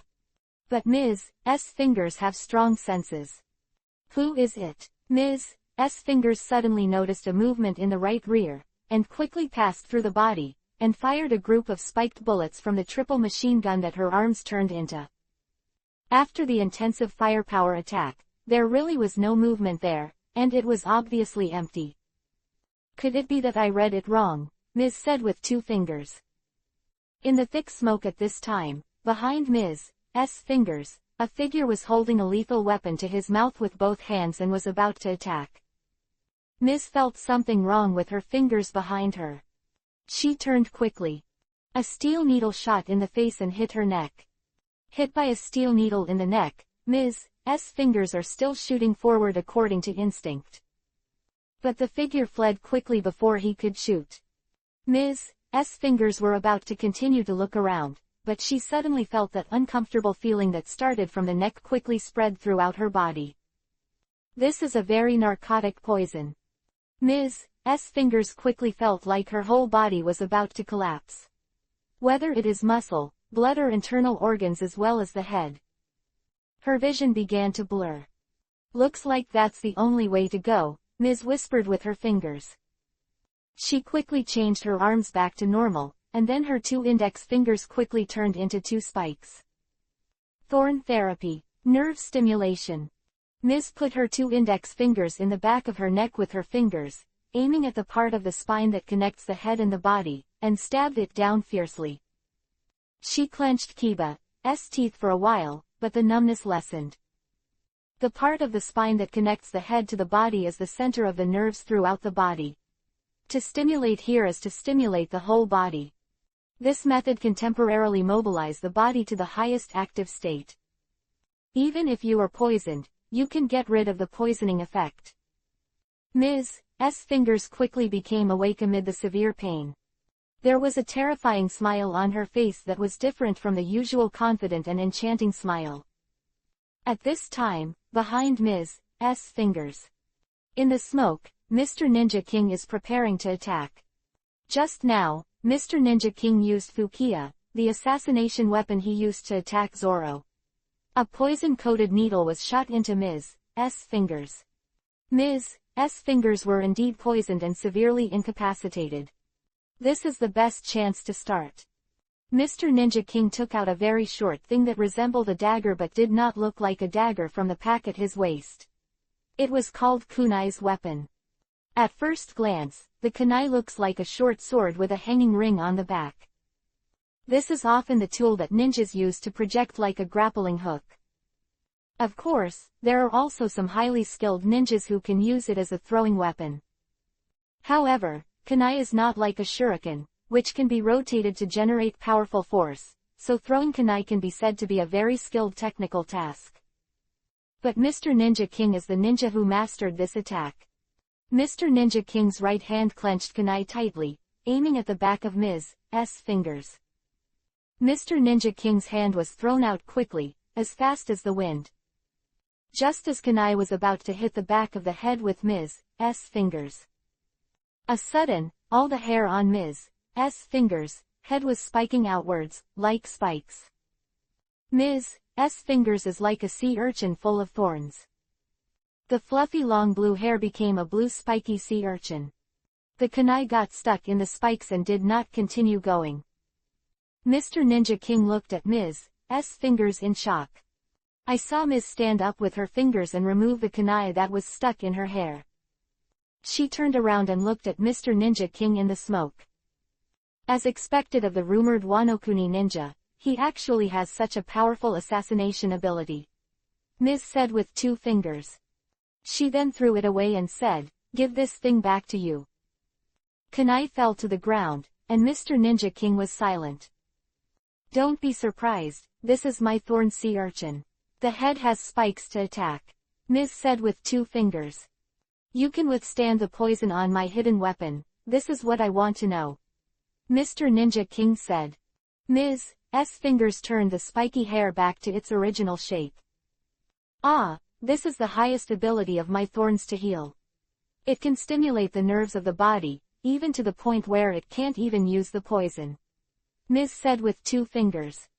Mr. Ninja King saw that Ms. S fingers were already extremely difficult to deal with, and he had to use other weapons. At this moment, Ms. S fingers suddenly hugged her body into a ball shape. Then the body quickly grew a group of sharp and hard spikes from all directions. The sharp thorns made Ms. S fingers look like a hedgehog. Thorn hedgehog. Ms. said with 2 fingers. Mr. Ninja King like a hedgehog. Mr. Ninja King quickly took out 3 exploding shuriken from the pack at his waist. Exploding shuriken. Mr. Ninja King 3 explosive shuriken thrown at Thorn's hedgehog. Were 3 violent explosions, but the thorns and hedgehogs that Ms. S fingers turned into were still unscathed. In this state of becoming thorns, the hardness is very high. Hard to get hurt at all. Mr. Ninja King quickly took out Fukiya again, and he carefully observed Ms. S fingers, which were now in the form of a thorn hedgehog. Then a steel needle shot out, but it had no effect. In this state, the steel needle could not even penetrate Ms. S fingers. Is there really no way? Then I have the ultimate powerful penetrating weapon. Mr. Ninja King took out a short bow from the pack at his waist, plus a bow and arrow. Bows and arrows are three-sided arrows in the shape of Mitsubishi, with extremely high penetrating power. Chapter 231 Stake Air Cannon. Mr. Ninja King pulled the short bow away and put the bow and arrow on it. Aim the bow and arrow at the thorn hedgehog that Ms. S fingers turned into. Mr. Ninja King shot this powerful bow and arrow, and the Mitsubishi arrow of the bow and arrow hit the thorn hedgehog with a whistling like the wind. The thorn hedgehog was hit by a bow and arrow and then stopped. Mr. Ninja King looked at the thorn hedgehog with a complicated expression. Could it be said that he succeeded? At this moment, suddenly a thorn shot out from the thorn hedgehog. Thorn spear. Mr. Ninja King was caught off guard when he was stabbed in the left abdomen with a short spear. Ah! Mr. Ninja King screamed for a while and quickly fell down. Ms. S fingers turned into thorn hedgehogs and started rolling again. In the state of thorns and hedgehogs, Ms. has extremely high defensibility with her fingers. Even the bow and arrow that can penetrate the armor just now can resist. Thorn hedgehog started rolling again, rolling towards Mr. Ninja King. Mr. Ninja King stood up hard and ducked. But the severe left abdominal injury combined with the previous injuries made Mr. Ninja King's body become more and more painful. Cough. Mr. Ninja King vomited a mouthful of blood. Even the black cloth covering his mouth was soaked. He could hardly stand it any longer. The thorn hedgehog kept approaching at this time. Mr. Ninja King fell down again in severe pain for a while. At this time, the thorn hedgehog rolled in front of him. The thorn-filled ball was going to prick him with holes. Suffer it, ninja, the voice of Ms. S fingers sounded. At this moment, a burst of ice suddenly shot over. It just hit the front of the thorn hedgehog, forming an ice lump that stuck the thorn hedgehog there. Mr. Ninja King looked in the direction of the attack, and the smoke also dissipated a lot at this time. He could clearly see that Ms. Izumi, the water goddess, was wielding the silver axe to launch a magical attack. At the same time, a vine whip quickly grabbed Mr. Ninja King, pulling him away from the thorns and hedgehogs. Rog used the vine whip to get Mr. Ninja King out of danger. Mr. Ninja King was pulled by Rog with a cane whip, and he looked at Rog and Ms. Izumi, the water goddess. Thank you so much, Mr. Ninja King said. Rog said, it's nothing, we fought side by side after all. Ms. Izumi, the water goddess, wielded the silver axe, and the attack just now limited the thorn hedgehog's roll. Roger turned his head to Chopper again and said, okay, Chopper. Excuse me. Chopper came over immediately and said, okay, leave it to me.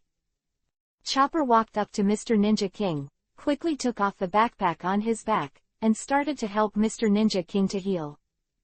Rog and Ms. Izumi, the water goddess, continued to fight with Ms. S fingers. But now the battle situation is still Ms. has the advantage of her fingers. I saw that the thorn hedgehog began to break free from the ice lump again and began to roll towards the crowd. Ms. Izumi, the water goddess, gathered magic energy and shot an ice block, which hit the thorn hedgehog and froze it. However, this method can't really defeat Ms. S fingers, at most it can delay the time. Rog put the Chenkin spear and the rattan whip aside first, and then took out the new remodeled plant from his clothes. Now Rog has recovered somewhat after resting for a while. The plant fruit energy in the body is enough to use plant weapons again. Rog took out a small arm-sized stake from his clothes this time. Okay, let's go. Stake air cannons. Rog continuously injected the plant fruit energy in his body into the stake he wore on his right hand. This stake has also been transformed by Rog before, and now it grows rapidly after being injected with the energy of the plant fruit. The root of the stake quickly wrapped around Roger's right forearm, and a hole was exposed at the stake. The sweat on Rog's forehead and body also dripped like rain. Reluctantly using plant fruit energy now is also a huge burden on the body. The stake air cannon has finally completed its form. Now the stake is as thick as an arm, and a 50 centimeter long stake cannon is worn on Rog's right arm. The root of the stake is wrapped around Rog's right arm. On for reinforcement. Okay, get ready to fire, Roger said. The front end of the stake air cannon on the right arm sucked in air quickly. A large amount of airflow poured into the muzzle at the front of the stake from all around. After the cannon at the front of the stake has inhaled enough air, it also becomes ready to shoot as if it were holding back a burst of energy. Rog's left arm also helped his right arm to stabilize the stake air gun. Now the water goddess Ms. Izumi made several attacks in a row, but in the end, the thorn hedgehog that Ms.'s fingers turned into broke free from the ice and started to move. Leave it to me, Roger said, aiming the stake air cannon at the thorn hedgehog. Ms. Izumi, the water goddess, was exhausted, and she couldn't support it, so she quit. Rog stabilized the stake and aimed the air cannon at the thorn hedgehogs that were rolling in. Fire! The muzzle at the front of the wooden stake air cannon on Rog's right arm fired an air cannonball that condensed a powerful airflow. An air cannonball, as the name suggests, shoots compressed air at high pressure, shooting at the place like an air cannonball. This air cannonball was fired at an extreme speed, splitting the surrounding airflow, hitting the thorn hedgehog. As if the thorn hedgehog was hit by a shock wave, the entire body vibrated violently, and then stagnated for a while. Just hit, Roger said. The thorn hedgehog calmed down after being hit before continuing to roll. What weapon? That's weird, Ms. said with 2 fingers. However, the thorn hedgehog that Ms.'s fingers turned into was still able to move. Roger's stake air cannon can fire invisible shells formed by compressed air, but the power is actually equivalent to the power of small artillery shells and the power of some grenade guns. However, Rog can adjust the power according to the stored compressed air. Rog used the stake air cannon again to compress the air and prepare to attack. The thorn hedgehog rolled over again. Fire! Rog aimed at the thorn hedgehog and fired another shot. This time, the thorn hedgehog was missed and rolled to the side. However, the opponent then adjusted the position and continued to roll to prepare to attack. Rog continued to use the stake air cannon to attack, hitting the thorn hedgehog in succession. Ms. Izumi, the water goddess, took down the silver axe and replaced it with a golden axe. She chanted the spell softly, and then a flame shot from the golden axe and hit the thorn hedgehog. Damn, Ms. said angrily with 2 fingers. The intense flames not only turned the thorn hedgehog into a flaming fireball, but also severely disturbed her vision. Although Ms.'s fingers have become thorny hedgehogs with high defense, these flames cannot effectively hurt her. But the flames still played a role in seriously disrupting the line of sight. Chapter 232 Zoro and Mr. 1, The Enemies Who Meet Again. The thorn hedgehog is now rolling randomly. Seeing this situation, Rog also had an idea in his mind. Ms. Izumi, water goddess, please do me a favor. Keep using fire attacks. Let her have no chance to breathe, Rog said. No problem, Ms. Izumi said. Ms. Izumi, the water goddess, wielded a golden axe and attacked with magic flames. After being hit frequently, the thorn hedgehog continued to roll irregularly. At this time, Rog stored more powerful energy on the stake air cannon on his right arm. A strong airflow continuously flows into the muzzle from the surroundings. The muzzle sucks air like a black hole. Rog himself also felt that the stake air cannon on his right arm had accumulated exaggerated energy, and he needed to keep his arms strictly stable together. After energy storage, the stake air cannon has reached an unprecedented level of compressed air storage. Roger carefully aimed the stake air cannon at the thorn hedgehog. And also pay attention to each other's sliding trajectory. When the thorn hedgehog was disturbed by the flames, it began to roll towards the moat. The muzzle of the air cannon on Rog's right arm is completely in a straight line with the thorn hedgehog and the moat in the distance. Fire! The stake air cannon fired this powerful shot. The powerful air cannonball shot out and hit the thorn hedgehog. The air cannonball exploded, and the strong airflow formed an impact that pushed the thorn hedgehog toward the moat. The thorn hedgehog quickly rolled to the edge of the moat and fell in the sight of Rog and the others. Plop! The thorn hedgehog fell into the moat. Success! Roger took his eyes away from the straight line of the stake air cannon muzzle. He successfully hit the opponent with this blow and drove him into the moat. The moat and the underside of this pyramid building are all seawater, and Ms. S fingers are devil fruit capable and cannot swim. We won! Usopp and Luffy exclaimed happily, seeing Ms. S fingers sinking into the moat. Rog looked over at the moat and was relieved. Ms. Izumi, the water goddess, put down the golden axe and said, "Is it really successful?" Rog turned around and looked at Mr. Ninja King, who was seriously injured before. Mr. Ninja King was half lying on the ground. Chopper had already pulled out the thorns on his left abdomen and bandaged the wound with good medicine. Rog walked up to Mr. Ninja King and said to him, "Okay, we have already hit our opponent inside the moat." Mr. Ninja King looked at Rog and said, "Ah, I saw it just now. You guys are really good."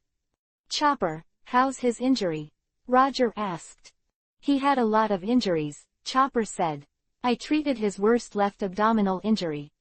Then Chopper said solemnly, "Roger, you still have a lot of injuries that I haven't treated. You sit down and I'll treat you."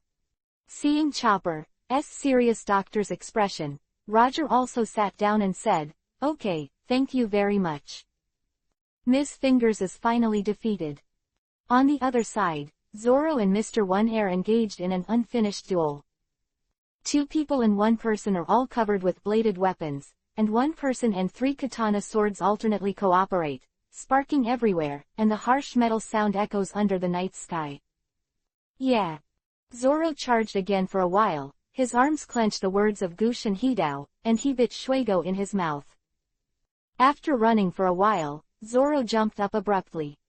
In mid-air Zoro waved his arms back and upwards, aiming his whole body forward and downward. 3 swords flow, slashing the wings against the wind. Zoro chopped down like a flying eagle swept from the sky to the ground.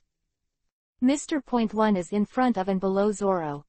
This strong man turned his arms into 2 sharp knives and crossed them in front of his head.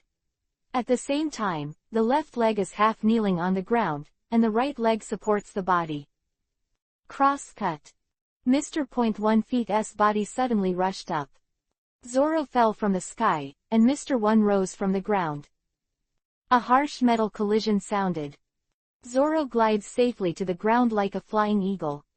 Mr. Point One also jumped up and fell a few meters in front of him.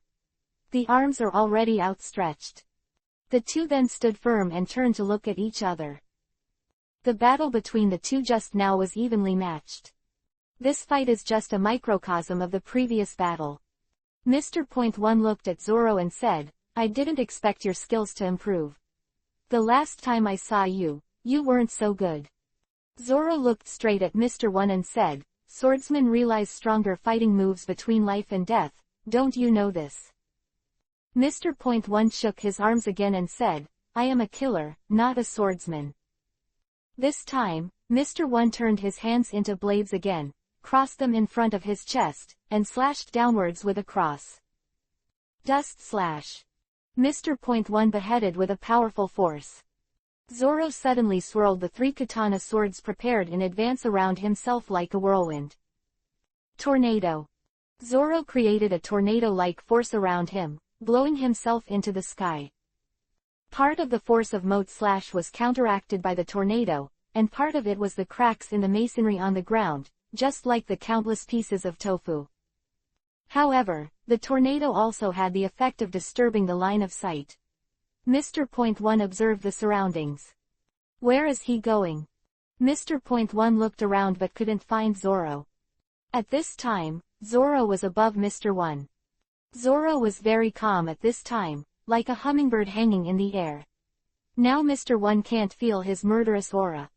Zoro's mouth and the Hidao in his arms are already parallel to Gush, and the whole person uses the force generated by the tornado just now to fall. Zoro keeps getting closer to Mr. 1. Finally, it approached the back of Mr. 1's head. 3 swords. Hummingbird. Zoro's right arm stabbed the back of Mr. 1's head with a straight line. After a blow, the whole person quickly used the tip of the knife to use the back of the opponent's head as a strong fulcrum, and the whole person turned a somersault in the air. When he turned over quickly, the tip of Zoro's left arm stabbed towards the back of Mr. 1's head very quickly. After casting Hummingbird, Zoro landed smoothly. Mr. 1's body is not bad. Zoro's 2 blows delivered a lot of power, causing Mr. 1's head to oscillate for a while. Ah, damn! Mr. 1 growled angrily. He quickly raised his right arm high. Zoro hurriedly prepared to dodge. Iron arm slash. A powerful force slashed out, and Zoro evaded urgently. On the ground of the pyramid building, there is another gully that is more than 20 meters long and several meters deep. Zoro managed to dodge the attack. He still had lingering fears. This battle, Mr. 1 is obviously also greatly strengthened. Even if it is the same move, the attack is greatly enhanced. Apparently, after suffering the failure of the last time, Mr. 1 was determined to kill Zoro and the others. Chapter 233 Severed Steel, Undead King Kong. Mr. 1's iron arm slash attack failed. The burly man looked at Zoro. Zoro's battle this time was significantly better than the last time. Zoro has made leaps and bounds in flexibility and point-blank assassination. You really suffered from the loss last time. This time you have made great progress. Mr. 1 said to Zoro. Thanks for the compliment, Zoro said to Mr. 1. Now Zoro is very clear that he is still at a disadvantage. After all, the opponent is King Kong, who is not bad. It is flesh and blood. Now was the time to unleash that powerful move that I really felt. Zoro took the snow away and put it back into the scabbard at his waist. Only the word Hidao held by both hands is left. This precious samurai sword is the longest among the 3 swords that accompanied Zoro to death. Tonight is to use its most powerful power. Mr. 1 looked at Zoro's posture, raised his eyebrows and asked, "What are you doing?" Zoro first swept his gaze on the blade of the word Hidao, and the faint light of the waning moon and stars shone on it, making the metal blade sparkle. He moved his gaze to the tip of the knife and then Mr. 1 tens of meters away. "Of course it's to cut off your indestructible body," Zoro said after a long silence. Zoro looked at Mr. 1 in the distance and began to recall his life as a swordsman since he was a child. From his childhood he was a kind teacher who complimented his smile and strictness to help him grow. Kushiro, his kind teacher. I once told him this.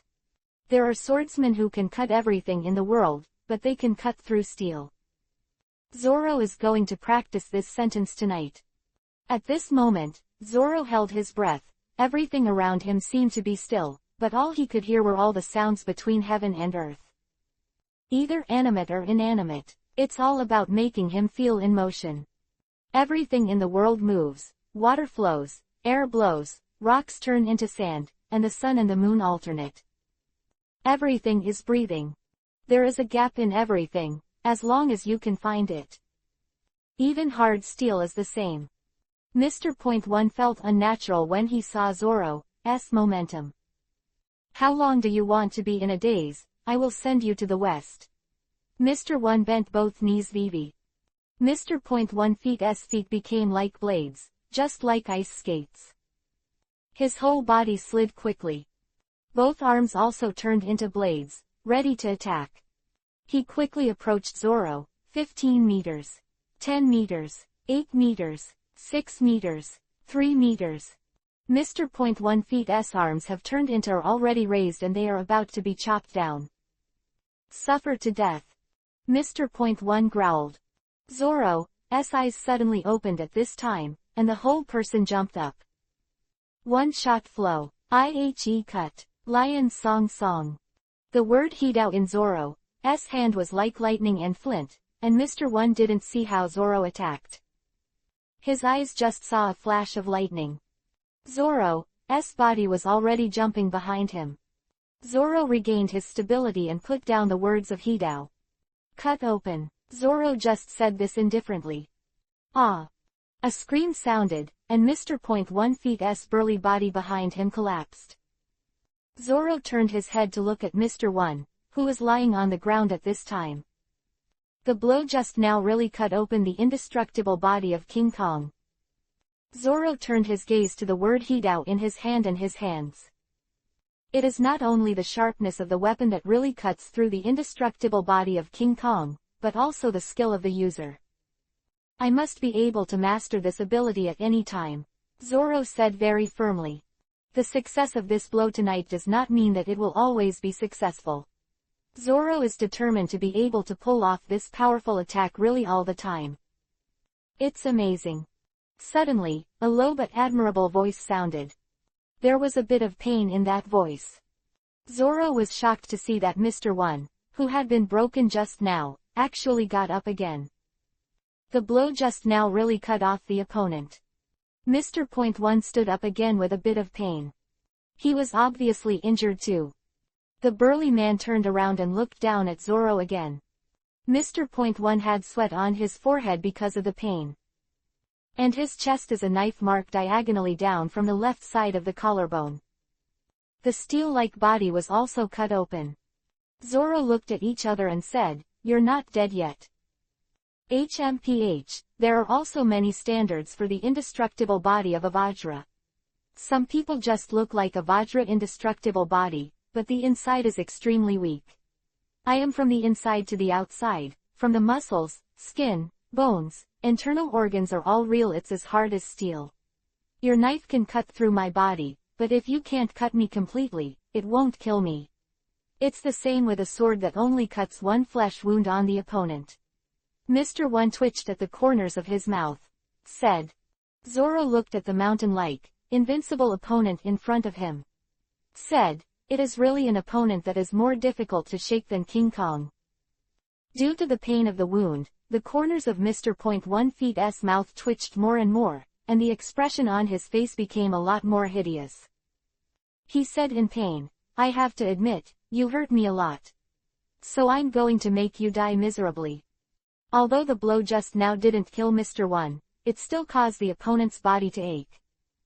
Zoro looked at the undead King Kong and said, "Then I will stay with me until the end. I also hope that with more sharpening, my blade can cut through enemies that are harder than steel." "Come on then," bubbled Daisy Cut. Mr. Point 1 Feet's palms and fingers turned into blades, crossed between his wrists, and swiftly slashed towards Zoro. Zoro clenched his hands tightly to resist the attack. A huge force hit the katana in Zoro's hand. The shock wave cut away several cracks more than 10 meters long. Zoro himself was also thrown off by the force of the force. Ah! Zoro's cry resounded in the night sky below the pyramid building. At this time, Rog and the others had already driven Miz's fingers into the sea water in the moat. At this moment, Zoro's voice suddenly sounded in Roger's ear. "I saw Zoro flew to the pyramid building by the huge force projectile. Zoro landed heavily on a brick with little cushioning." "What's the matter?" Usopp said in shock. "That voice just now, Zoro." Chopper said in shock, too. Rog looked at where Zoro fell, and quickly stood up and said, "It's really him, wait." Rog and Usopp looked towards the direction where Zoro fell, and saw a burly figure rushing towards Zoro. Mr. Point 1 who was full of incredible murderous atmosphere. Mr. Point 1 was like a crazy monster at this time. Gone is the stoic and tough style of the previous monks. Only a demon-like will to kill was left behind. Usopp put on his goggles and carefully observed Mr. 1, trembling all over with fright. Chapter 234 Real Devil. "Demons, real demons," Usopp said with trembling legs. Chopper also hugged Usopp and said, "That's the devil. Isn't he the Mr. 1? Luffy also stretched his neck hard with his rubber ability to observe Mr. 1 who was now like a devil. Rog's face was serious, Mr. 1 was so crazy. And Zoro may not be able to hold on anymore. "Everyone, let's go," Zoro needs support. Roger turned his head and said. Luffy and Chopper nodded after looking at Roger. Mr. Ninja King and Ms. Izumi Water Goddess also nodded. After looking around, Usopp reluctantly swallowed and nodded. Go, said Roger. A total of 6 people rushed to Mr. Point 1's side, trying to block his movement. Mr. Point 1 was already in a state of madness at this time, and he tore the clothes on his upper body. Chang! A harsh vibration resembling a metal crash came out of his mouth. This is his frantic cry. Mr. Point 1's appearance began to change drastically. Before, it only partially became like a blade. Now his skin is rapidly becoming like a blade, and his head, chest, legs, and arms are all metal-like blades. Even the top of the head quickly grew a sharp knife more than 1 meter long like a rhinoceros. Zoro got up from the falling masonry after receiving the heavy blow just now. Mr. Point 1, like a steel demon, was rushing towards him. The other party quickly turned the top of his head towards him and rushed over. Zoro clenched the word, Hidao, with both hands, and the blade of the samurai sword collided violently with the broadsword above the opponent's head. Chang! A harsh voice sounded. Zoro desperately resisted the opponent's attack, and the opponent really pushed him back like a rhino with the big knife above his head. Zoro's power is obviously inferior to Mr. 1. His feet kept screeching against the masonry, and he kept backing away. Tear you apart. Zoro was being pushed and suppressed by the opponent, Mr. Point 1's 2 hands, or the arms that had become like 2 front claws, quickly grabbed towards his chest and abdomen. Ah! There was a horrific scream for a while. Zoro's chest and abdomen were seriously injured, and he was pushed away because of his strength. Mr. Point 1 raised his head to the sky for a while and screamed wildly. He quickly aimed the large knife above his head at Zoro, who was almost on the ground, and wanted to stab him. Zoro looked at the broadsword above the opponent's head and whispered, "Is it all over?" But survival is very important for the swordsman, and he has to do his best to survive before he achieves his purpose. Zoro quickly pulled the snow out of his waist and walked away. The big knife above the opponent's head stabbed. Eagle wave. Zoro's 2 knives slashed 2 sword chi towards the masonry below him, and the force generated by the sword chi bounced his body to the upper masonry. After a while, there was a piercing sound of masonry breaking, and the big knife on Mr. Point 1's head pierced a 1 meter deep crack where Zoro was just now. There are cracks all around. Mr. Point 1 pulled out the big knife above his head and looked at Zoro, who was on the masonry above. Okay, this time I'll let you die without a burial. Mr. Point 1 actually put his hands down this time, and the whole person completely turned into 4 feet this time. The demon landed on all fours and began to jump violently. Although it is a sloping pyramid building, these masonry provide enough foothold. Mr. Point 1 quickly ran towards Zoro. Zoro finally took a breath, but saw that Mr. 1 really rushed up like a beast. What is this? Zoro really felt that Mr. 1 was really like a steel rhino at the moment. Zoro has a hunch that he'll be seriously injured if he hits the bar hard. His chest and abdomen were seriously injured just now, and now the blood has soaked his clothes. If he gets hurt again, he will die. But he also felt that if he just ran for his life, he would definitely die. The only chance of survival is resistance. Zoro also pulled the ghost from his waist out. Bite it in your mouth. 3 knife flow, tornado. Zoro's 3 knives spun rapidly, and the sword energy generated by the blade formed a tornado around him. The previous battle produced a lot of gravel on the pyramid building, and the sword energy of the tornado itself also produced a lot of masonry particles. These formed tornadoes, combined with the dim night, made visibility even worse. Zoro also took advantage of the momentum in the tornado to leap. Mr. Point 1 rushed up quickly. The big knife above his head is about to split everything. Head slash. Mr. Point 1 approached the tornado and jumped up. The big knife above his head produced enough force to split the earth. The huge force split Zoro's tornado apart, and the force of the tornado was scattered on both sides and in all directions. The masonry of the pyramid building was also cut into dozens of pieces. Zoro was also hit by the opponent's force, and the whole person flew up. Finally, it fell heavily to the ground below the pyramid building. Just when Zoro was seriously injured and unable to move, a soft elastic thing suddenly caught him below. This is... Zoro looked down at him in shock. At this point, Rog, Mr. Ninja King, Usopp and Chopper actually pulled Luffy apart like a box spring. Zoro was successfully rescued. "Zoro, are you all right?" Roger said. Zoro is then put down and Chopper rushes to him to check. Zoro's chest and abdomen were seriously injured, and the force impact just now caused serious internal injuries. The bleeding is very serious now.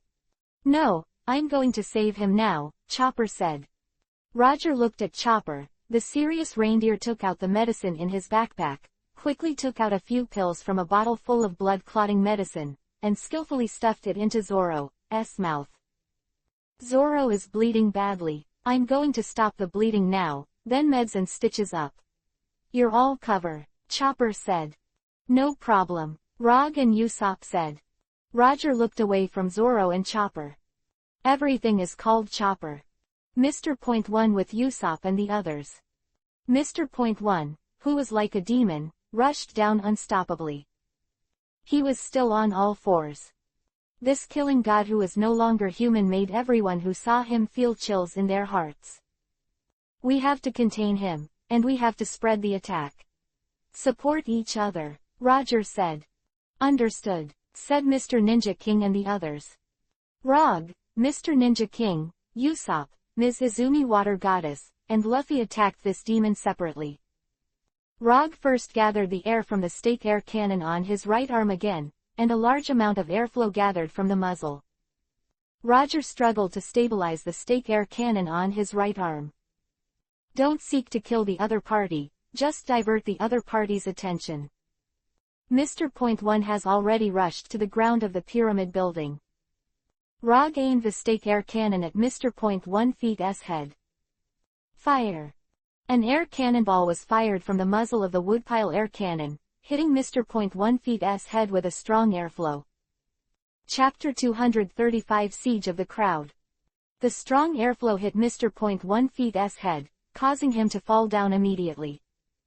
Mr. Point One itself is powerful, but Rog's use of the wooden stake air cannon attack can create a disruptive effect, causing him to temporarily lose his sense of direction and knock down. The power of an air cannonball couldn't hurt Mr. Point One at all, and this demon-like guy stood up again and started rushing towards Rog. Asshole! Mr. Point One's left arm turned into an integrated broadsword, and when it was raised, it was a slash at Rog. The force generated by this blow was astonishing, and more than 10 meters in a row were cut through a ravine more than 2 meters deep. Rog evaded the attack urgently. But it was extremely thrilling just now, and Rog was almost hit by the opponent's attack. Mr. Point One continued to charge towards Rog, and aimed at Rog with the broadsword above his head. At this time, in the direction behind Mr. One, Usopp used a slingshot to pull up a weapon. Death! Flame Star! Usopp shoots a flaming star. The flame star hit Mr. One who was rushing towards Rog, shrouding Mr. One in a flame. Mr. Point One quickly stopped the charge, and the flame on his body was extinguished with a sudden shake. He turned his head in the direction of Usopp, and those furious eyes were already imposing enough to frustrate the opponent. Usopp was stared at him like this, and he was so frightened that his whole body went cold for a while. Chang! Mr. Point One growled angrily. The sound from his mouth was the same as metal rubbing.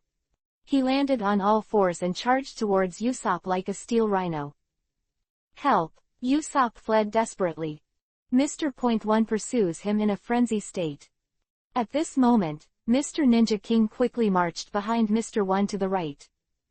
He took out 4 explosive shuriken from the pack at his waist, 2 in each hand. Go! Mr. Ninja King threw all 4 explosive shuriken with precise 4 throws.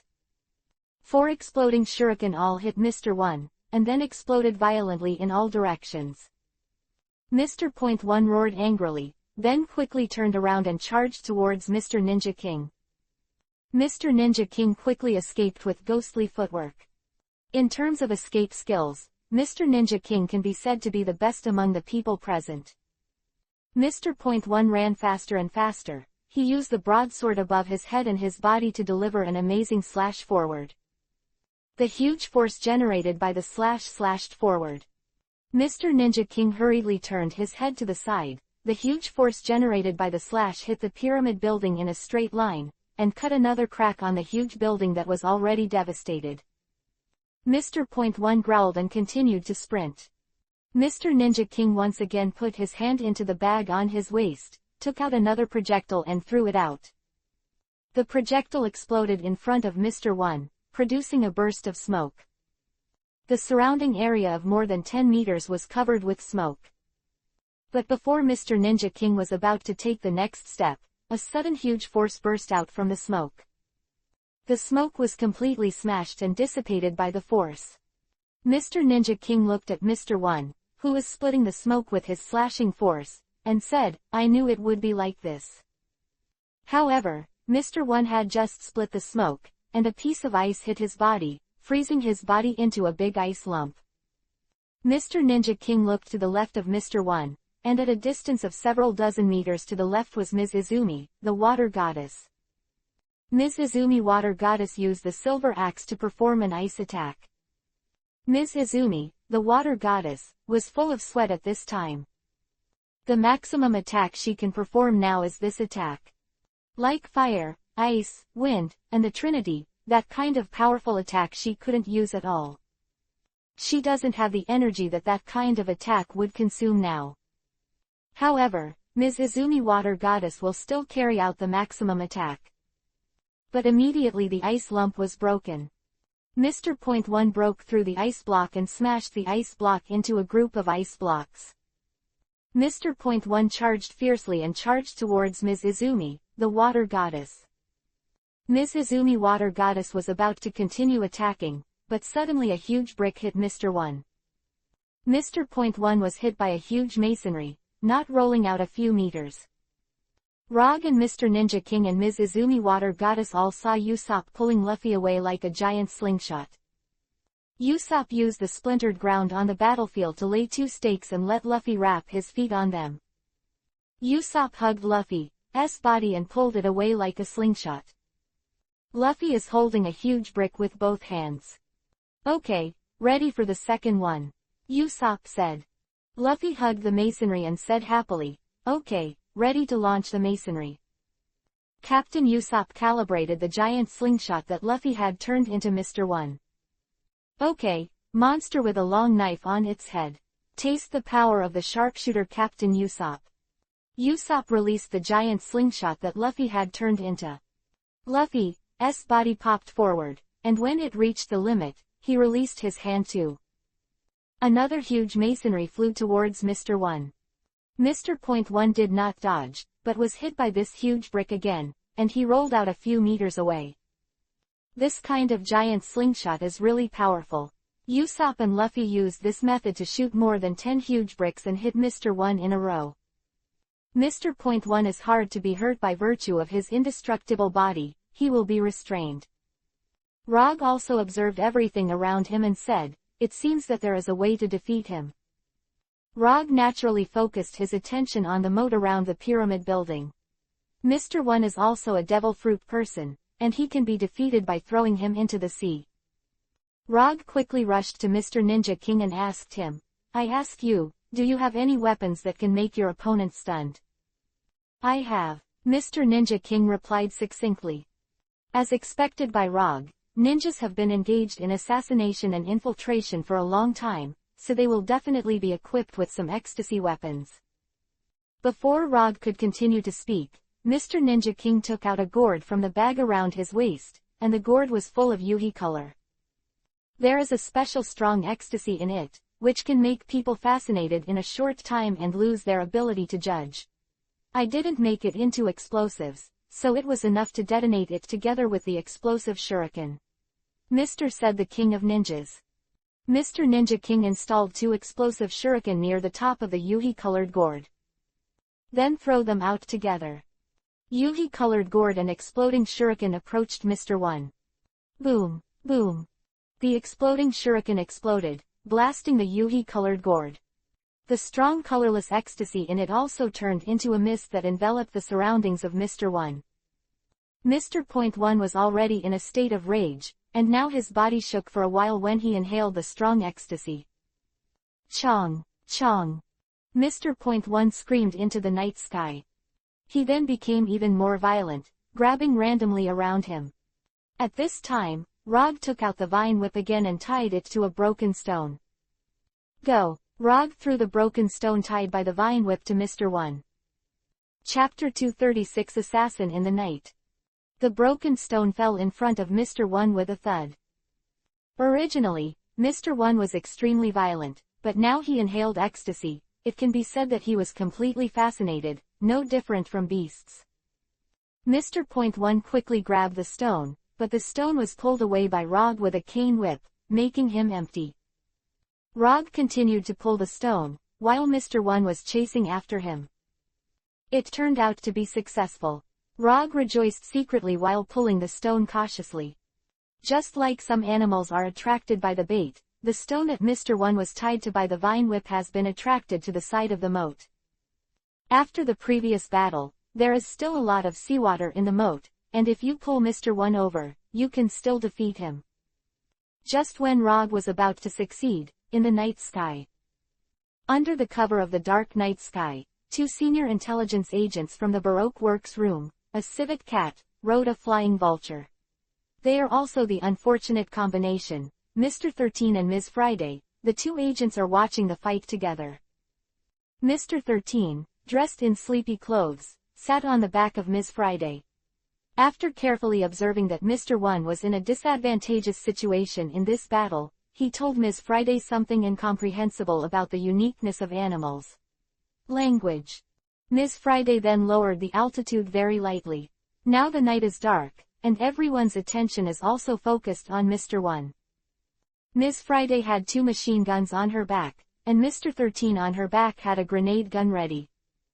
Mr. Point 13 aimed the grenade gun at Rog, who was attracting Mr. Point 1's attention. He pulled the trigger, and a grenade was fired at Roger, who was engrossed. Rog only saw a sudden flash of light in front of him. Boom! Everyone was stunned, and Rog suddenly exploded.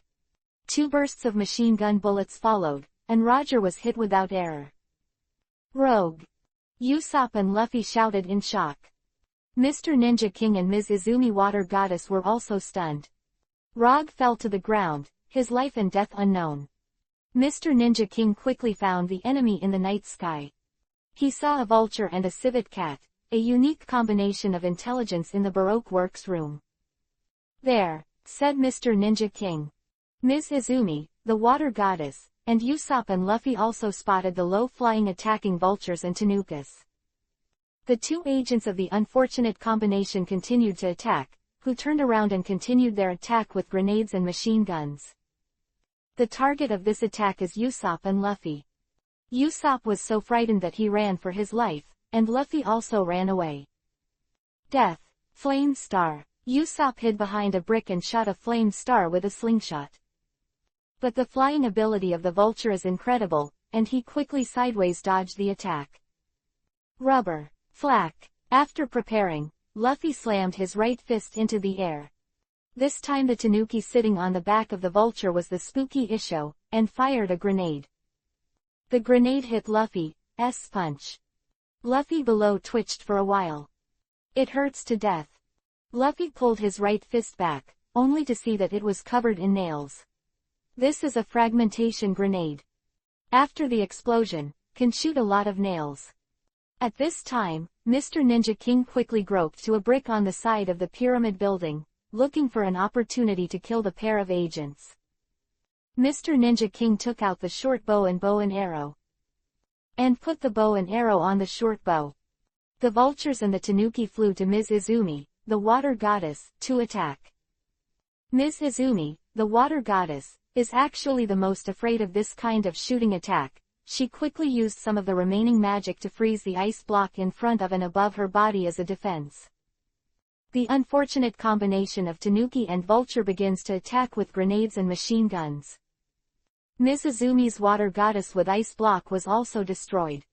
At this time, Mr. Ninja King found the best time to attack. The short bow in his hand also shot deadly arrows. With a scream, Mitsubishi Arrow's bow hit the vulture. The vulture fell quickly, along with the tanuki above. Mr. Ninja King jumped over quickly. But I saw that the vulture actually wanted to fly again, and when I looked closely, the vulture actually wore a set of light armor, which caused the bow and arrow to only shoot into part of the body. Maybe this vulture could fly again. Ms. Izumi Water Goddess, it's over to you. Mr. Ninja King suddenly shouted. Ms. Izumi, the Water Goddess, immediately understood the meaning and said, okay. She raised the silver axe and whispered a spell in her mouth. Then a blast of ice shot at the vulture and the tanuki who were trying to fly again. The vultures and civet cats were quickly frozen into a big lump of ice. Mr. Ninja King and Ms. Izumi Water Goddess and Usopp and Luffy all rushed over. Okay, actually beat us so badly, Usopp said angrily. He swung a stick against the ice for a while. Isn't this the unfortunate group in the Baroque Works room, which is specialized in intelligence? Ms. Izumi said. They have been watching us in the dark. Only at this time did they take action. Mr. Ninja King said. Luffy looked angrily at the two agents who were frozen into ice cubes.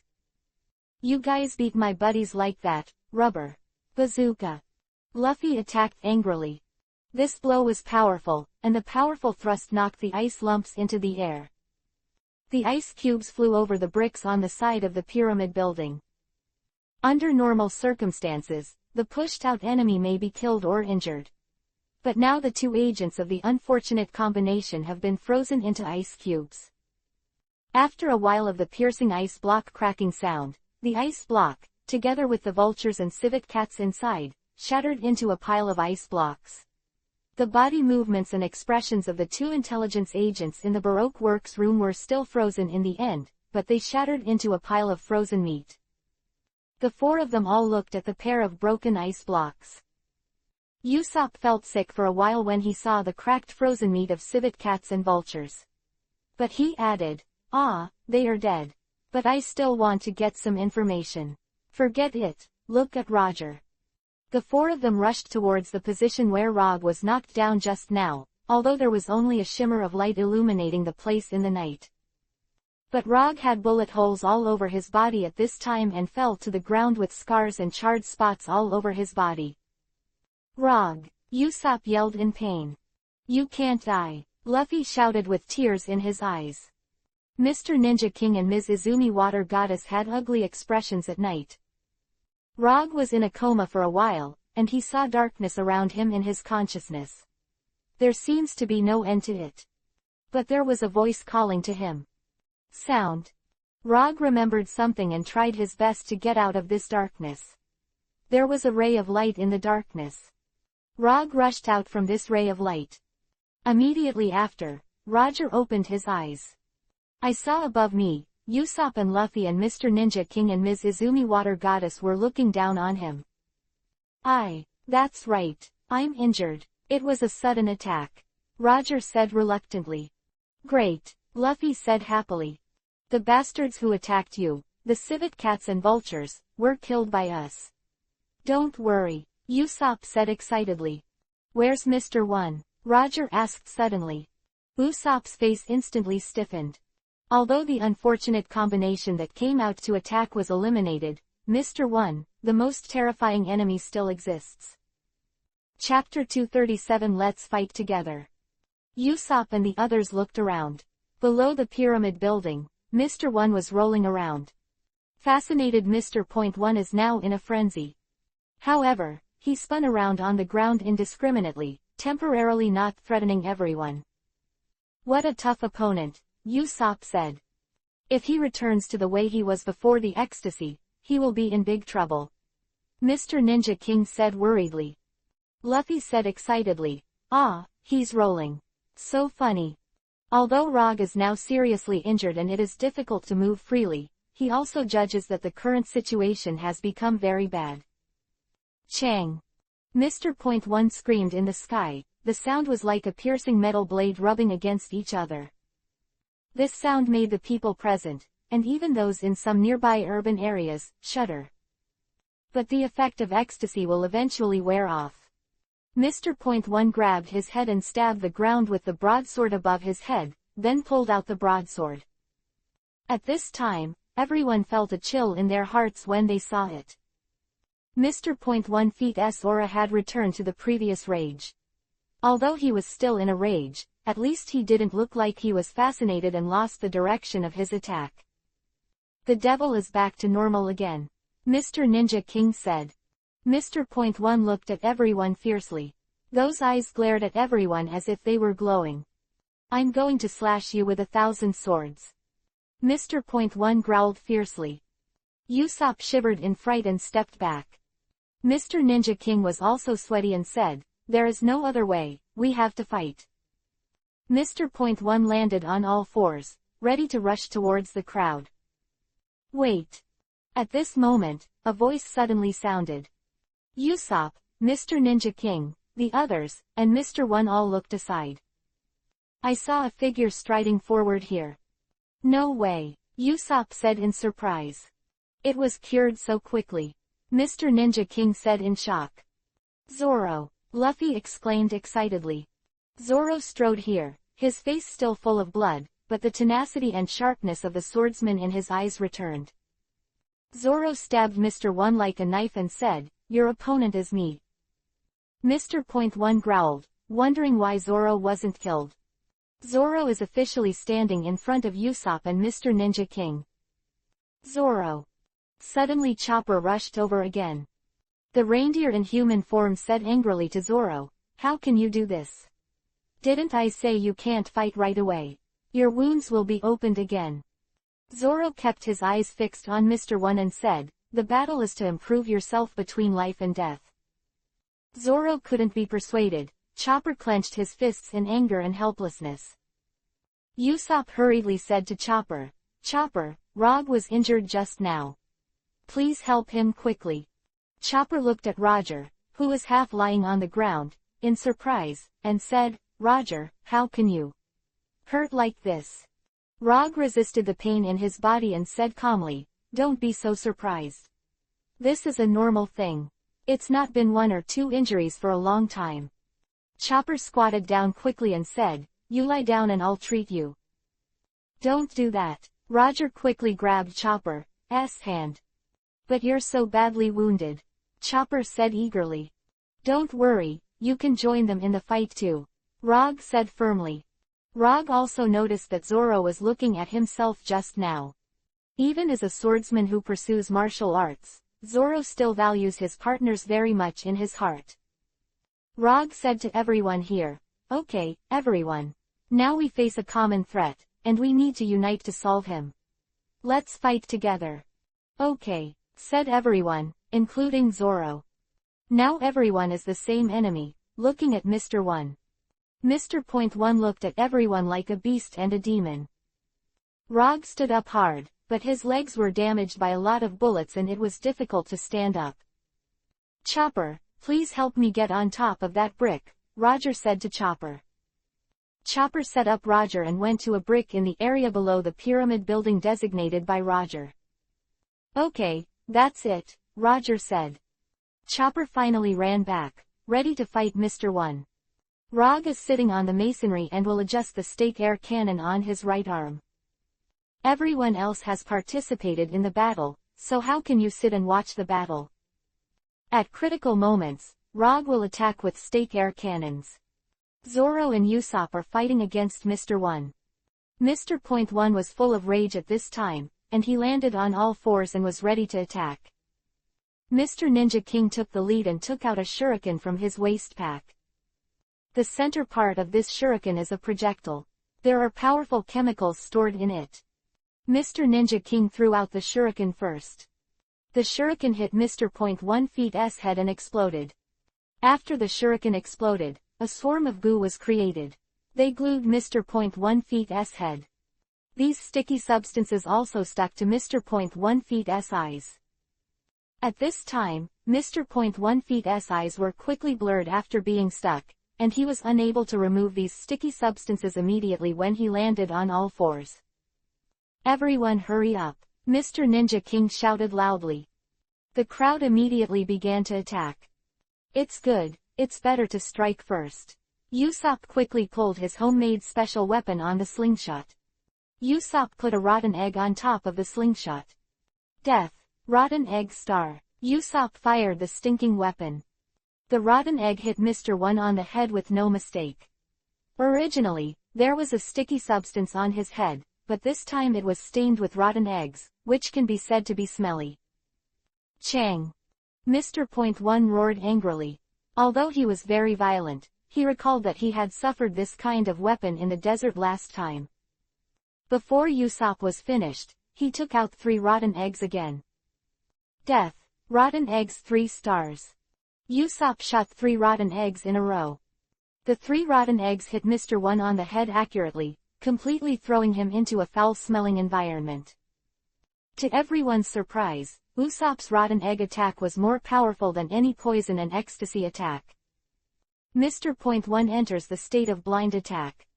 Of course, these rotten eggs were able to affect Mr. Point 1 feet's senses more effectively because of the sticky substance produced by Mr. Ninja King's previous shuriken explosion. Mr. Point 1 is now a beast, and beasts are most afraid of stimulation. As Usopp worked harder and harder, he continued to attack with more weapons. Usopp took out another Yuhi-colored projectile and put it on the slingshot. And aimed the slingshot at Mr. Point 1 feet's open mouth. Death! Chilly star! The Yuhi-colored projectile was shot by Usopp into Mr. 1's mouth with a slingshot. Then there was a manic voice in Mr. Point 1 feet's mouth for a while.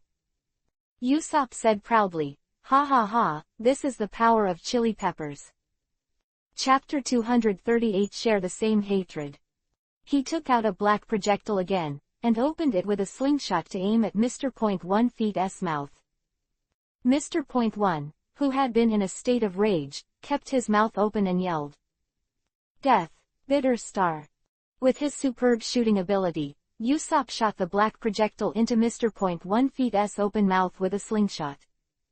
Mr. Point 1 shook violently for a while. He slammed his head into the ground and spat out gastric juices from his mouth. "That's disgusting. What weapon did you use?" Chopper asked. Usopp proudly pointed his thumb to himself and said, "Of course I made it with all kinds of things that can produce bitter taste. For example, bitter gall, bitter grass, bitter sea salt, etc." Chopper suddenly realized and said, "So it's like this. No wonder you asked me to borrow these bitter medicines that day." "Everything Captain Usopp does is valuable," Usopp said proudly. At this time, Luffy suddenly rushed up. "You've done enough, it's my turn." Luffy rushed up and quickly rushed to the back of Mr. 1. After all, Mr. 1 has a large sword on the front of his head, which can be easily attacked. Although Luffy is reckless, he still has reason to be wary of these sharp weapons. Luffy rushed behind Mr. Point 1 feet's ass. He stretched his hands back, and then pushed Mr. Point 1 feet's ass in front of him. Rubber bazooka. Luffy's hands hit Mr. Point 1 feet's ass with incredible force. Mr. Point 1 is now in a state of chaos and frenzy, and his body control ability has decreased. This blow directly knocked it forward a few meters. But Mr. Point 1 is Mr. 1 after all. His body strength is amazing. He stabilizes his body like a steel rhinoceros. "Okay, here's another trick for you." Luffy jumped to his feet, and his hands began to punch frantically from midair. Rubber tempest. Luffy shot dozens of punches in a row, all of which hit Mr. Point 1 feet's back. After a piercing thud, Luffy finally stopped attacking. He fell to the ground. "It hurts." Luffy screamed in pain, his fists swollen to death. Mr. Point 1 feet's body is the indestructible body of King Kong, and Luffy's attack made his fist hurt to death. Luffy attacked, Ms. Izumi Water Goddess also started to attack. Ms. Izumi, the water goddess, picked up the iron axe, and after raising it, she whispered an ancient incantation in her mouth. A wind was then generated from around the iron axe. Wind blade. A blade formed by a wind shot out from the iron axe, like a 3-meter-long blade. Wind blade hit Mr. .1 feet's body and overturned him. Mr. .1 was knocked over, he regained his stability. Mr. Ninja King also quickly rushed to the left of Mr. .1 at this time. He rolled over for a while, and took out a strange weapon from the pack around his waist. The weapon is 2 sticks made of steel, held together by an iron chain. This is the nunchuck, a powerful melee weapon. Nunchuck was seized by Mr. King of Ninja, threw it out and wrapped around the knee joint of Mr. .1 feet's left leg. Okay, eat me another nunchuck. Mr. Ninja King took out another nunchuck, and rolled to the right rear of Mr. 1, taking the opportunity to throw the nunchuck. This nunchaku wrapped around the knee joint of Mr. 1's right leg again. Mr. .1 feet's knees were tied. Then Mr. 1 began to move, but the joints of both legs were restricted, making it difficult to move. It's over, said Mr. Ninja King. Usopp said in surprise, there is such a cool combat weapon. A smile appeared on the corner of Zoro's mouth, and he said, you are such an arsenal of weapons. Chopper also rushed forward, and his body began to deform. He took a bite of the Lambo ball first. Strengthening the wrestling. Chopper transforms into a reindeer, but the difference is that his antlers become huge, even bigger than the iron plow that plows the ground. Try this, don't think you're the only one with horns. Chopper ran quickly and rushed over. Mr. .1 was still in a frenzy and chaos. He stabbed the rushing Chopper with the big knife above his head. Chopper's huge antlers collided with the big knife above Mr. .1 feet's head. Shockingly, Chopper's antlers didn't shatter, and were stuck with the big knife above the opponent's head. It's almost like a steel rhino fighting a strong reindeer. In this state of wrestling, my antlers are not only huge, but also comparable to steel, Chopper said as he resisted. The steel was hard to cut through, and Chopper slammed into the front again. Mr. .1 is powerful, his power cannot be used normally due to the rage and chaos. Chopper actually put a lot of power far ahead of his Mr. 1. Chopper, awesome, Luffy exclaimed happily. Chopper desperately held on to Mr. 1. However, Mr. 1 was still powerful after all, and he still steadied his pace. Although the hind legs are inconvenient to move, they can work hard. Chopper was gradually pushed back again. It can't go on like this. Arm strength is strengthened. Chopper jumped away quickly, and the antlers retracted, this time standing still in human form. And the arms became very strong. Chopper's strong muscles at this time can scare people to death. The ball muscles on the 2 arms are the size of footballs, although they are still out of harmony with the reindeer's hooves. But it can use amazing attack power. Chopper held his hooves together like a cherry blossom. Carved hoof. Sakura Fubuki. Chopper attacked Mr. .1 feet's neck with astonishing force with both arms. This blow is almost like being hit by a cannonball, and Sakura Fubuki's power also has a penetrating shock effect. Mr. .1 was hit hard on the neck, and his whole body shook violently for a while. Then fell heavily to the side. That's amazing, Luffy exclaimed in surprise. Usopp looked at Chopper and said, Chopper's attack is really powerful. Such a powerful force, but I also need to continue attacking with Rotten Egg Star. Usopp continued to shoot Rotten Egg Stars with his slingshot. The reason why the battle was able to suppress Mr. 1 was to destroy his senses to a large extent. Mr. .1 tried his best to stand up again, and an angry and confused roar came out of his mouth. At this time, suddenly Luffy attacked from behind him again. Rubber bomb. Luffy's right arm rotated a lot like a spring, and finally, with a huge force mixed in, it aimed at Mr. .1 feet's ass and punched him.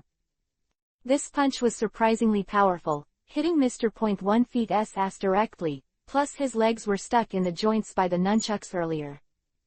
Mr. Point 1 shook for a while, then fell to the ground. Ahahaha, it worked. Luffy jumped happily. Chopper also told Luffy to pay attention to the wound. Luffy also accumulated a lot of wounds in the previous battle, and now it has begun to crack during the battle. Luffy, who was immersed in happiness, thought it was a stimulus generated by excitement, unaware of the pain and harm. Chapter 239 Zoro's Powerful Attack. Mr. Point 1 was knocked to the ground, he quickly stood up again. Although the series of blows just now were successful, they could not really hurt this burly guy. Chang! There was a harsh metallic roar from Mr. Point 1's mouth. Chopper saw what Mr. 1 looked like and said, "We can't seem to really beat him." Zoro stepped forward at this time and said, "Okay, everyone. It's my turn." Zoro strode forward, gripping the katana hilt at his waist, ready to pull it out at any time. Mr. Point 1 also became calmer when he saw Zoro playing.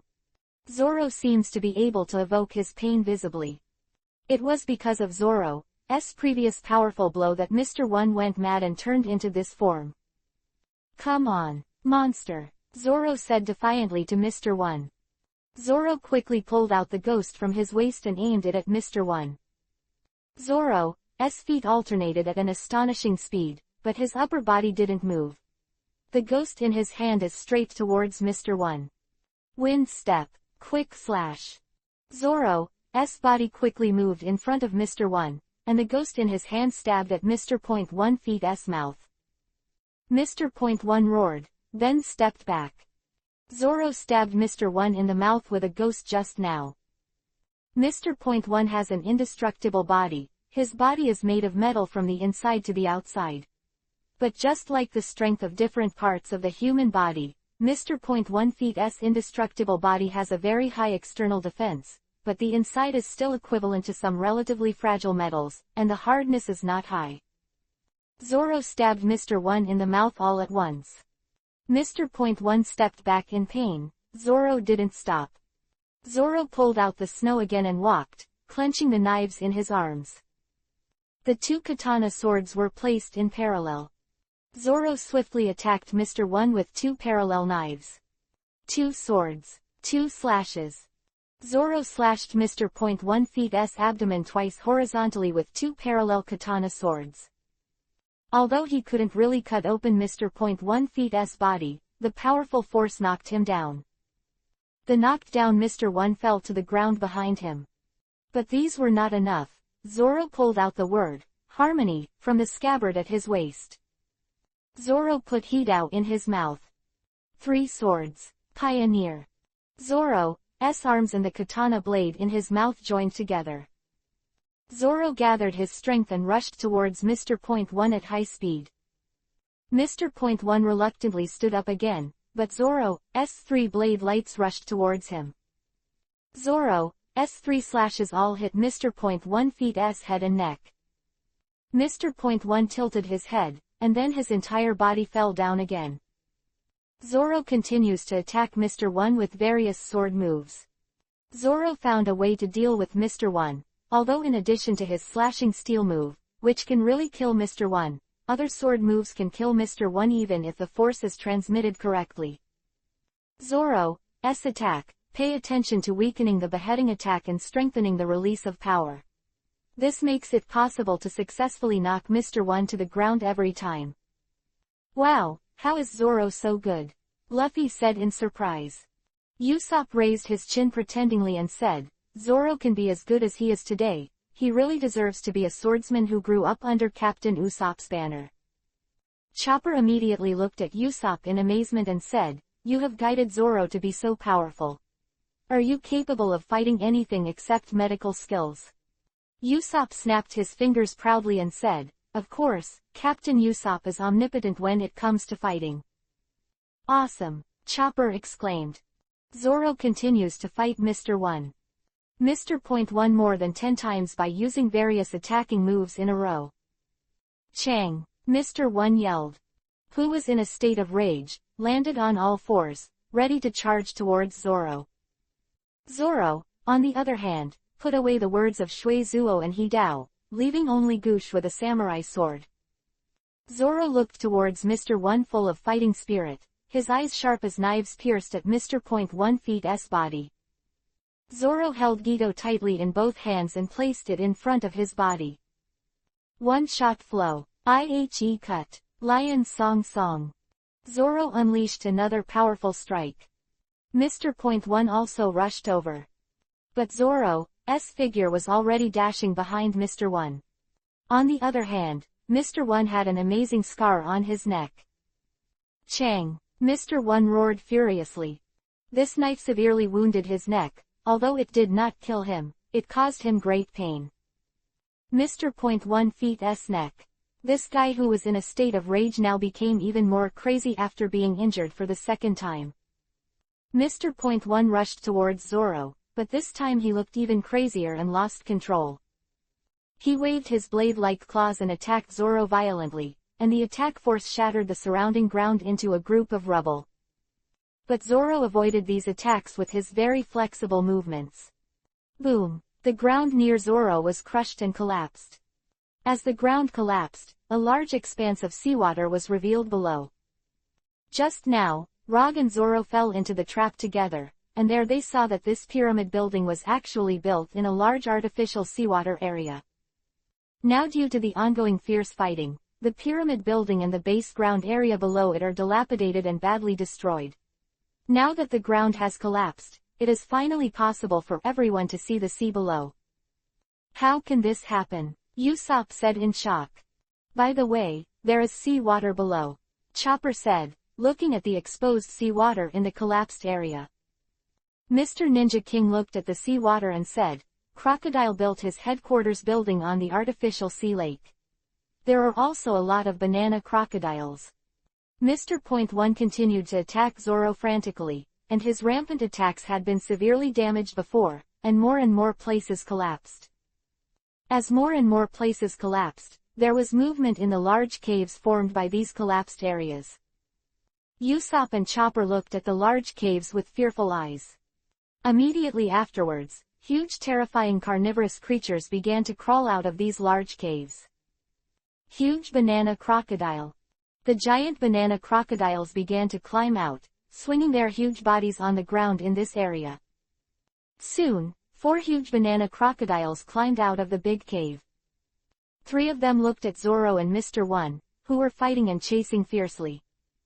3 giant banana crocodiles crawled towards the 2 men. The other end was crawling towards Chopper and the others. 3 giant banana crocodiles soon surrounded Zoro and Mr. 1.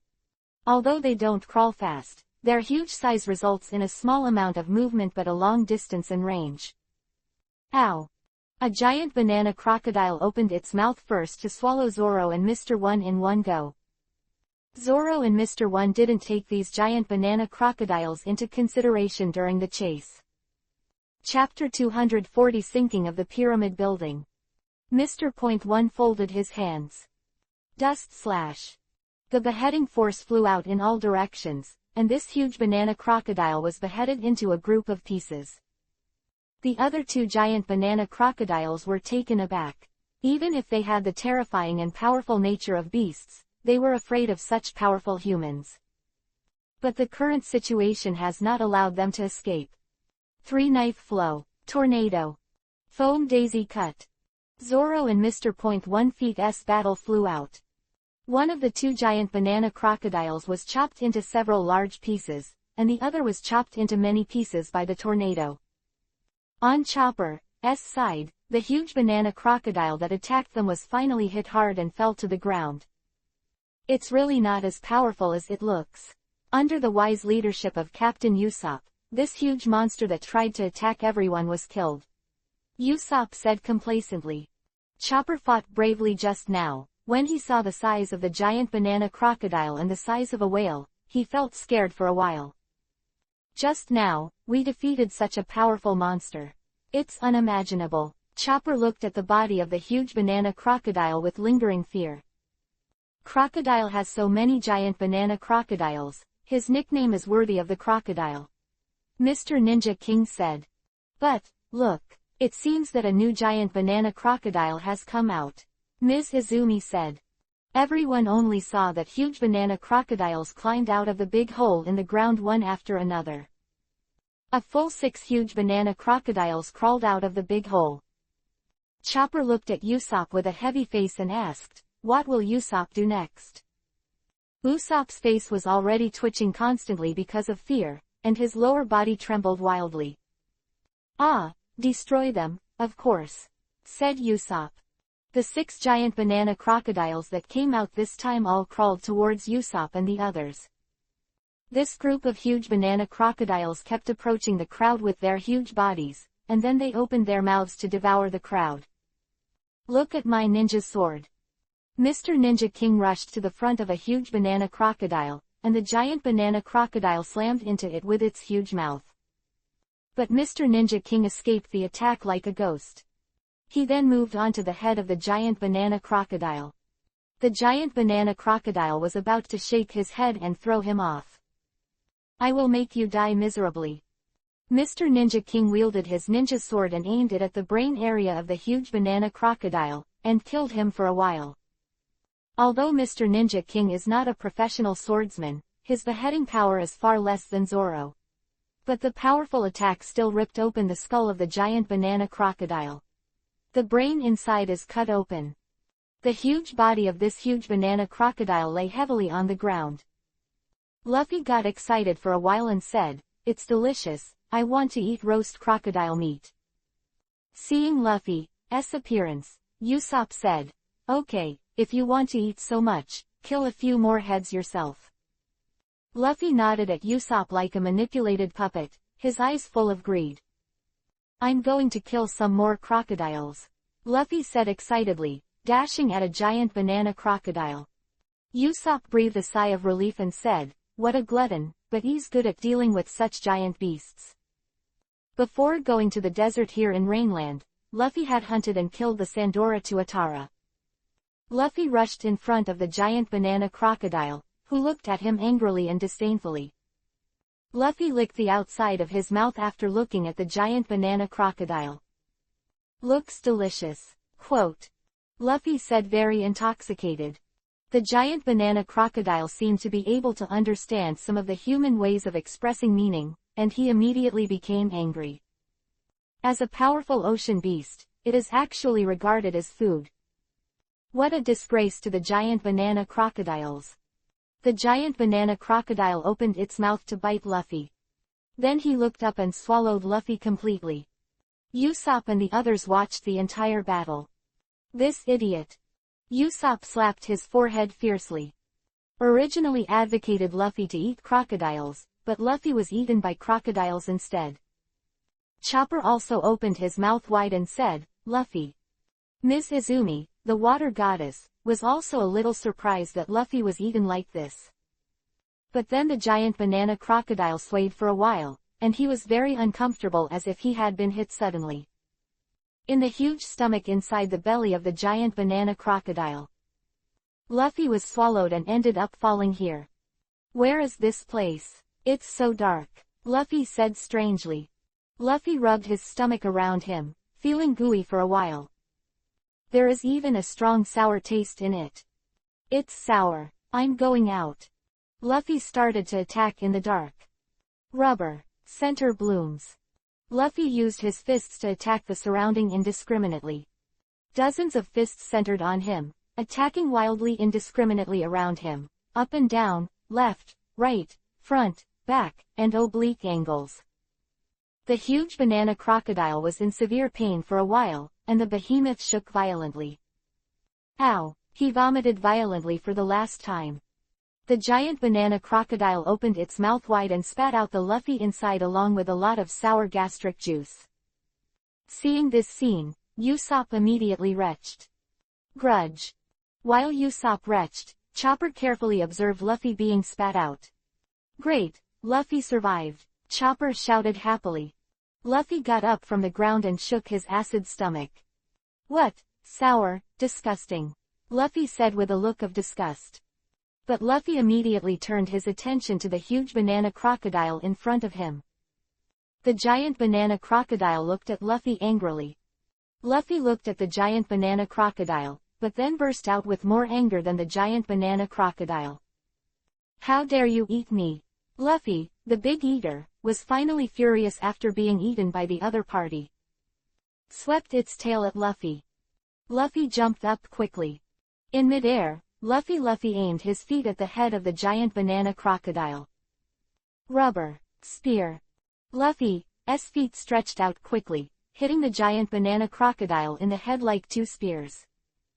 The giant banana crocodile screamed for a while, but then Luffy attacked furiously for a while. Rubber. Tempest. Rubber. Heavy bomb. Rubber. Fist of wrath. Rubber. The appetite of the big eater. Rubber. Meteor hammer. Rubber. Bazooka. Luffy's violent attack made Usopp and Chopper, who were watching, feel sorry for the huge banana crocodile that was about to be smashed below. Although the giant banana crocodiles kept coming out, the crowd was even better, and they kept killing the giant banana crocodiles. But the intense fighting has already shaken the base of the pyramid edifice. A lot of the ground was knocked down. The pyramid building suddenly shook violently for a while. What? Whether it's Usopp, Chopper, Luffy, Mr. Ninja King and Ms. Izumi, the water goddess, and the injured Rog. Also Mr. One and Zoro. Everyone found that the pyramid building was sinking. Below the foundation was originally an artificial seawater lake. Now the foundation has been fatally damaged, and the pyramid building has begun to sink into the seawater lake below. Chapter 241 Flying Dandelion. The huge pyramid building lost its balance, and the huge foundation below began to cave in. When this huge building sank, many bricks and stones also began to crack. Usopp trembled with fright when he saw the terrifying scene around him. My God, the end of the world is here. Usopp said in horror. Chopper hugged Usopp in fright when he saw the shattering scene around him. It's horrible, Usopp and Chopper shouted together. Mr. Ninja King looked around. The pyramid building kept sinking. Once it sinks, the ground around it will be completely crushed. You have to get out of here. He looked at Mr. One and Zoro again, and the two of them continued to fight hard. Even if the surrounding is going to collapse, it can't stop the two people from continuing to fight. We have to find a way to get out of here quickly. Mr. Ninja King said. Luffy stood on the back of the huge smashed banana crocodile and looked around. Wow, that's spectacular, Luffy said in shock. Mr. Ninja King quickly stopped Usopp and they were about to escape. Ms. Izumi, the water goddess, looked around and raised her silver axe. After whispering the ancient incantation for a while, a large amount of ice formed around the silver axe. Ms. Izumi, the water goddess, waved the silver axe, and shot out the ice for a while, and finally formed a small boat on the exposed seawater. The boat is about 5 meters long and 2 meters wide, enough to carry several people. Everyone, go up, Ms. Izumi said. Chopper saw the ice ship and said in surprise, how cool. Usopp was the first to get on the ice boat and said, okay, everyone, let's go. Luffy, Chopper, Ms. Izumi Water Goddess and Mr. Ninja King are all on this ice ship. Sitting on the ice boat, Usopp looked around and said, where's Roger? Where's Zoro? Mr. Ninja King said, Zoro is fighting the enemy. He's the kind of person who won't stop until he defeats the enemy. Rog, I couldn't find him just now. After all, everything here is collapsing and he's lost. No trace. But he's strong and I'm sure he'll be fine. Mr. Ninja King glanced at Ms. Izumi Water Goddess. Ms. Izumi Water Goddess nodded. Ms. Izumi Water Goddess has 3 magic weapons made by ancient great magicians, the golden axe, the silver axe, the iron axe, plus the powerful magic. All have not defeated Rog. In this case, Rog may have escaped alone. There's really no way out. I hope Rog can escape. Usopp said. I'm sure Roger will escape, Chopper said firmly. The 5 people boarded the ice ship and began to escape from here. The fierce battle has been going on for a long time, and the sky in the east gradually began to brighten. Rog was on a brick and stone. Just now, the pyramid building began to sink. Rog came here to hide. It hurts. Rog stood up hard, still with bullet wounds all over his body. Everything in front of you can be said to be like the world is collapsing. Groups of masonry fell from the huge pyramid building, and the collapsed foundation below continued to expand the cracks and sank. The pyramid building is constantly sinking and submerged by the sea lake. Did they all flee? And Zoro is still fighting. Rog saw that even though everything here was being destroyed, Zoro was still fighting persistently. In terms of love for fighting and martial arts, among Rog and his party, Zoro is the real number one. Rog still felt unbearable pain all over his body, but if he couldn't do anything, he would die. Rog looked for something from the clothes again, and he once transformed a powerful plant weapon. That's it. Roger took out a bunch of dandelions from his clothes. This bunch of dandelions has been transformed, and Roger uses some of the plant fruit energy now in his body to infuse. The dandelion grew rapidly, and finally the flower cluster of the dandelion was 2 meters wide, like a round white sphere. The stem is as thick as the wrist. Roger grabbed the dandelion, which had grown huge. Okay, flying dandelions, it's up to you. Roger manipulated the flying dandelion and began to rise. Due to his serious injuries, Rog used the vine whip to help tie his back to the flower stem. The flying dandelion took Roger up and kept rising. Rog has been rising, although the speed is not very fast, but Rog can stay away from the dangerous area. Boom! The masonry location where Rog was just now was hit again by the huge masonry that fell from the sinking of the pyramid building. Rog looked there first, and was truly glad that he used the flying dandelion to get out of there in time. Using the flying dandelion, Roger can now move his body VV to adjust his direction. In fact, flying dandelions are like a kind of hot air balloon, but they don't need fuel. Rog can also use the flying dandelion to use the body like walking in the air. The direction and height can be adjusted. The speed is not high, but it is stable and flexible. Rog finally surpassed the height of the pyramid building by flying dandelions. Of course, the pyramid building was sinking, so Rog also leapt faster. Now that the sky is constantly getting brighter, Rog looks down from this height again, feeling that his heart is infinitely open. The pyramid building has sunk to such an extent. Rog looked at the pyramid building below, which was about half sunk. But what caught Rog's attention was the battle between Zoro and Mr. One. On the masonry on the side of the pyramid building, Zoro and Mr. One are fighting fiercely. Mr. One was in a state of high madness, and even though he saw this destructive scene around him, he still fought Zoro desperately. Zoro kept using 1, 2, 3, attacking Mr. One. But this physically strong enemy has always had the upper hand. Damn it! Zoro jumped to another brick. At the same time, the pyramid building shook for a while and sank further. Zoro looked around. There was still time to escape. But it must be hindered by Mr. One. Suddenly, Mr. One rushed towards him again. Mr. One Feet's head charged with astonishing force.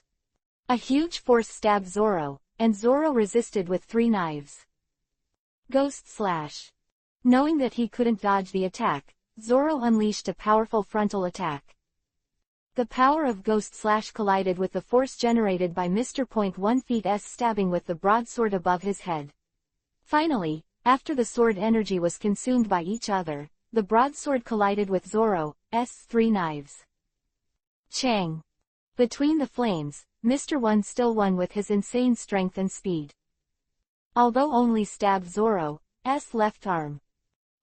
Zoro said, covering his left arm. Mr. One turned around again this time, and this time jumped up and rushed towards Zoro.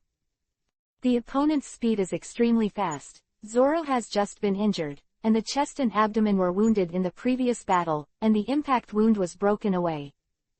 Now the body is suddenly in great pain, and it is difficult to stabilize the fight. Mr. One was about to rush to Zoro's body. Zoro's 3 knives were barely in position, but they were hard to resist effectively. Damn it. Zoro bit Kiba for the last time. Chapter 242 The End of Mr. 1. At this moment, a powerful airflow shot over Mr. Point 1, who was about to pounce on Zoro. Due to the impact, Mr. 1 fell to a brick beside him. Zoro stared up at the sky, and his eyes immediately showed a look of surprise. He saw Rog being suspended by a huge dandelion and holding a stake air cannon in his right arm. Zoro, are you all right? Roger asked loudly. Zoro replied quickly, it's fine. But now that the situation was critical, Zoro quickly turned his attention to Mr. 1, who was standing up again. Mr. Point 1 stood up hard and turned his body to Rog again. Zoro made a decision at the moment, and quickly left only the snow to go, and the other two katana swords were retracted. Okay, it's a one-hit match, Zoro said, clenching the handle of Yukino's knife with both hands. The body was in severe pain, and Zoro exerted all his remaining physical strength. Zoro is the kind of swordsman who constantly surpasses himself in the limit, and this time even more so. Chang! Mr. 1 let out a harsh roar, and he rushed towards Zoro quickly. One-shot flow. IHE cut. Lion song song. Zoro's body fired a knife like a flint, and the whole person seemed to be one with the snow and slashed towards Mr. Point 1 feet's neck. That is, the part of Mr. Point 1 feet's neck that is equivalent to the throat before. The previous knife only slashed the side of the opponent's neck, causing serious injuries. This time it was the throat. Anyone is afraid that their throat will be cut, even if the vajra is not bad. Chong. A harsh metal rubbing sound, and the sound of metal being cut. Zoro's figure has already rushed to Mr. Point 1 feet's back. But Mr. 1 froze. Like a statue made of steel. Mr. Point 1 feet's body was motionless, but a slit appeared in his throat. It's like steel being cut open. King Kong is not bad and is as strong as steel, not really invincible. Zoro quickly pulled the snow back into the scabbard. I don't know if you can hear it or not. I said that I want to be a swordsman who cuts through steel. Zoro said calmly. Mr. Point 1 feet's body still fell. The pyramid building was still sinking, and Zoro was forced to jump. Grab my hand, Rog said to Zoro after lowering the flying dandelion. Zoro grabbed Rog's left hand, and Rog used the flying dandelion to take him higher into the air. The pyramid building kept collapsing and sinking. After the two people flew away, there was still a devastated scene below. Rog kept raising the flying dandelion to the heights. The pyramid building below continued to sink, and the sun in the middle of the sky began to rise. The night finally came to an end, and the long-awaited morning arrived.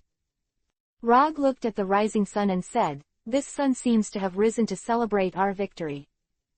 Zoro also had a smile on his face. This time, he used the ability to cut through steel 3 times.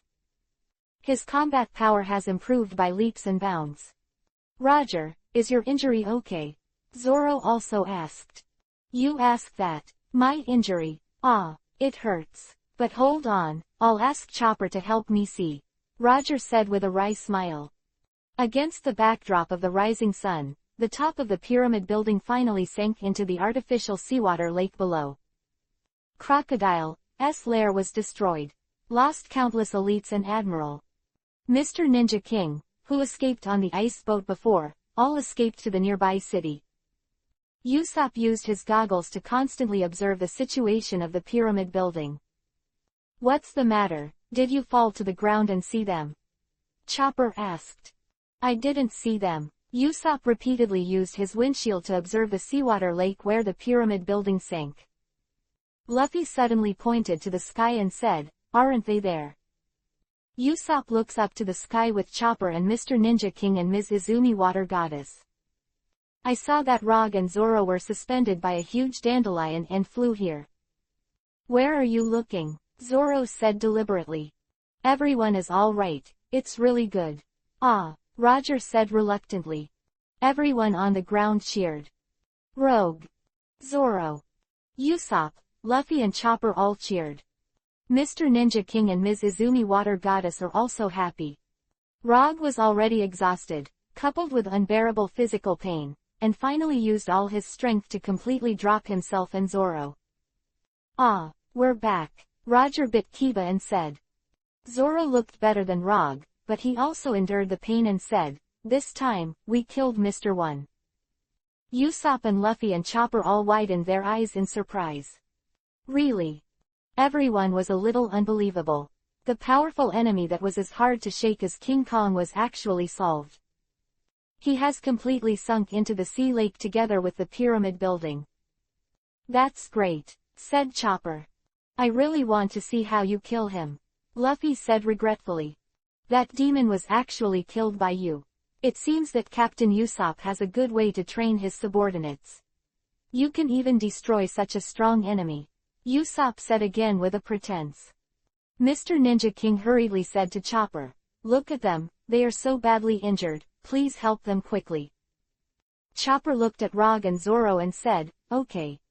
This time, Chopper also changed from human form back to human and beast form, and completely turned into a little cutie.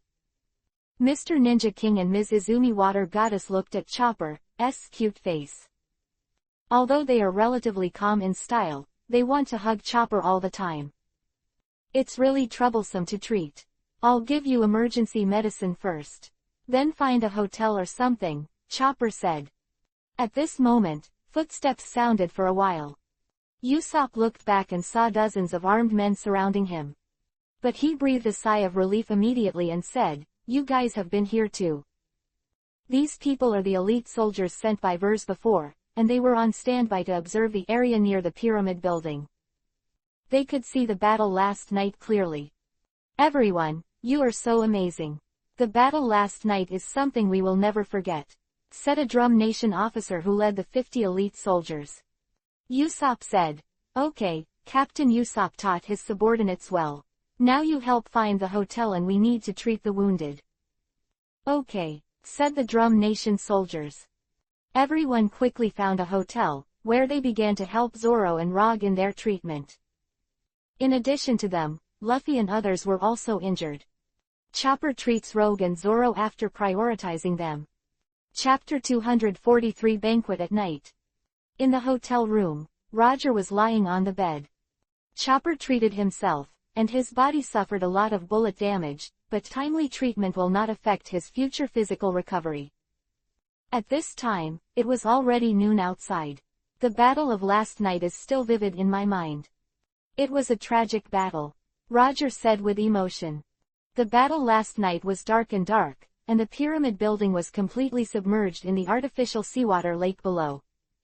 Mr. Point 1, as well as the strength of Mr. Ninja King and Ms. Izumi Water Goddess, as well as the strength of Mr. Boxing Champion and Ms. Pole Vault, and the arrogance of Ms. S. Fingers. The hordes of Baroque Works Room Elite Special Forces, the ferocity of the giant banana crocodile. These are all things that Rog will never forget for a long time." Roger. Suddenly a person walked into Roger's room. Rog got up and saw that it was Usopp. "Looks like you're better," Usopp said after seeing Rog in better health. "Well, I feel better. Thanks for your concern, Usopp," Roger said. Usopp walked into a chair beside him and said, "Are we partners?" "What about Zoro? How is he?" Roger asked Usopp. "Chopper is already helping him retreat the wound. But he always wants to move. Chopper is so angry that he wants to hold him down," Usopp said. After listening, Rog said, "It seems that Zoro must have gained some experience in the battle. I can't wait to practice and strengthen it. That's why he's called the most obsessed combat guy among us," Usopp said. "What about the others? How's everyone's injury?" Roger asked. Other people's injuries were also treated. Luffy and Mr. Ninja King were treated. Of course, I, Captain Usopp, suffered the least damage, because I have the best battlefield evasion ability. Usopp is still very said proudly. In fact, the reason why Usopp received little damage in battle is because Usopp mainly attacked opponents through long-range sniping. Using distance and sharpshooting skills to his advantage was the reason Usopp survived the long, intense battle. That's it, everyone is fine, Roger said. Usopp added, Roger, you should also continue to rest well. We are having a dinner at this hotel tonight. Relax then. After the fierce battle, Rog was also very tired. Naturally, I would like to relax. Okay, I'll go too. Let's take it easy, Rog said. Okay, I'll show you a special show then, Usopp said. I look forward to your performance, Roger said. Usopp nodded and said, no problem, I'll definitely open your eyes. Usopp stood up and started to leave Rog's room. You rest first, but I have one more thing to tell you. There is a surprise at the banquet tonight. After Usopp finished speaking, he walked out of the room and closed the door. Rog looked at the door and didn't think too much. Continue to rest. Go to enjoy the banquet in the evening. Rog immediately lay on the bed and continued to rest.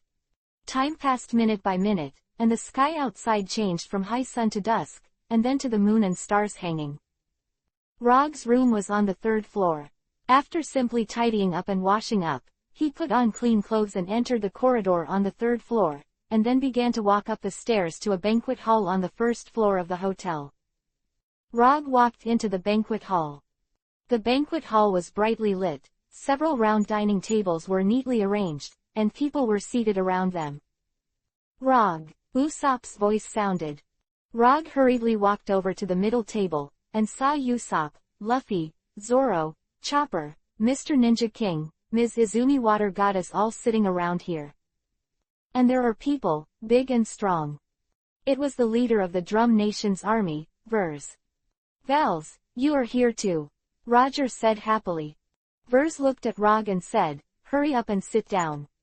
I was stationed outside the urban area of Rainy Land, and I came here when I learned that your battle was over. Roger sat on a chair next to Vers. Vales, the surprise that Usopp said didn't mean your arrival, right?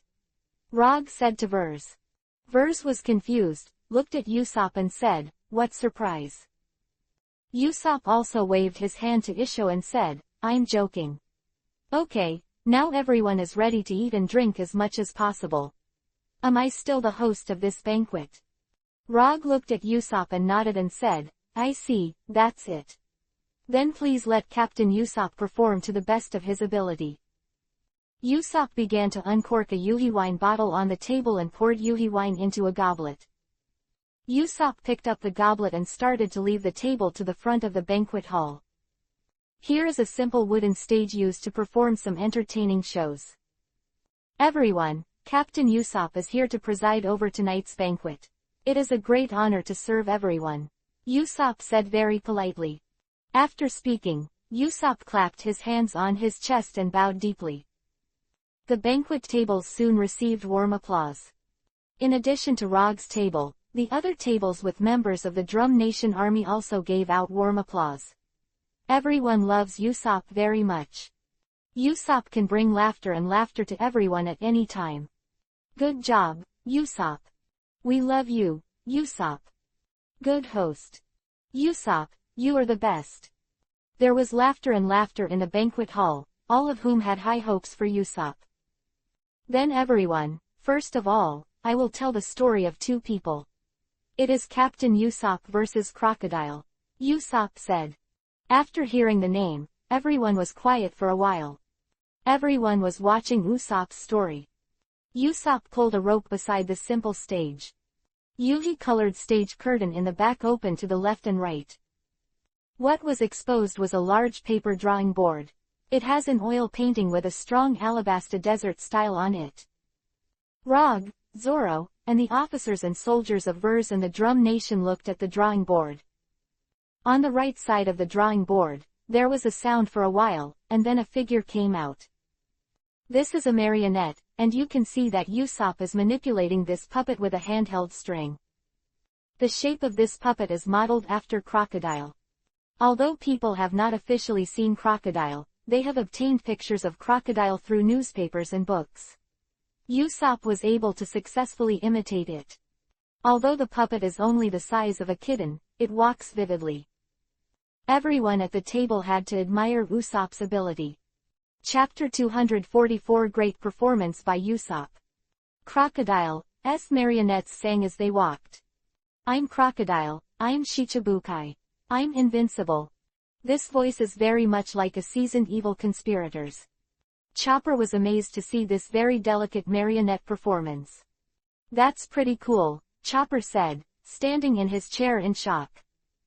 Don't get excited, Zoro said to him. The puppets on the stage continued to perform. Alabasta, this is a good place. I can find everything I want here.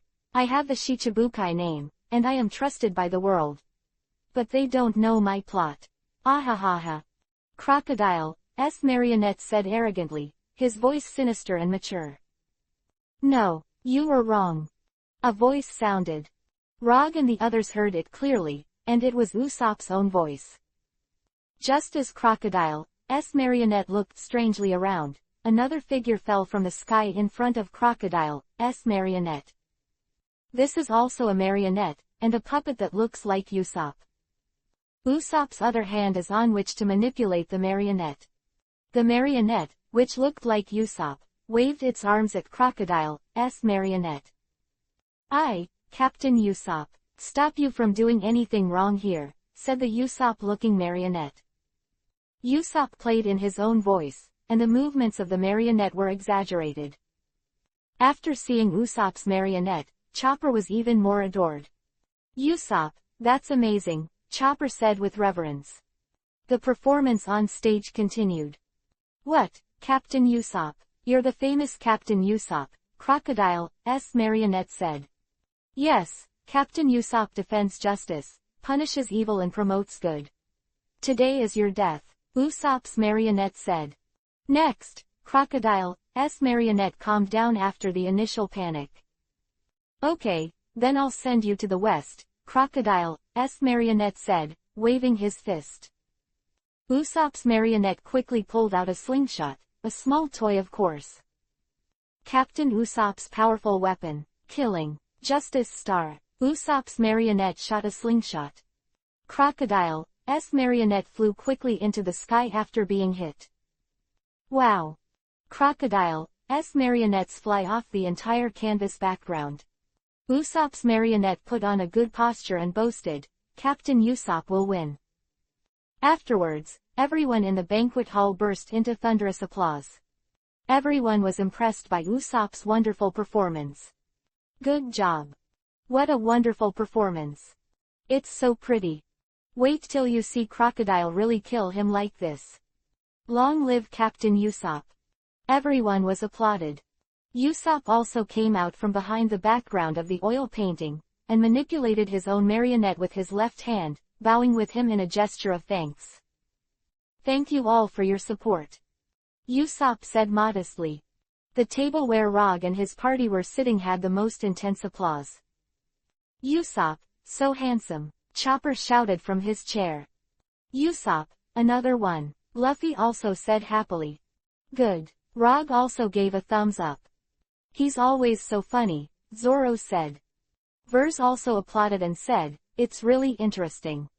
After Usopp finished his performance, he said, okay, then everyone can enjoy dinner. After all, this is a banquet, and everyone should eat and drink as much as possible. Usopp snapped his fingers. From the side door of the banquet hall, after the door is opened. One by one, the hotel waiters, who were carrying their plates, began to serve plates of delicacies. Eat and drink as much as you can, I have already wrapped this hotel with going. I also invited many chefs to help with cooking, please feel free to eat. Usopp said. Rog and Zoro sat around the table and were quickly filled with food and drinks. Everyone, please take your time, a waiter said after placing the last plate. Now the table is full of roast whole lamb, roast beef, roast gluten, roast chicken, as well as bread, noodles, scones, stir-fries, and fruit platters. There are also wines made from Alabasta's own grapes. Also camel milk and juice. So much delicious food. Luffy was the first to shout happily. This big stomach king is already hungry. Although he had already eaten amazing sausage and bread before this dinner. Everyone, Just let go of your stomach and eat. Rog said casually. Okay, Chopper exclaimed. Roger waved his knife and fork, cut off the lamb shank from the roasted whole lamb and took it to start chewing. Delicious. This is Alabasta's delicious food. Really rich desert-style food. Roger complimented as he ate. This roasted whole lamb mutton tastes crispy on the outside and tender on the inside, both chewy and very delicious. The outside is coated with special chan juice and spices, and the aroma lingers in the mouth for a long time after eating. Vers was no longer so serious. Although he came from a revolutionary background, he was also a bold man. Born in the cold kingdom of ice and snow, now being able to eat this delicious desert barbecue in Alabasta is an incredible experience in his life. It's delicious, Vols praised as he ate a piece of roast beef smeared with spices. After the roast beef the size of a coconut was eaten, he quickly took a piece of scones and ate it. Finally, he directly uncorked a bottle of Yuhi wine and poured it into his mouth. It's really cool. Vers drank half a bottle of Yuhi wine and said, "Don't you want a toast?"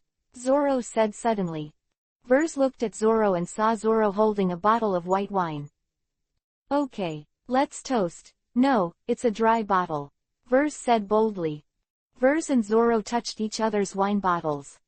Then the two of them put the wine bottle at their mouth and raised their heads to drink it. Gudong gudong. Ah, that's really cool. The remaining half bottle of Yuhi wine. Zoro with his eyes, and was surprised to see that there was not a drop of wine left in the wine bottle in Zoro's hand. Zoro drank a bottle of white wine all at once. Zoro looked at him and asked, "Would you like another bottle?" Vols then recovered from his surprise. Okay, said Vols. The two opened a bottle of wine each, but this time Zoro drank Yuhi wine and Vers drank white wine. Whoever drinks more is the winner. The two started drinking wine to their heart's content. Chapter 245 Battle Plan. While the others were eating and drinking, Chopper loved the fruit platter and dessert. Special fruits of Alabasta, prickly pear, figs, Alabasta melon, egg-sized grapes. It's delicious. Chopper is enjoying the fruits of these alabastas. These alabastas have long been grown in desert climates, and are packed with sugar. It tastes like dessert. There are also many delicious cakes, and Chopper is also a feast for the eyes. Luffy uses his rubber hands to bring food from other people's plates. Delicious, delicious. Luffy took a piece of food from this person's plate and that person's plate. Although some people complained, they were even more surprised by Luffy's ability. The banquet was elated and everyone was very happy. Rog, Zoro, Chopper and Luffy and Vols all drank. Usopp performed stage plays and other shows for the crowd. After the night of dinner and joy, everyone dispersed. Rog returned to his room and rested here. Looking at the starry night sky outside the window, Roger was lying on the bed. "Ah, Vivi and Sanji. Hope you guys stay safe too," Roger said. "Tomorrow is to continue the battle against Crocodile." Rog gradually fell asleep. The time gradually came to the next morning. In the morning, everyone went to a room on the second floor of the hotel to discuss the battle plan. Rog, Zoro, Chopper, Usopp, Luffy and Vers are all gathered here. On the table in front of everyone, some documents were placed. And Mr. Ninja King and Ms. Izumi Water Goddess are also here. After all, they know a lot of information. Now that they have left the Baroque Works room, they will provide information to help everyone. Everyone, we also know the general situation now. Crocodile is heading east and is going there. There are two options to go east. One is to go down the river from the Santara River to the sea south of Alabasta. The other is to go to Arubana, the capital of the kingdom. Rog said. He actually left here, so there must be a big move. Vers said. He must be doing something evil, Usopp said. Beat him, Luffy said. Zoro didn't say a word, but thought with a serious face. Chopper also discussed with a childlike, certified listener. Rog pointed at Arubana, the capital of the northeast region, on the map of Alabasta on the table, and said, "Everyone, you should see it clearly. Arubana is the center of the kingdom of Alabasta. Now Catalia in the southeast region. The rebel base at the core is already in chaos. I think since Kosha was assassinated, Crocodile can do the same for Cobra." Quote. After hearing Roger's words, Luffy and Chopper also became surprised. Indeed, it's really doubtful if Crocodile started this conspiracy to create a civil war in Alabasta, in order to take advantage of the chaos and take Alabasta. Now he has let the rebel army into chaos, and then if the king's army also in chaos, then his conspiracy is complete. Usopp agreed after thinking. Also nodded and said, since Crocodile is deliberately creating civil strife in order to seize power in Labastan, then it will definitely plan quickly at this time. Rog looked at the map and said, it is now basically certain that Crocodile is going to Arubana, and it is targeting King Cobra. Rog looked at Mr. Ninja King and Ms. Izumi Water Goddess again. You two, what information can you provide? For example, some of Crocodile's special habits, and what hidden powerful men he has? Rog asked. Vers also looked at the two of them and said, I have heard from others that you two are really powerful. Since you have experience in the Baroque Works room, I hope you can help us a lot. Mr. Ninja King is still dressed as a black ninja, except for his eyes are blindfolded. Everyone, please don't call me Mr. Ninja King anymore. I should tell you now that my name is Kato. Of course, the Ninja King is also my title in the Wano-kuni ninja world. You can call it that. Just don't add it. Get on those awkward symbols in the Baroque Works room. Of course I'm willing to help you, the ninja said politely. Ms. Izumi Water Goddess also looked at everyone tenderly and said, everyone, me too. Let me introduce, my real name is Fiona. Of course Izumi Water Goddess is also my title of magician on the Magic Island. You call me Izumi Water Goddess can also. I am willing to help you too. Quote. Rog, Zoro, and Usopp looked at the two of them. The two officially introduced their true identities. It can be said that they are completely friends here. Rog said politely, okay, Kato, Fiona. I would be very grateful if you were willing to help us. But I still like to call you by your title. Zoro looked at the Ninja King and said, Kato. A name with a Wano-kuni charm. Chopper looked at the water goddess Izumi and said, Fiona, your name is so kind. Luffy looked at the two and said, Wano-kuni and the Magic Island are fun, let's play in the future. Usopp smacked Luffy's head and said, I still want to play, and there are still such powerful enemies waiting for us to deal with. The King of Ninjas said, Crocodile himself is a person with rustling fruit ability. He can elementalize his body, and he can be regarded as a Logia devil fruit ability person. Moreover, his development and use of his abilities is like a demon. He can completely turn enemies into mummies in an instant. As long as he is caught by his arm, he can drain the water from the opponent's body and turn it into a shriveled body. Although the King of Ninja's tone was calm, it made everyone present horrified. Chopper quickly jumped to Usopp's side and said, It's scary. Usopp was also trembling with fear, but he said bravely, Don't be afraid, Captain Usopp will kill Crocodile. Gudong. Luffy listened with a surprised expression, but he said simply, I really want to see it. I seem to have heard of this. What other attacking moves you have clearly seen in Crocodile, please tell me as much as possible. Zoro asked bluntly. The King of Ninja looked at Zoro and nodded and said, I still remember your tornado move. Crocodile has a move that can create a sandstorm, but in the end it can develop into a super sandstorm that destroys towns. Chapter 246 Upcoming Storm. Zoro looked at the Ninja King, thought for a moment and said, what a formidable opponent. No wonder he likes Alabasta so much. So much desert. The King of Ninja continued, Crocodile can also create free-moving soldiers out of sand. Those soldiers are extremely tall and have the attack power of the Hercules among humans. Chopper said in surprise, too powerful. Go on, Roger said. Crocodile can also create giant monsters out of sand. has the ability to destroy buildings. I saw him use it once. It's so powerful that even the giant banana crocodiles you've seen pale in comparison. That's all you know, said the Ninja King. Rog and Burz looked at each other. Now Crocodile is just like a demon. Mr. Point One was so powerful before. It's hard to imagine how powerful Crocodile is. Rog looked at the water goddess Izumi again. Izumi Water Goddess also said, I also know some of Crocodile's abilities. Next, Izumi, the water goddess, started talking about what she knew about Crocodile's abilities. Crocodile can dry up the earth. He can even suck the water out of the stone. He can break the earth into pieces, and even turn it into sand. He once used his ability to dry the streets of an abandoned city the size of a square. It turned into pieces, and then it turned into sand, said Izumi, the water goddess. After listening to Izumi's description of the water goddess, the expressions of the people present were a little moved. Rog said with a serious face, such a powerful ability. Usopp said with sweat on his face, it's scary. Crocodile is an extremely powerful enemy, and everyone can't fundamentally solve the problem without defeating Crocodile. After thinking about it, Rog said, if this is the case, then we still have to fight hard.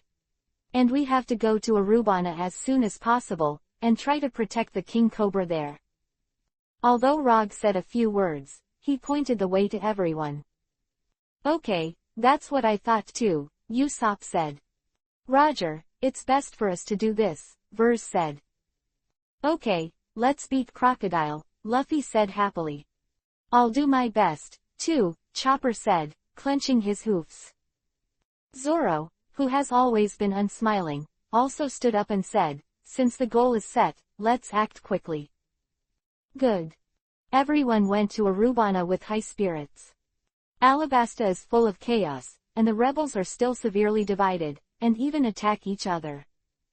However, there were also rebels who went north to attack Arubana because they had a bloody feud against the king's army. Arubana, the capital city on the huge cliff. This huge city still stands on the huge cliff after the vicissitudes of life. At the southern gate, the huge city gate above the hundreds of meters of steps was firmly locked. On the huge city wall above, the sentries of the king's army are always using long-range telescopes to observe everything in the distance. A large city fire cannon with a diameter of up to 1 meter was aimed into the distance. Once a large army comes from afar, they can use these city fire cannons to shoot powerful heavy artillery shells to blow up the center of the enemy army. There is a situation. Some sentry soldiers saw through the binoculars that a large number of people were marching here in the distance. The city defense soldiers quickly entered the combat post. Officers also continued to observe. From the long-range telescope, I saw dust rising in the southern direction, and a large number of people and horses were getting closer and closer. The group rides on horses, camels, and even carriages. But there's a lot of heavy artillery behind those wagons. The officers in charge of city defense immediately understood that the rebel army was attacking here. All troops ready to fight. Orders were conveyed promptly. The heavy city fire cannon was loaded with heavy shells 1 meter in diameter. The short-range mortars were loaded and on standby at all times. Machine guns are loaded and ready to fire. A brutal fight is about to begin. In the desert south of Arubana, some 80,000 rebels came here. Leading this rebel army is a middle-aged strong man named Lunt. He is one of the veteran cadres of the rebel army. Kosha was assassinated, and the top ranks of the rebel army fell apart. Lunt led some rebels willing to attack Arubana and worked hard to get here through the vast desert to the north. Lunt, riding on a sturdy black horse, waved. The senior officers behind him stopped the going and gave orders. Lunt looked at Arubana, which was only about 1,000 meters away. This capital built on a huge cliff was the place he hated the most. Lunt took out a pocket watch from his clothes. Open the pocket watch, there is a photo on it. It was a group photo of a happy family of 3. The burly Lunt, his wife and daughter. In the background is the king's palace in Arubana. Lunt is a person from Aruba. He and his wife and daughter have lived a happy and harmonious life in this historic capital for a long time. Is what he and his family look up to, Lord Kun. A merciful, holy great Kun Lord. But since the civil war in Alabasta began, everything has changed. Although Arubana was not affected by direct war, however, some members of the king's army raided the area in order to prevent the infiltration of the rebel army. Lent was arrested. Although he defended his innocence, it didn't help. He will always remember his wife and daughter's grief when they saw him being taken away. When he managed to escape from prison, he returned home. But he saw an unbelievable scene. Lunt saw his wife and daughter fall to the ground with their wrists severed. He cried out to his wife and daughter with tears on his face, but he still lost them forever. From that time, Lent believed that his arrest by the king's army had caused his wife and daughter to despair and even commit suicide. Lent decided to join the rebel army and completely destroy Cobra and the king's army. Lunt's rough face still couldn't hold back the tears, and he put away the pocket watch. Lunt looked at the capital on the cliff. Everyone, we are here today. That tyranny, Kun Neferutali Cobra, is here to hide. We are all deeply affected by his tyranny. Today, we are going to invade here and bring that violent Kun and his lackeys our punishment. Lunt shouted loudly. Lunt's cry had a great morale-boosting effect. These 80,000 soldiers were victims of the civil war, and they shouted, "Invade Arubana." Soldiers began to unload their cannons and weapons from their wagons in preparation for battle. Chapter 247 Heavy shelling south of Arubana.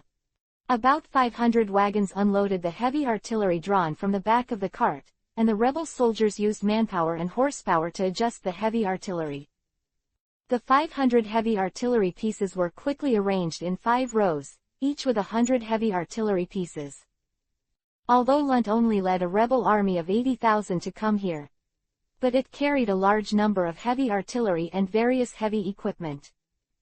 These 500 heavy artillery pieces are also specially used for siege types. The soldiers of the rebel army were trained to load 500 heavy siege artillery with 50 cm diameter heavy shells. Each row before and after adjusts the inclination of the muzzle according to different distances. Artillery observers made constant observations. The range of these 500 siege heavy artillery can reach more than 1,000 meters. Because the city of Arubana is built on a tall giant cliff, the design of distance can ensure maximum safety. Moreover, although the rebel army hated the king's army and the king extremely, they didn't want to hurt the civilians in the city. So at a distance of 1,000 meters, Lunt ordered to prepare for artillery bombardment. The muzzles of the 500 siege heavy artillery are quite high, because the bottom part of the tall city wall in Arubana is built on the cliff and hundreds of meters above the ground, requiring a long ladder to go up. Lunt was riding on a tall black horse, and a rebel officer rode over. "General Lunt, our siege heavy artillery unit is ready," the officer reported to him. Lunt looked at Arubana, 1,000 meters away. The capital was both his hometown and the place where he felt pain. Hated by the rebel officers and soldiers, were also inside. "Okay, start shelling. Destroy the walls of Arubana." Lunt gave the order in a firm tone. "Yes, General Lunt." After receiving the order, the officer hurriedly went down to give the order. The rebel siege heavy artillery unit also quickly conveyed the order layer by layer.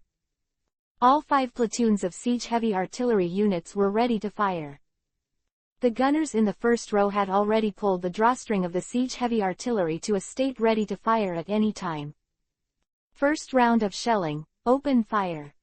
The artillery officer gave the order. The gunners of the first row of siege heavy artillery yanked the rope.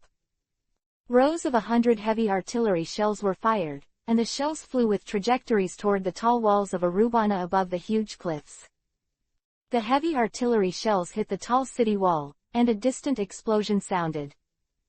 The city defense troops above the city walls of Arubana felt the ground shaking like an earthquake. The piercing shell explosion sounded like a thunderbolt. An astonishing plume of smoke rose from the tall city walls to the south of Arubana.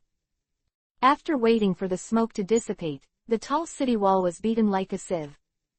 A huge crater is on the tall city wall. In addition to the craters, the cracks on the city walls are also intertwined. But the shelling wasn't over yet. After the rebel artillery officer made a simple observation, he ordered, "Second round of artillery fire, open fire." The gunners of the second row of siege heavy artillery jerked the rope. The second row of siege heavy artillery also fired 100 heavy shells. Another 100 heavy shells hit Arubana's tall and fortified walls. Boom, boom, boom, boom. The sound of the earth shaking for a while, the city wall south of Arubana also shook violently. This round of shelling caused more damage on the basis of the previous shelling. The craters and cracks hit by the previous shelling were integrated with this shelling, resulting in even larger craters and cracks in the city wall. In the rebel artillery position, the third row of siege heavy artillery units entered the battle preparation. The siege heavy artillery in the first row has already begun to transport heavy artillery shells for loading, and the siege heavy artillery in the second row is preparing to transport heavy artillery shells. After observing, the artillery officer gave the order to the third row of siege heavy artillery. Third round of shelling, open fire. The gunner of the third row of siege heavy artillery jerked the rope. Another 100 heavy artillery shells were fired from the cannon muzzle and flew towards Arubana, which was damaged but still a tall and strong city wall. For a while, an earth-shattering explosion shook the earth and the mountains. The tall and strong city walls also take more damage. The tall walls of this 1,000-year-old city were built thousands of years ago. The attacks today are unprecedented. Has been peaceful and stable since the Neferutali family ruled here. That was when neither gunpowder weapons nor cannons appeared. And now these terrifying siege heavy artillery is shooting rows of heavy artillery shells at the city's tall walls. After 3 rounds of shelling, the tall city wall south of Arubana was full of huge craters and cracks. Lent rode on a tall black horse and looked at the tall city walls of Arubana, which had been shelled. The city wall in front of him is not a huge fortification at all, but a barrier between him and the rebel army and the king's army. This barrier is caused by the blood of countless people. It cannot be solved by simple negotiation. The hatred and pain brought by the war made more people kill Yuhi, with only revenge and blood for blood in their hearts.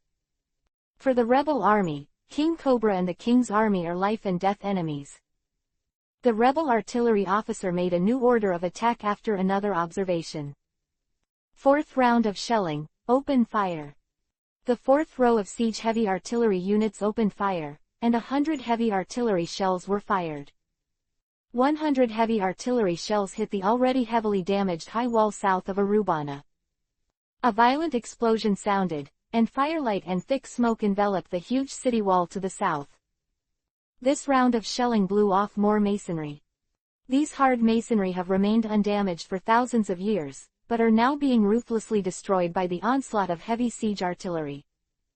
The rebel artillery officers quickly issued new orders for the attack. Fifth round of shelling, open fire. The last 100 shells were fired, and the shells flew towards Arubana's tall southern wall. After this round of artillery shells hit the tall city walls of Arubana, a shocking explosion sounded for a while. In this explosion, gravel fell far beyond the previous shelling. The previous 4 violent artillery bombardments had already severely damaged the tall city wall south of Arubana, and this round connected the previous craters and cracks. After the fire and gun smoke had dissipated, the city wall was already amazingly damaged. There are almost no cracks on the entire tall city wall. But after all, it is very strong and did not collapse directly. But another 5 rounds of heavy artillery bombardment like this would definitely be destroyed. Lunt, riding on a burly black horse, looked out at Arubana's broken southern wall. This wall is sure to be destroyed. Chapter 248 The Fall of the South Wall. On the tall city wall in the south of Arubana, the city defense forces of the king's army suffered heavy losses. Due to the initial preemption by the platoons of the rebel army, the heavy artillery and firepower of the city defense forces were destroyed a lot. The deterrent and intimidating effect of the subsequent rounds of attacks also made the city defense forces completely passive. A total of 500 heavy artillery shells have hit here in 5 rounds of shelling. Although the city wall has not been destroyed, the city defense force is close to paralysis. Get ready to fight back. The city defense officers urgently ordered. The remaining city defense forces urgently transferred the remaining heavy artillery to prepare to fight back. Boom, boom. The artillery shells were shot out one by one, and these heavy artillery shells had a diameter of 1 meter and were more powerful than the heavy artillery shells of the rebel army. In the desert in front of the rebels, a heavy artillery shell shot from above the southern city wall hit the sand in the desert. Boom. The explosive power of the heavy artillery shell was astonishing, and the sand in the desert was blown up by dozens of meters. The impact of this explosion shocked many rebel soldiers who were full of hatred. Then several more shells hit the desert in front of the rebel positions. The huge flying sand swelled up, turning the area in front of it into a place where the dust was billowing. The enormous power of this explosion was terrifying, and the soldiers of the rebel army all had some thoughts of retreating. Lent, however, stood on horseback in front of the rebel positions. At this time, Lent was full of revenge, and even if those heavy artillery shells exploded in front, he would not be shaken at all. General Lent. Seeing that their coach was so firm, the soldiers of the rebel army settled down again. The will for vengeance turned them into fighters who saw death. Insurgent artillery officers also began giving orders. First round of shelling, get ready. The siege heavy artillery unit in the first row had already loaded the heavy artillery shells, and each gunner's hand had already tightened the rope. First round of shelling, open fire. Following the order of the artillery officer, the gunners of the first row of 100 siege heavy artillery yanked the already tight rope.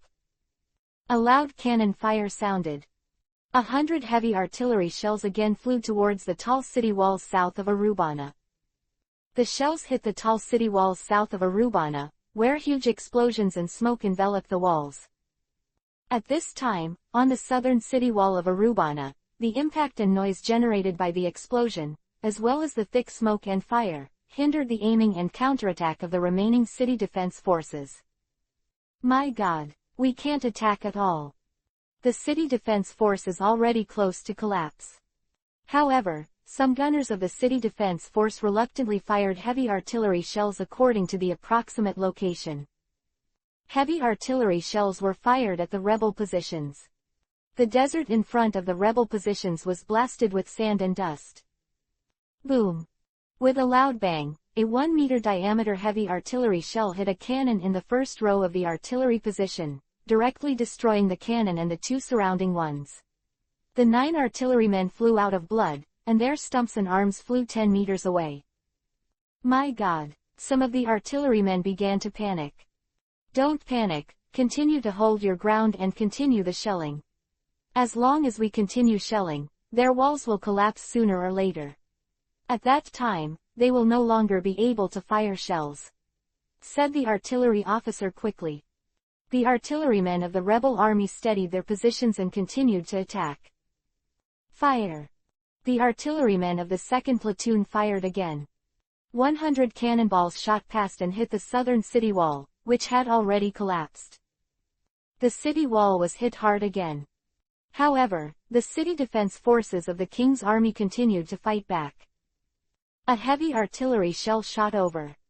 Boom, boom, boom. Except for some heavy artillery shells that were only concentrated in the desert, 3 shells hit the artillery positions. 7 artillery pieces were destroyed, and more than a dozen artillerymen were killed. However, the siege heavy artillery unit of the rebel army has 500 cannons after all, and as a whole, as long as they stabilize their positions, sooner or later the city wall to the south of Arubana will collapse. By that time, the defenses south of Arubana will be broken. Again, fierce artillery fire was fired at each other, and the rebel artillery and other units were also hit. Even the artillery officer who had previously commanded the artillery unit was blown to pieces. The stubborn resistance of the King's Army's city defense forces successively destroyed more than 40 heavy siege artillery of the rebel army. Hundreds of rebels were killed and wounded. However, the city wall south of Arubana was finally unable to withstand the shelling. Lent rode on a black horse and personally commanded the artillery unit. Okay, so the artillery unit will fire the siege heavy artillery in one salvo. Lent ordered. The artillery unit of the rebel army also had 450 heavy siege artillery pieces, and 450 pieces of artillery pieces were aimed at the south wall of Arubana, which was about to collapse. For a while, there was a sound of cannons that could be heard all over Arubana. 450 heavy artillery shells flew towards the south wall. The remnants of the city wall of the King's army to the south looked in horror at the cannonballs that were flying over in a dense mass. In the end, they are afraid or helpless or thinking of something else. Nothing is known about this. After a while of intensive explosions, the southern city wall of Arubana was completely beaten into a sieve and began to collapse. Lent and the rebel officers and soldiers looked at the collapsed southern wall of Arubana. This moment is not just the first victory in today's battle, and it's a moment that countless people have dreamed of for years. Arubana's defenses were breached, and it was about to officially enter the heart of Neferutali Cobra. We destroyed the walls. Lent and the 80,000 rebel troops raised their arms and shouted. The world trembled with the sound. This is more fighting spirit and shocking than the previous cannon sounds. The will to war lies in man, not in weapons. Weapons can be used by anyone of any opinion, of any power. However, it is people who can really make weapons exert their power. Lent and the 80,000 insurgents with extreme vengeance have a powerful and sweeping desire to fight. This makes them an extremely dangerous army. Lent pulled out a sharp sword from his waist and pointed it towards Arubana on the huge cliff. Invade Arubana and execute Cobra. Amid the earth-shattering shouts, a large number of elite cavalry units of the rebel army began to charge on horses. Some of the slower camel troop finale at the back. The remaining 450 siege heavy artillery pieces are always ready to provide cover. Kill. The vanguard's 5,000 mounted cavalry, armed with rifles and bombs and portable artillery, charged first. The 5,000 cavalry on camels at the finale followed with weapons. After that, 50,000 infantrymen disembarked from the carriage and began to follow the 10,000 cavalry in full armor and began to prepare to enter Arubana. The remaining 20,000 rebels consisted of artillery and logistical units. They stay where they are, but they are responsible for providing support. Chapter 249 Jackal Garka. 5,000 vanguard cavalry rushed to the bottom of the huge cliff. At the bottom of the huge cliff there are steps hundreds of meters long. Although they are steps, they are actually quite slow. Even animals such as horses and camels can climb up. 5,000 cavalrymen on strong horses rushed up the stairs, and they kept marching up. After constantly climbing, they finally rushed to the top of the stairs, that is, the gate of the southern city wall that had collapsed. The originally huge city gate with a height of more than 10 meters has now been shattered and collapsed on the ruins of the southern city wall. Rebel cavalry units rushed over the ruins of the southern wall of Arubana. The ruins are already masonry of various sizes. There are also some faintly visible remains of Mukuro, the remains of the King's Army's city defense troops. Rebel cavalry units continued to going, and more cavalry units followed from the stairs. More than 1,000 cavalry troops have already rushed into the urban area of Arubana. At this time, the sky is scorching hot, and an unprecedented bloody battle is unfolding in this great historic city below. However, the cavalry units rushed into the city soon. In the nearby buildings and on the roof, there was the sound of machine guns for a while. The King's army had already deployed street fighting troops in the nearby urban areas. Shockingly, the southern city wall collapsed. But in the city, especially in the city that just entered Arubana, there are a lot of royal troops ambushed. The rebel cavalry units were quickly shot down by more than 200 people. The number of casualties is still increasing. Fight back quickly. The rebel cavalry fired back with rifles and portable artillery. However, the king's army has more geographical advantages. They kept firing bullets from the top of the building, in the building and in the corner of the street. Some of the king's army used small artillery attacks, which knocked the rebel cavalry troops to their knees. The rebel cavalry units were forced to dismount to fight. Fortunately, these cavalry units are all elite. Not only cavalry fighting is very good, even walking street fighting is also possible. But their casualties increased rapidly. The royal army was very familiar with the environment here, and they were completely in a passive state. The more than 1,000 cavalry troops that rushed in first were quickly lost. The streets of downtown Aruban are littered with the bodies of insurgents. The king's army rushed out of the ambushed building and began to examine the bodies of the rebel army. It's tragic. That's how corpses are everywhere. What a terrible fight. Even the royal army itself lamented the brutality of the battle. After the king's army, who was ambushing in the city, was fortunate to have resisted the first wave of the rebel army, they shouted for a while. I saw a large number of cavalry troops rushing over. There are more than 3,000 rebel cavalry troops entering the city this time. Although more than 1,000 people who rushed in just now were basically eliminated, they created an opportunity for the follow-up troops to enter. Kill. A steady stream of rebel cavalry units rushed into the city. The king's army in ambush opened fire hard. Quote. Many rebel cavalry fell from the horses in groups, or the horses were shot down and he also fell. Boom, boom, boom, boom. The small artillery shells of the royal army kept firing. The rebel cavalry was blown down with their horses. The corpses of the rebel cavalry and horses piled up on the streets that were already littered with corpses. However, after all, there were more than 3,000 cavalry troops in this rebel army, and the fierce impact made it difficult for the ambush king's army to destroy them all. Leave the king's army in ambush and charge straight for Cobra's palace. Behead Cobra there. The cavalry of the rebel army also knew very well that their most important thing was to kill Cobra, so that the king's army would collapse without a leader. The king's army in ambush tried desperately to stop it, but the cavalry units of the rebel army continued to advance. A large number of rebel cavalry troops rushed to the king's palace in Arubana. The rebel cavalry charged all the way, and finally rushed to the central avenue that leads directly to the king's palace in Arubana. At the end of this central avenue is the king's palace. Quick, charge! Rush into the palace and chop off Cobra's head. Kill! The rebel cavalry rallied for the final charge.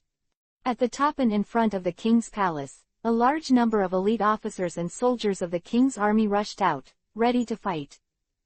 But the rebel cavalry rushing in front of them were also elites. Prepare. The king's army took up the rifle and set up the machine gun to shoot. Come on. The rebel cavalry also picked up their rifles and portable artillery, ready to shoot. Going route of the rebel cavalry unit. The king's army all looked at this figure in surprise, which was a burly man. He wears a large robe and has a heavy sword at his waist. The head is a long black hair, and a face like a jackal. Lord Gaka. The king's army said in surprise. Gaka, one of the 3 ministers of the kingdom's 3 guards, came to fight here in person. Gaka didn't look back, just said, "Okay, leave these enemies to me." Gaka stared intently at the wolf-like rebel cavalry in front of him. The face of the kingdom's guardian minister quickly became more exaggerated, and his eyes became more beastly. In the end it completely turned into the head of a black jackal. Gaka's body has also become more burly and stronger, and his arms are like black jackal claws. Is the power user of the zone devil fruit jackal fruit. He was able to turn into the jackal, one of the patron saints of Alabasta. Jackal is the god of death in Alabasta legend and the patron saint of the dead. The fact that Gaga can turn into a jackal means that he will protect Alabasta to the death. Although devil fruit abilities are often coincidental, sometimes they are also very related to the owner. Come on, you traitors! Gaka growled as he drew the heavy sword from his waist. At this time, after Gaka turned into a jackal in the form of a human and beast, there was a moment of fear in his heart for these rebel cavalrymen to rush over. Anyone who was born or stayed in Alabasta knows that Gaka, one of the 3 guardian ministers of the Alabasta kingdom, can turn into a jackal and is extremely ruthless in battle. He is the most decisive of the 3 kingdom guard ministers. But now they have rushed here, and there is no turning back. Kill him. Rush into the king's palace. The furious and hateful charge of the rebel cavalry continued. The rebel cavalry at the forefront first aimed their rifles at Gaka. Bang bang bang bang bang bang. Dozens of bullets were fired from the rifle towards the forward Gaka. Chapter 250 Brutal Street Fighting. All bullets hit Gaka without error. Success. Hit him. Just when the rebel cavalrymen were happy, Gaka suddenly looked at them. That look is really like the god of death. Why is he still standing there, not dead? The rebel cavalry said shudderingly. Gaka's body shook violently, and the bullets were squeezed out from the wound where the body was hit. The bullets did hit him in the body, and even the bullets were bloodied. But Gaka is fine. You think the jackal, the patron saint of Alabasta, can be killed so easily? Gaka asked in a low voice. Gaka's body charged towards the rebel cavalry at an explosive speed. He collided head-on with the rebel cavalry. Gaka slashed at the 2 frontmost cavalrymen with a heavy sword. After waving violently, the heads of the 2 cavalrymen were cut off, but not only their heads were cut off, but the heads of the 2 strong horses they rode were also cut off. A sword was swung over, and 4 heads fell to the ground. Before the cavalry of the rebel army behind him had time to fear, Gaka's great sword slashed again. This time, 3 heads fell to the ground. But they didn't kill their horses. The 3 strong horses still carried the 3 dead bodies and continued going. Gaka sprinted at an astonishing speed, and the great sword in his hand was also extremely fast. The combination of strength and speed caused the rebel cavalry units to be cut off one by one. The central avenue in front of the king's palace was killed all the way back by Gaka. Blood and human heads, horse heads everywhere, and headless corpses. At this time, the sun in the sky was strong, and the blood irradiated was even more fresh yuhi. This tragic battle scene, as well as the perfect combination of Gaka's speed and strength, made the king's army guarding the king's palace stunned. Many of them have seen Gaka's shot before, but it was just some boxing drills. Today, Gaka really showed his fighting strength, which shocked the king's army. This ruthless, accurate and fast fighting style is enough to kill any enemy. Gaka kept sprinting and beheading. The rebel cavalry unit was brutally beheaded all the way back. Gaka has such a powerful fighting force, and the momentum alone is enough to scare the rebel cavalry units. The bullets and small artillery shells used by the rebel cavalry units were incapable of killing Gaka. This jackal in front of him has some kind of immortality. In fact, Gaka is not a real undead body, but his body's self-healing ability is amazing. And organs and bones are also able to withstand bullet fire without being effectively destroyed. After Gaka beheaded for a while, more than 100 rebel cavalrymen have become headless ghosts. More importantly, the rebel cavalry units that were on the offensive are now starting to retreat. Don't try to run. Gaka continued to pursue. At this time, Gaka clenched the great sword in his hands with both hands. Death. Gaka himself and the great sword merged into one and charged forward at the same speed as a cannonball. The rebel cavalry in the rear were hit by an unknown slash from the rear, and they all fell to the ground.